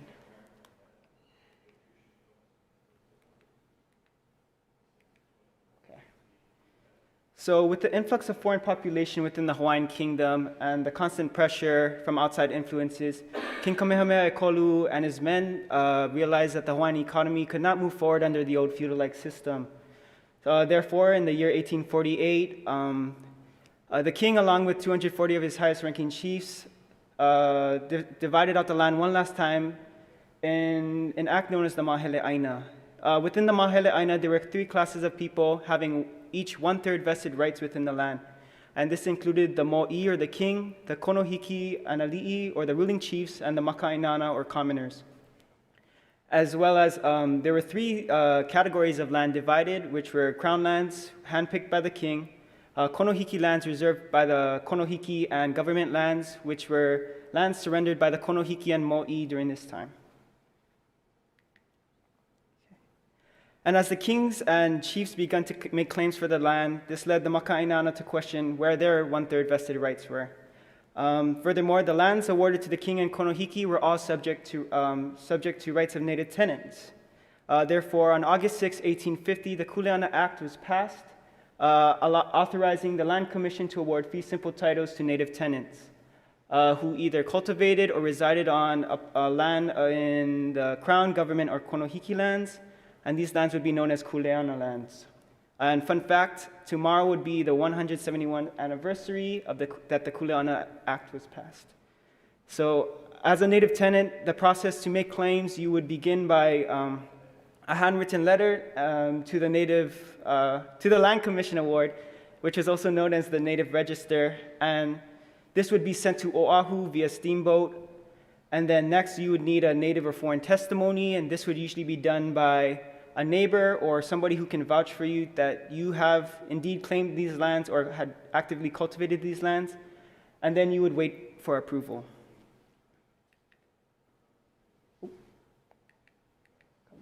Okay. So here's my field of study. My field of study was located on the southern eastern side of Hawai'i Island, within the district of Ka'u in the Ahupua'a of Honuapo. Also known as Whittington Beach Park, the coastal community is a sheltered bay that has an estuarine local i'a and a wharf used in 1883 by merchant ships to transport raw sugar during the plantation days. While the inland was more known for its rich soil, its optimal farming, and adequate rainfall. For this project, the Kuleana land parcels were analyzed within the Ahupua'a of Honuapo. Here is a little site description. I analyzed all these land parcels in blue. That's the whole Ahupua'a, which is north from Ki'oloku and south of Hi'ona'a, in which 24 land parcels were recorded and 21 claimants were found, meaning that some of the claimants within the Ahupua'a had more land parcels than others. And each of these land parcels are divided with their distinct boundaries and a unique Land Commission Award number. Okay. So my research question aims towards the coastal community within Honuapo, and my research questions were, what can we learn about the resources and community within Honuapo from mid-19th century Mahele documents, specifically the cultural practices coastally and agriculturally, and how these information can be applied in modern-day restoration efforts. For this project, the Land Commission Awards were analyzed using the Kipuka database, which is a geographical information system, or GIS, that encompasses mapping and Hawaiian teachings and history. And within each Kuleana land parcel, they were awarded a Native Register in A, Native Informed Testimony in B, Land Commission Award in C, and a Royal Patent Grant in D. As you can see above, this is an example of an awardee, Lili Kalani, who was a claimant within Honuapo. And majority of these documents were written in longhand cursive and varying legibility. Each of these documents were all analyzed, transcribed, and translated from the Hawaiian language to English in which the data was collected. As a result of the Mahele of 1848, the roughly 2,000-acre Ahupua'a of Honuapo was awarded as konohiki lands to William Charles Lunalilo. As for the native tenants within the Ahupua'a, the smallest awarded lands was 0.3 acres, while the largest was 11 acres, with an average of 4.5 acres per claimant, and a total acreage for native tenants of 97.42.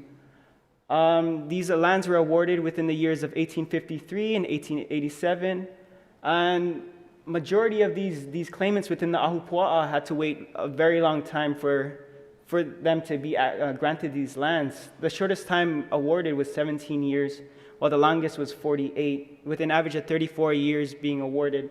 And many of these claimants within the Ahupua'a either would not survive long enough for that time and would have to pass on the land to a successor. However, if there was no successor, then the land would be redistributed. As for the supported lifestyles within the Ahupua'a, I found that agriculturally, a lot of the claimants had kihapai farming, which is a dry land method of farming in a cultivated patch or small farm. And within the kihapai farming, they had cultigens that went for food, tools, or clothing. So foods such as kalo, uala, niu, mai'a, and ko were all used and found. Tools were hau, and the vauke was used to make kapa or clothing. And then what was interesting that I found was that paka or baka was recorded, which is the tobacco. And what's interesting about that is it was a plant that wasn't necessarily native to Hawaii, but it was introduced. So we can see that these natives of Hawaii have been introduced to these plants and are actively doing something with these plants. And then the naku was a natural resource grown within the local i'a. 36% of the local claimants within the Ahupua'a owned poho pa'akai, or salt beds, and they were usually generally within the coastal part section. And then there was only one person within the whole Ahupua'a who claimed a local i'a, which was mentioned earlier, Lili Kalani. And within his native testimony, he mentions having a kuleana loko that he worked with along with his men every Tuesday. And within the local i'a was called ama or mullet, and ava or milkfish was cultivated. So here's some of the Ili Aina names. So Ili Aina is the subdivision below the Ahupua'a. So it'd be Mokupuni, Moku, Ahupua'a, and then Ili Aina. So within this Ahupua'a, there was 17 different Ili Aina locations recorded, many of which could not be pinpointed to their exact location because there was not enough information within the testimonies to do so. However, here are some of the results of the names recorded. So in examining the kuleana land documents in the coastal community of Honuapo, there were several cultural practices that were identified, which included agriculture, aquaculture, and salt production. The poho pa'akai, or salt beds, can still be seen to today on the coastal community. And what was interesting about these salt beds were that they weren't just used for salt, but they were also used for making hauna, or chum, for bait and fishing, as well as dyeing of kapa, because these salt beds varied in depth and sizes, so they could use it for multiple things. As for the local i'a, or the fish pond within the Ahupua'a, it still can be seen to today. Although the inlet structure and shape has changed, I feel like there are restoration efforts being put into the process. Or as for the change of lands within the Ahupua'a, the coastal community is now protected by a nonprofit organization called Ohana o Honuapo, and their mission is to protect the natural resources within the park and educate the community on the importance of the bay. Other changes in land include plantations. So this was a big one that I wasn't really able to look into because these native testimonies and stuff came a little before the plantations, so I didn't really have enough information to talk about these plantations. Therefore, future studies should analyze the many documents of the past, such as Hawaiian newspapers, passages from historians and scholars who talk about changes in land more recently and how these plantations can be applied in land management. Another thing that could be used for future studies is to actually pinpoint those Ili Aina locations, because I don't think they're actually being used, and not a lot of people know about these Ili Aina locations, meaning that if they're not used, they're gonna be dead, they're not gonna be relevant, I guess. But at one point in time, they were used every day, like Target or Walmart. So I feel like future studies should utilize these locations to locate where Hanuonalani is or Kepauole is, and really revitalize these Hawaiian names. As someone who was raised on kuleana lands in the ili of Ioleka'a He'eia Ko'olau Oahu, I'm grateful for this opportunity to learn more about the functionality of these lands 180 years ago and its applicability in shaping our future. It is essential to know where I come from and the stories that have resonated with the past. This is my ka'au through the lens of finding applicabilities of traditional knowledge in a modern context. Okay. This study would not have been possible without all of these awesome sponsors. Yeah, mahalo ya oko.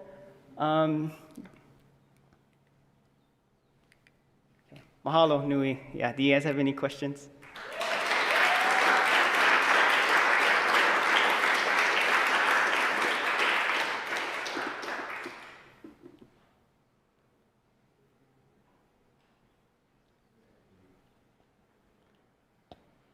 Hi. Besides documents, did you handle any artifacts? And if so, what were they used for? Yes, that is a good question. I didn't specifically handle artifacts within the Ahupua'a of Honuapo, but I did get to do a little bit of cleaning of artifacts within the Ahupua'a of Papa'iko. And it was a bunch of bottles from the 1800s that I got to clean. And it was a lot of work. It was just a lot of shards and stuff, so. But yeah, I got to clean some artifacts. Thank you. Yeah, thank you.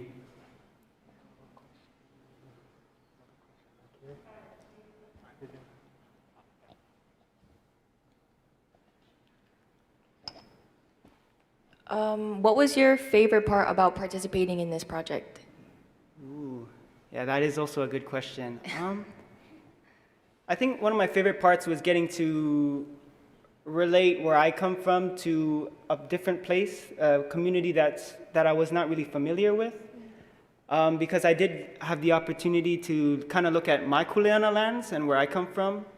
And it was really interesting to see how, or who claimed the Kuleana lands before me, which was a tenant named Kekua with the Land Commission Award number 4221.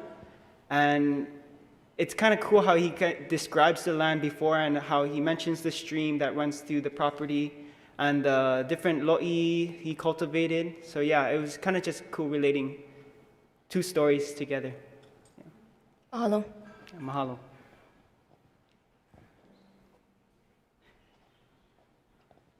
Aloha. Aloha. Because you had to deal with a lot of Hawaiian language documents, can you describe how important going to a Hawaiian charter school was to your work and the importance of? Yes, definitely. Yeah, I think this was a big part of my project. Like, without understanding or knowing the Hawaiian language or without going to a Hawaiian charter school, I don't think I would have been able to translate or transcribe these documents because majority, if not all of it, was in Hawaiian. And all of it was handwritten, so it was really hard for me at first, but luckily, because I had that Hawaiian language background, I was able to push through and, yeah, transcribe, translate. Mm-hmm. And mahalo for your question.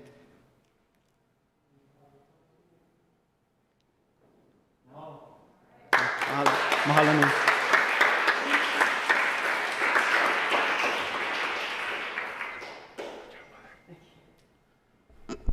All right, mahalo Dylan.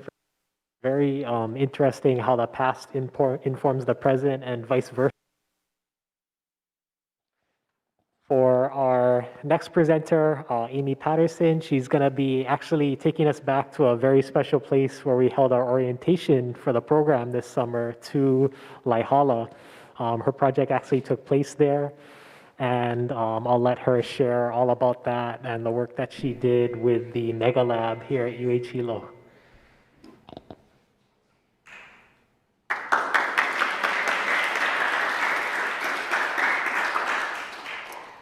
Aloha everyone, my name is Amy Patterson, and before we get started, I'd first like to thank you all for coming to the PIPES 2021 Symposium and taking the time to listen to my presentation.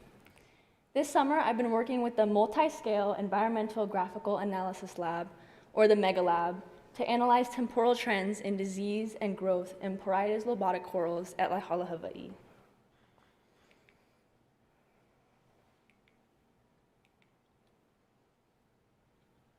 So coral reefs are extremely important to the entire marine ecosystem because their productivity supports more species per unit than any other marine system. They also act to protect coastlines from storms and erosion, which can devastate coastal communities. They also indirectly support the economy through the jobs, recreation, and food they provide. In this economic realm, coral reefs are estimated to have a net economic value of tens of billions of dollars.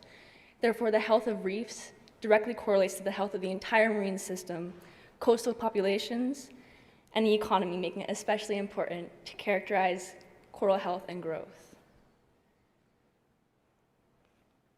So why is coral research important? Well, long story short, coral reefs are disappearing. Coral disease is a significant contributor to this reef decline, accounting for nearly 6% of global loss. Disease outbreaks have also been the primary cause of the loss of reef ecosystem function in places like the Caribbean. And since we want to keep Hawaiian reefs from the same fate, it's important to track disease and its progression in coral so that we can later find solutions. Growth is also a large indication of coral health because an increasing mass means that the coral has a suitable environment and enough resources to support its physical expansion. Coral growth means that the reef is on an overall positive trajectory and has a good outlook. So, to restore healthy marine ecosystems, it's essential to understand the baseline state of corals in terms of disease outbreaks and growth rates. So for this study, I specifically chose Paraides lobata, or as it's known in Hawaiian, Pohakupuna, for this study due to its role in reef ecosystems. It appears in large colonies with mounding morphologies and exists in cream, pale brown, or green colors, as you can see in the picture above. If you've gone snorkeling anywhere on the Big Island, I'm sure that you recognize it, as it is very common. It's also a reef-building coral, which provides structure for reefs and supports the growth and presence of many other types of coral and marine species. It's also a slow-growing and highly resilient coral, and these characteristics make it the backbone of reef ecosystems. So the health of this species is likely to cascade through the entire marine ecosystem, making it extremely important to characterize. The objective for this project was to use 3D modeling techniques to characterize temporal trends, or change over time, in growth and disease in Parietis lobata colonies between 2019 and 2021. Specifically, my research question was, how has coral disease and growth progressed in Parietis lobata colonies from 2019 to 2021 at Laihala on Hawai'i Island? From this question, I developed the hypothesis that disease coverage and the total surface area in single Parietis lobata colonies will increase between 2019 and 2021. I hypothesized that disease would increase given the understanding that once a coral colony has been infected by disease, it typically results in the death of the entire colony, which I expected to be reflected in my observations. Also, under the assumption that corals grow over time, I expected to see an increase in surface area between these two time points. Surveys of my Parietis lobata colonies were done at Laihala and Keaukaha. This site is unique in that it consists of a protected shallow reef environment with a natural lava rock barrier which partially separates it from the open ocean. This quality reduces factors like wave action, as well as exposing the coral colonies to similar conditions of depth, temperature, and chemicals in the water. It also makes the repeated monitoring and survey of coral colonies manageable, making this an ideal site for this type of research. So to complete my temporal analyses, or change over time, I used plots of P. lobata colonies previously surveyed and modeled by members of the MegaLab team in 2019. Then I re-identified these same colonies, created 3D models of them, and compared them to the previous models in 2019. In total, I surveyed 4 plots and analyzed 7 colonies between 2019 and 2021. This is an example of a comparison of one of the colonies from my study, with the 2019 model at the top and the 2021 model at the bottom. You can already see clear differences in color, arrangement, and algae growth. For example, in the 2021 model, we see a concentrated amount of algae in the center of the colony, while in 2019, the colony lacks any apparent algae growth. To collect my data for 3D models, I used a Canon SL2 camera housed in a waterproof Ike-like casing. I swam over each plot in a back and forth swimming pattern with an 80% overlap between each photo. I also used reference scale bars in the plots and images to later build 3D models scaled to the correct size. To create the 3D models from this data, I used the Agisoft software to perform structure from motion techniques, which is essentially a fancy way of saying creating a 3D model from a 2D image sequence. And this is done by aligning overlapping images based on shared features while applying scale bars. I also built 2.5D digital elevation models of each colony, which provide graphics on the elevation characteristics of each colony. So I know you're all probably wondering what these 3D models look like, so let's take a look. This is a plot that I used in my study. As you can see, I used 2 scale reference bars, one for elevation and one for 2 dimension. And this shows 2 colonies of Parietis lobata.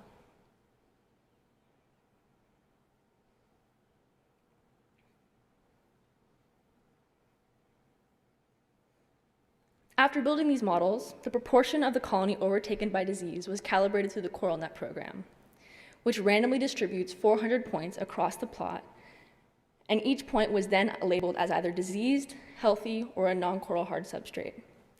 The number of diseased points divided by the number of both healthy and diseased points then yielded the proportion of the amount of the colony affected by disease. Growth was calculated in the ArcGIS program, and colonies from 3D models were outlined to create shape estimates, and shape area was calculated through the program. Diseased areas were also outlined and subtracted from the total surface area of the colony to ensure that only healthy tissue was included in the measurement. So the results for disease showed an average increase of 5.05% in the proportion of diseased points. Only 2 colonies showed a decrease in the disease coverage, while 5 colonies showed an increase between the time points. The colony with the highest change in decreased presence showed a 29.53% increase in the proportional disease, and the colony with the lowest change showed a decrease of 13.1% proportionally. Although we do see trends in the averages, I ran a Mann-Whitney test, which yielded a p-value of 0.7104.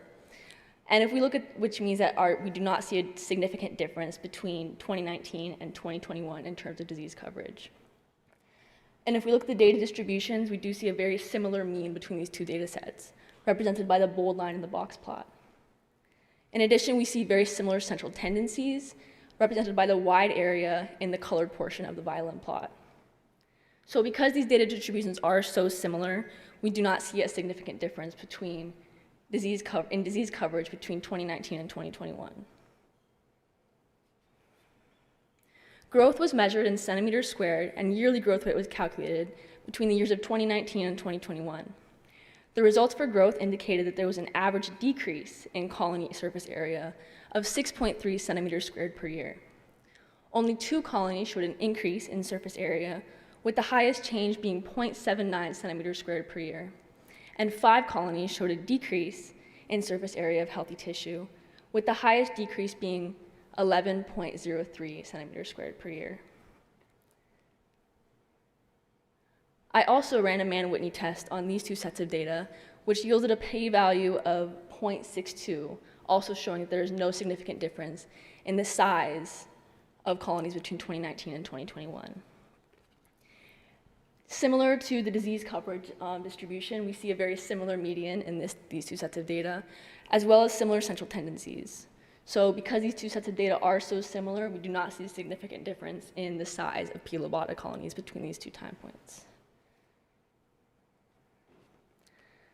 So the results show that there are trends in the data. Averages show that there was a 5.05% increase in the proportional disease coverage. And given that coral typically experiences entire colony mortality once infected by disease, this observation could be a result of the disease simply continuing to progress, because all colonies in this study were diseased in both 2019 and 2021. In addition, there was a trend seen in the decreased overall growth rate. This could be explained through the observation of an increase in disease. Since disease kills healthy coral tissue, the continuing progression leads to less healthy tissue, thus resulting in a smaller surface area. So because we do see these trends, it is important to keep monitoring and surveying these corals, because over a longer time period, we could see more of a significant change in these aspects. And from these findings, the large p-value signifies that there is no significant difference in disease coverage and the size of P. lobata colonies surveyed. This could be due to a small sample size of only 7 colonies, which simply was just not enough data to prove the trends we saw in the results. However, not seeing a significant difference is a positive result, because the reefs are not in decline, like so many of the other reefs in the world. This also speaks to P. lobata resilience, because all colonies were diseased in 2019 and 2021, and they're not showing a significant decline in health. In addition, they live in a very shallow environment. They get so shallow at times that the colonies are even exposed to the air. So the fact that they are not showing a significant decline in health is positive and speaks to their resilience. That concludes my presentation. I'd like to give a special thanks to my mentor, Dr. John Burns, Kaylee Pascoe for guiding my project, the graduate students at the Mega Lab, and the PIPES coordinators. I'd also like to thank all of the organizations that made this unforgettable experience possible. Thank you.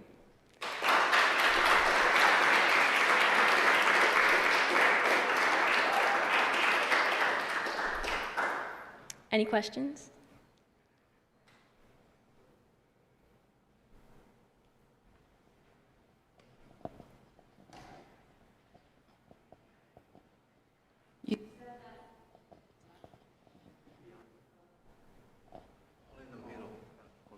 Don't block that. Hello? Okay, there we go. If folks only did about 7 coral samples, how many samples do you think that you need to actually take to get an actual accurate reading? That's a good question. I think that at least like maybe doubled would be good. However, I was limited in the amount of coral colonies that I could sample because there were a limited amount of plots from 2019 that I could resurvey. So definitely a larger sample size of at least like potentially 15 to 20 would be ideal, but however, I was limited in this study. Thank you. I'm just curious, since you have lots of the data and also pictures in the field, did you spend more time in the field or more in the lab getting the data? I really only spent about 4 days in the field, maybe like 2 hours at a time, just to collect my data, to re-identify the plots that were from 2019. So yeah, most of it was on the softwares, building the models, and analyzing the data. We got a question online from, I don't know who this is from, but the question is, were there any other species at Laihala you would like to add to this study if you could repeat the work? I think because Pilobata is it's like a reef backbone species, I would really be interested in researching corals that rely on species like Pilobata. For example, there's a species called P. mandrinus that is reliant on Pilobata, and see how these corals are responding to things like disease and growth as well.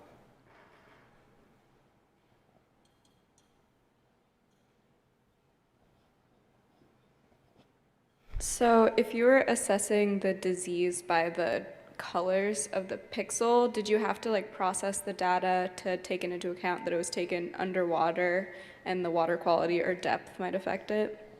Yeah, so we actually, before taking the images, we used a white balance technique with the camera to make sure that the underwater images were the correct color. And I think that it's pretty obvious when a coral is diseased and when it's regular color, because you can see there's distinct spots of discoloration, algae growth like you did see in that one plot. So yeah, we did account for that.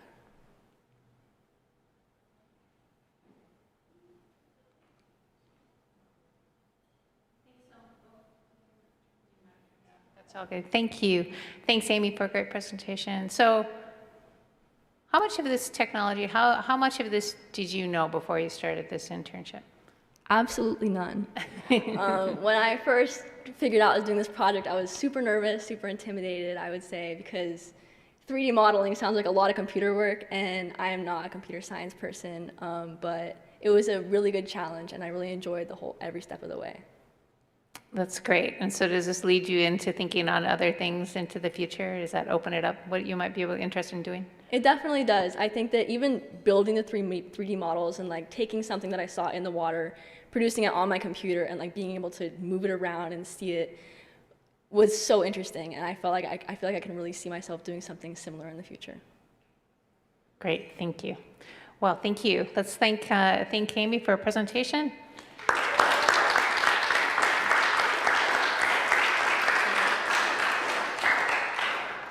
Wonderful. Well, I think that is it. Maybe we can, there we go. Thanks, Blaine. So mahalo, everybody. I didn't check my numbers on who everybody, it's been running between 30 and 40 people online. So thank you, everybody, for watching online. We're all, if you can see the room, everybody's like kind of wiped out. But this was a really great time. And I think, see if I can get less feedback here on the mic. No. Yeah. Sorry. Whoop. There we go. Hold it on the bottom. Don't hold it on the bottom. Got it. I I wanted to thank all of the different people that were helping support this program. This program is supported by our partners. If there are people in the audience who are interested in partnering with us, please contact us. You can contact us at uhintern@hawaii.edu. Go online and you can contact me, Sharon Ziegler-Chong, or Devin Aguiar, or Mina Veratua. We're really excited this year just of having an internship program in general. Last year we did everything online. We did not have any groups together. This year we pulled it off by only doing PIPES on this island. We usually are across the state and often into the Pacific. And so this year, what an important part has been to connect together in place. We've had to do with a lot of masks, a lot of social distancing, and just having people together. I think when we think tomorrow we're going to go, thanks to Kamehameha Schools, we're going to go back to Laihala to go back to where we started the whole thing 10 weeks ago, which will be really special. And I've just got to say that, you know, every year, this has been my summer, every year for a really long time. And I think that every summer is really special, and so this year was definitely a special one, all of its own, all of its uniqueness, and the individuals as well as the cohort. That's always the fun part of it, is seeing individuals going from one place to another, meeting their organizations and agencies through your eyes. Because we know a lot of these people, but what we're learning is a lot of things about them from our students, and creating even closer binding with those organizations through these experiences. So what we've one of the things that we challenged. Are we almost there? Yeah, we are there. One of the things we asked the interns to do is to do a Ho'omohala project in which they are giving back. What is this idea that they are giving back to the group? And so they've created a video, so that's what's on right now. Devin and Mina have been getting it on, and I think we will be going live to that. And so then after this, we'll say a mahalo to everybody and wrap it up.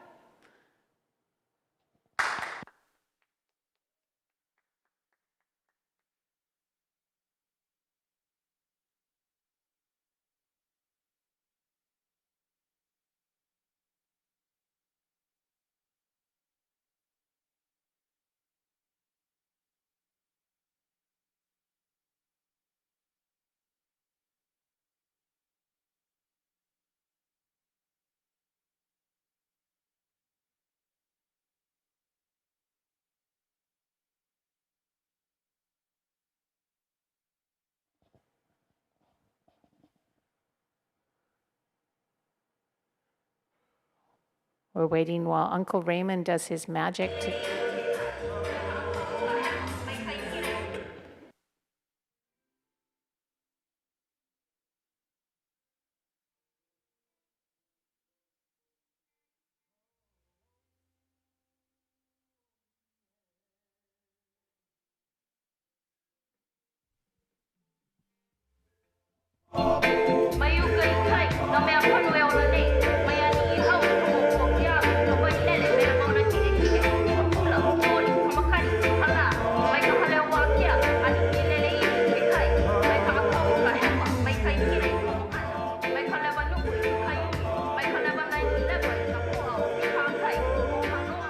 Pacific Aquaculture and Coastal Resources Center. Identify, cultivate, and better understand the importance of native limu of the Hawaiian Islands. Speaking kind words and listening to the limu while helping the species thrive. This summer, I was an intern at the Pacific Aquaculture and Coastal Resources Center, also known as PACRAC. At PACRAC, I gained knowledge of cultivating limu in controlled environments. I gave positive energy and efforts towards the work done at PACRAC as just one of many helping hands around the facility. This summer, I worked at the local i'a of Waihole, Kapalaho, and Waihopio. I gave a little bit of blood, a lot of sweat, and I don't think any tears, but if I did, they were tears of joy. I gained so much from this experience, so much knowledge, so many lessons, But one of the more valuable things that I gained were the pilina that I formed, both with that place and with the amazing, amazing people I worked with.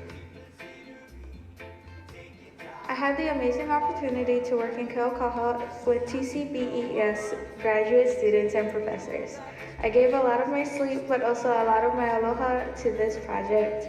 I was gifted with lots of knowledge and a newfound enthusiasm for research. Laihala tide pools. I gained an appreciation for corals as growing, living, and fragile animals in an ecosystem rather than inanimate mounds. I gave an ear to the coral and a mode of communication so they could tell me about their health as individual colonies and as a species.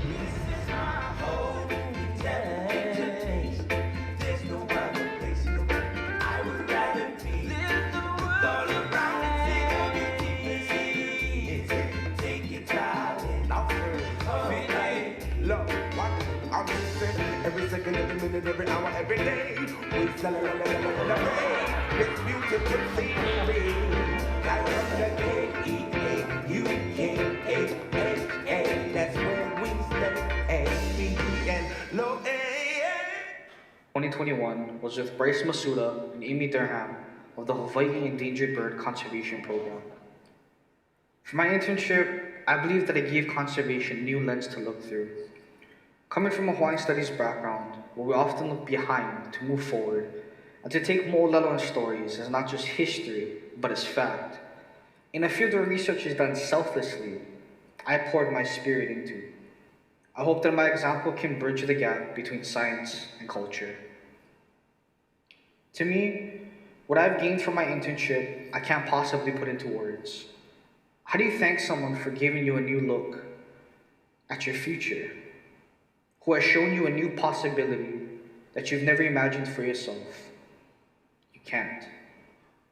But what I do know is I will take these lessons to heart, internalize them, and never forget them, and in time, pass them on. Mahalo ia oko no na mea voivoi. My name is Sophia Smith, and my internship this summer was with the USGS, looking at the role ambrosia beetles might be playing in the spread of rapid ohia death. I gained a ton of experience both in the field and in the lab, which helped me realize that I do have what it takes to be a scientist, even though I was doubting myself before. I hope I left some valuable information that can be built upon for future studies. My internship took place among the Kalapana Nui coastline in Puna, where I call home. I gave my time to document this coastline with the hope to preserve and restore our native ecosystems for future generations. Throughout my experience this summer, I gained the understanding that making and fostering relationships within my community and beyond are important to promote positive impacts to any conservation project. Aloha. My name is Ka'ekai Goen, and I'm a proud intern of PIPES 2021. My internship took place on the beautiful Kalapana coast with Gina McGuire and Kaiini Pu'uwai Keili'i Ho'omalu Holtz, recording coastal vegetation as well as the limu species found off the cliffs and in the tide pools. I gave my kokua as much as possible with an open mind to an area that I am not familiar with. And what I was blessed with was the knowledge of this place that is so momono with life. It has been helping the communities of Kalapana for many generations. I gained a new perspective on how other Hawaiian communities operate and protect their coastal resources, as well as a new family. Mahalo nui loa to the Pipes Ohana of 2021. Soldiers fight hand in hand, victor we conquerors, my Hawaii you can never take away. We teach our keiki, e aloha aina, protect this land. We are rich warriors, fight hand in hand, victor we conquerors, my Hawaii you can never take away. Yeah, Mr. Money Man, with your money plan, tell me who are you? I'm trying to understand, really the best I can, but I ain't buying it true, cause you stole everything my people work for, all this land we come home, so let me get this message through your head, my Hawaii you can never take away, we are the roots, we are this island, protect this. This summer I got some pleasure to work down in Waipio Valley. doing lo'i restoration, traditional lo'i restoration, and one thing that I have to definitely take away from this whole experience is this one phrase or quote that stuck with me so hard is when a river jumps. When a river jumps, said by my mentor and her father and her whole family, and I'm pretty sure everybody in Wapio, but basically, when a river jumps, it's suddenly diverted or changes directions due to like a falling tree or landslide. And to me, that matches real life too, because obstacles fall in our life and our path of life all the time. And we jump, and we must adapt to the changes. And I learned a lot about not just lo'i restoration or becoming a better scientist, but I also learned a lot about becoming a better person in general. And this experience has been the utmost rewarding, but also the utmost one of the biggest learning experiences. And I'm really appreciative and grateful for this opportunity. Aia ka'u hana ma ka hua hoama ma ka ili o vai punalau, ma ka ahupua'a o Pa'awilo, ma ka moku o Hamakua, ma ka moku puni o Hawai'i. Loa ia u ka ike o keia wahi, a ua ha'awi aku au i ka'u manawa, ka'u hana, a me ka'u aloha. Mahalo piha ia hui mau.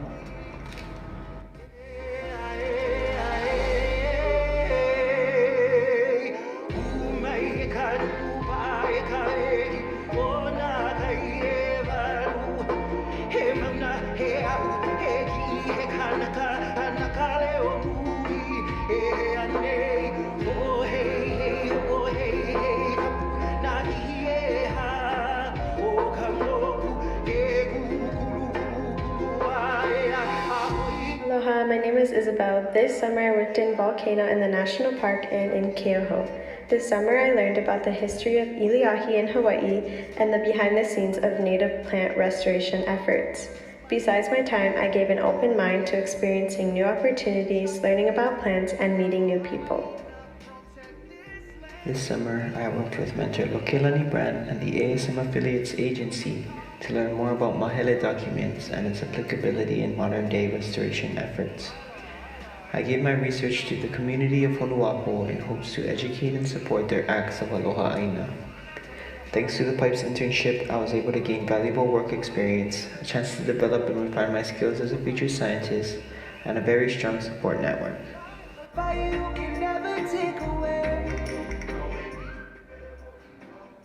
I spent my summer on the Mana, and that aina gave me a peace that I have never known, and I believe that I gave it love that I have never had for anything else.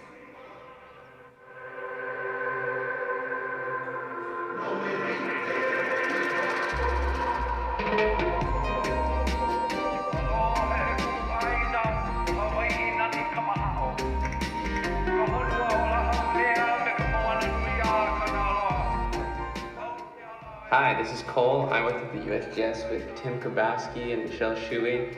I gained a lot of experience with how to do science with them.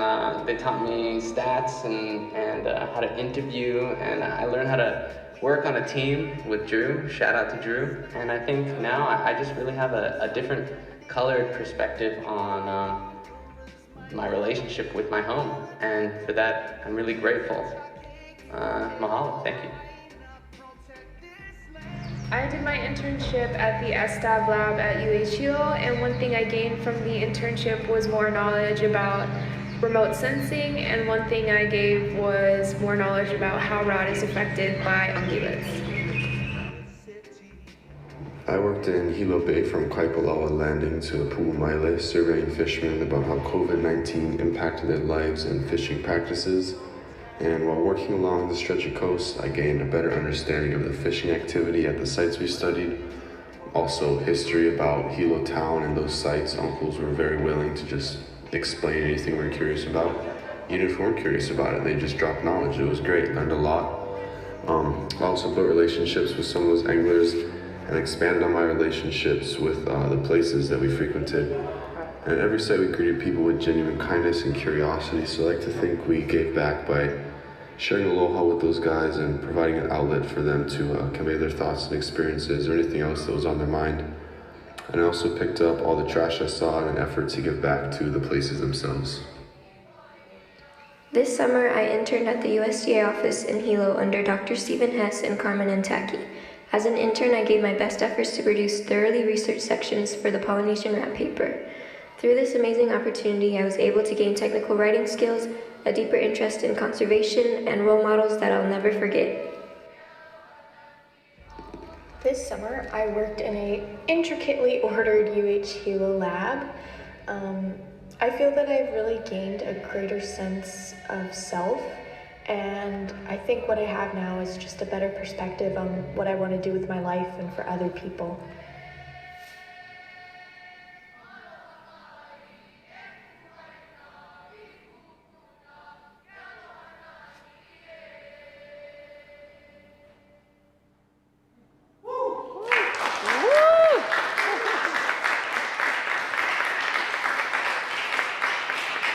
Wow. That was great, you guys. That is so much fun. Thank you so much. That's a really neat project.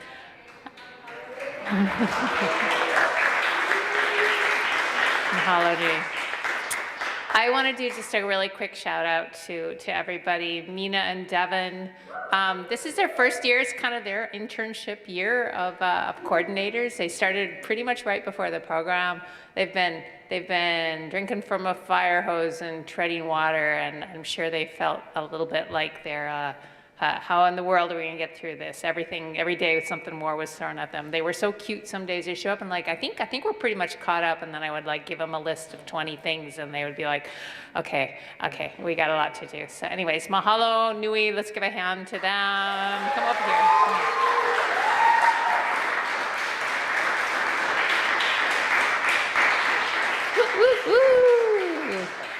And we stand on the corner, the shoulder of giants. There are really, really important people that are make this possible, and I'd like to give a shout out to them as well. Two of them are in this room. Becky Ostertag is in the back. Becky, thank you so much. Becky is our PI on our National Science Foundation grant and has been for several years now. And she's just such a force of that this program really couldn't continue in the same way without you. So thank you, mahalo nui. And I know she loves the spotlight, so it's like, yeah. The other person who really loves a lot of emotional gushing is Noi Punivai, who is also in the back. Mahalo nui. And Noi is our co-PI on the RU program, but has been a former coordinator, was a PIPES intern, even longer ago than Cheyenne. Just has been a heartbeat of really making this program, taking it from kind of a STEM internship program into much more, and one that's really focused on Hawaii and the Pacific Islands, and bringing all of these things together that you've been able to see throughout all these presentations. So mahalo nui noi. Yoo-hoo, go noi.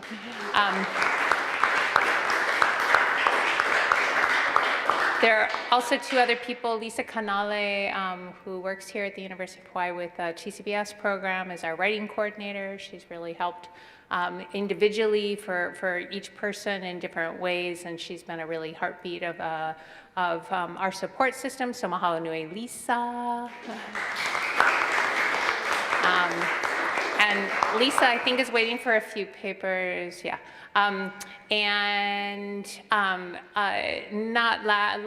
Definitely not least at all, Ulu Ching with here in our community, who is a former coordinator but has been such an important part of our ohana in guiding us as well, who has joined us in various things, and we hope to see her tomorrow in our final day as well, has been a really good thing. So woot woot, thank you, Ulu, mahalo nui. We have a great ohana here of PIPES alumni. These guys now join over 700 people who have been former PIPES interns and the alumni network. And that's pretty neat that these guys now walk into that group, into a network of connections, of people who are really focused on aloha aina. And so I really mahalo everybody, and including Blaine and Raymond, who have been our IT support and making this really an awesome experience. Thank you very much. And then I'm going to hand it over to these guys to just bring it home and say mahalo. So here we go, guys. I know I'm putting you on the spot. Here, one last thing I need to hand to them here. I'll leave you for last. You can close it. You have a really good job at closing it. I just want to add two things. So like Sharon mentioned, this is our first summer doing PIPES as coordinators, being in this position. And for the past, I don't want to mention how many years, but it's been a long time since the inception of this program, and it had been ran by wahine, strong wahine, my kumus. But the baby never died, the house never burned down, and we all good. So I think my boss is happy with the product. So mahalo each and every one of you for dealing with setbacks, and the road is always bumpy, yeah. So mahalo everybody, our haumana, for bearing with Devin and I as we go through this process. I also just want to mention that a lot of our haumana have been talking about pilina, and we actually failed to address this in the beginning. So every year we have a theme, and this year's theme was we were reflecting on our connections to ourselves, our aina, our community, our ohana, and we came up with the olelo noea of pilina vaivai, and kind of reflecting on that. So having that mana'o, we definitely have strengthened our pilina to each other, to our ohanas, to our aina, as you all have mentioned in that video, and to ourselves. I think we definitely strengthened our pilina to ourselves. So mahalo to everybody who made this happen possible. Yeah, and I'll give it to Devin to bring it home. Mahalo.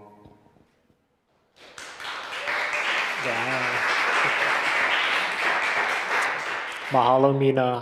I think, yeah, Sharon let me know I can come back to work Monday, so I think we're good for the next year and all. So, but no, thank you, thank you guys. It's been a great summer. Thank you, Sharon. Thank you, Becky, Noi, Lisa, Ulu, for helping us, because like I said earlier today, it's funny, like we're both former interns and now we're on this side of it, and seeing the amount of work that goes into it, it's a lot, but it's very rewarding, which I'm also seeing as well. So I'm glad to partake in that. Yeah, I guess just some words of advice. Yeah, like Sharon said, you guys are PIPES alumni. You joined this big web network, so use that to your advantage. Network, make those connections, and we're also here to support you guys as well, even afterwards. So let us know how we can support you guys moving forward. Yeah, I don't really have a script or anything for this, but a video, guys.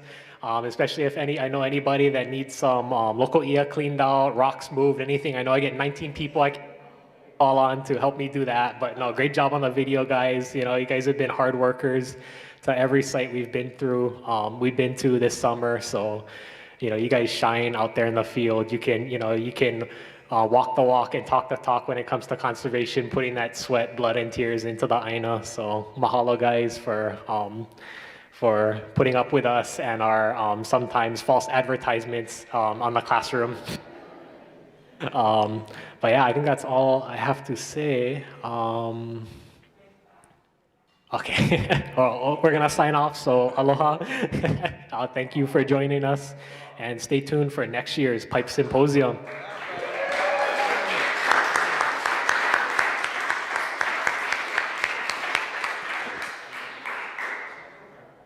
I know we're offline, but which is a good thing. I just want to say, we are? I was getting so emotional in the corner. I was watching you guys' video. I was like, oh my goodness, but it's just like my babies. They're growing. They're going to fly. They're going to leave the punana, And this experience has definitely made me remember what PIPES was like. This is exactly how I remember PIPES as an intern, It's just full of like wonder, the iki that you guys are sharing with each other, that we got from our individual sites.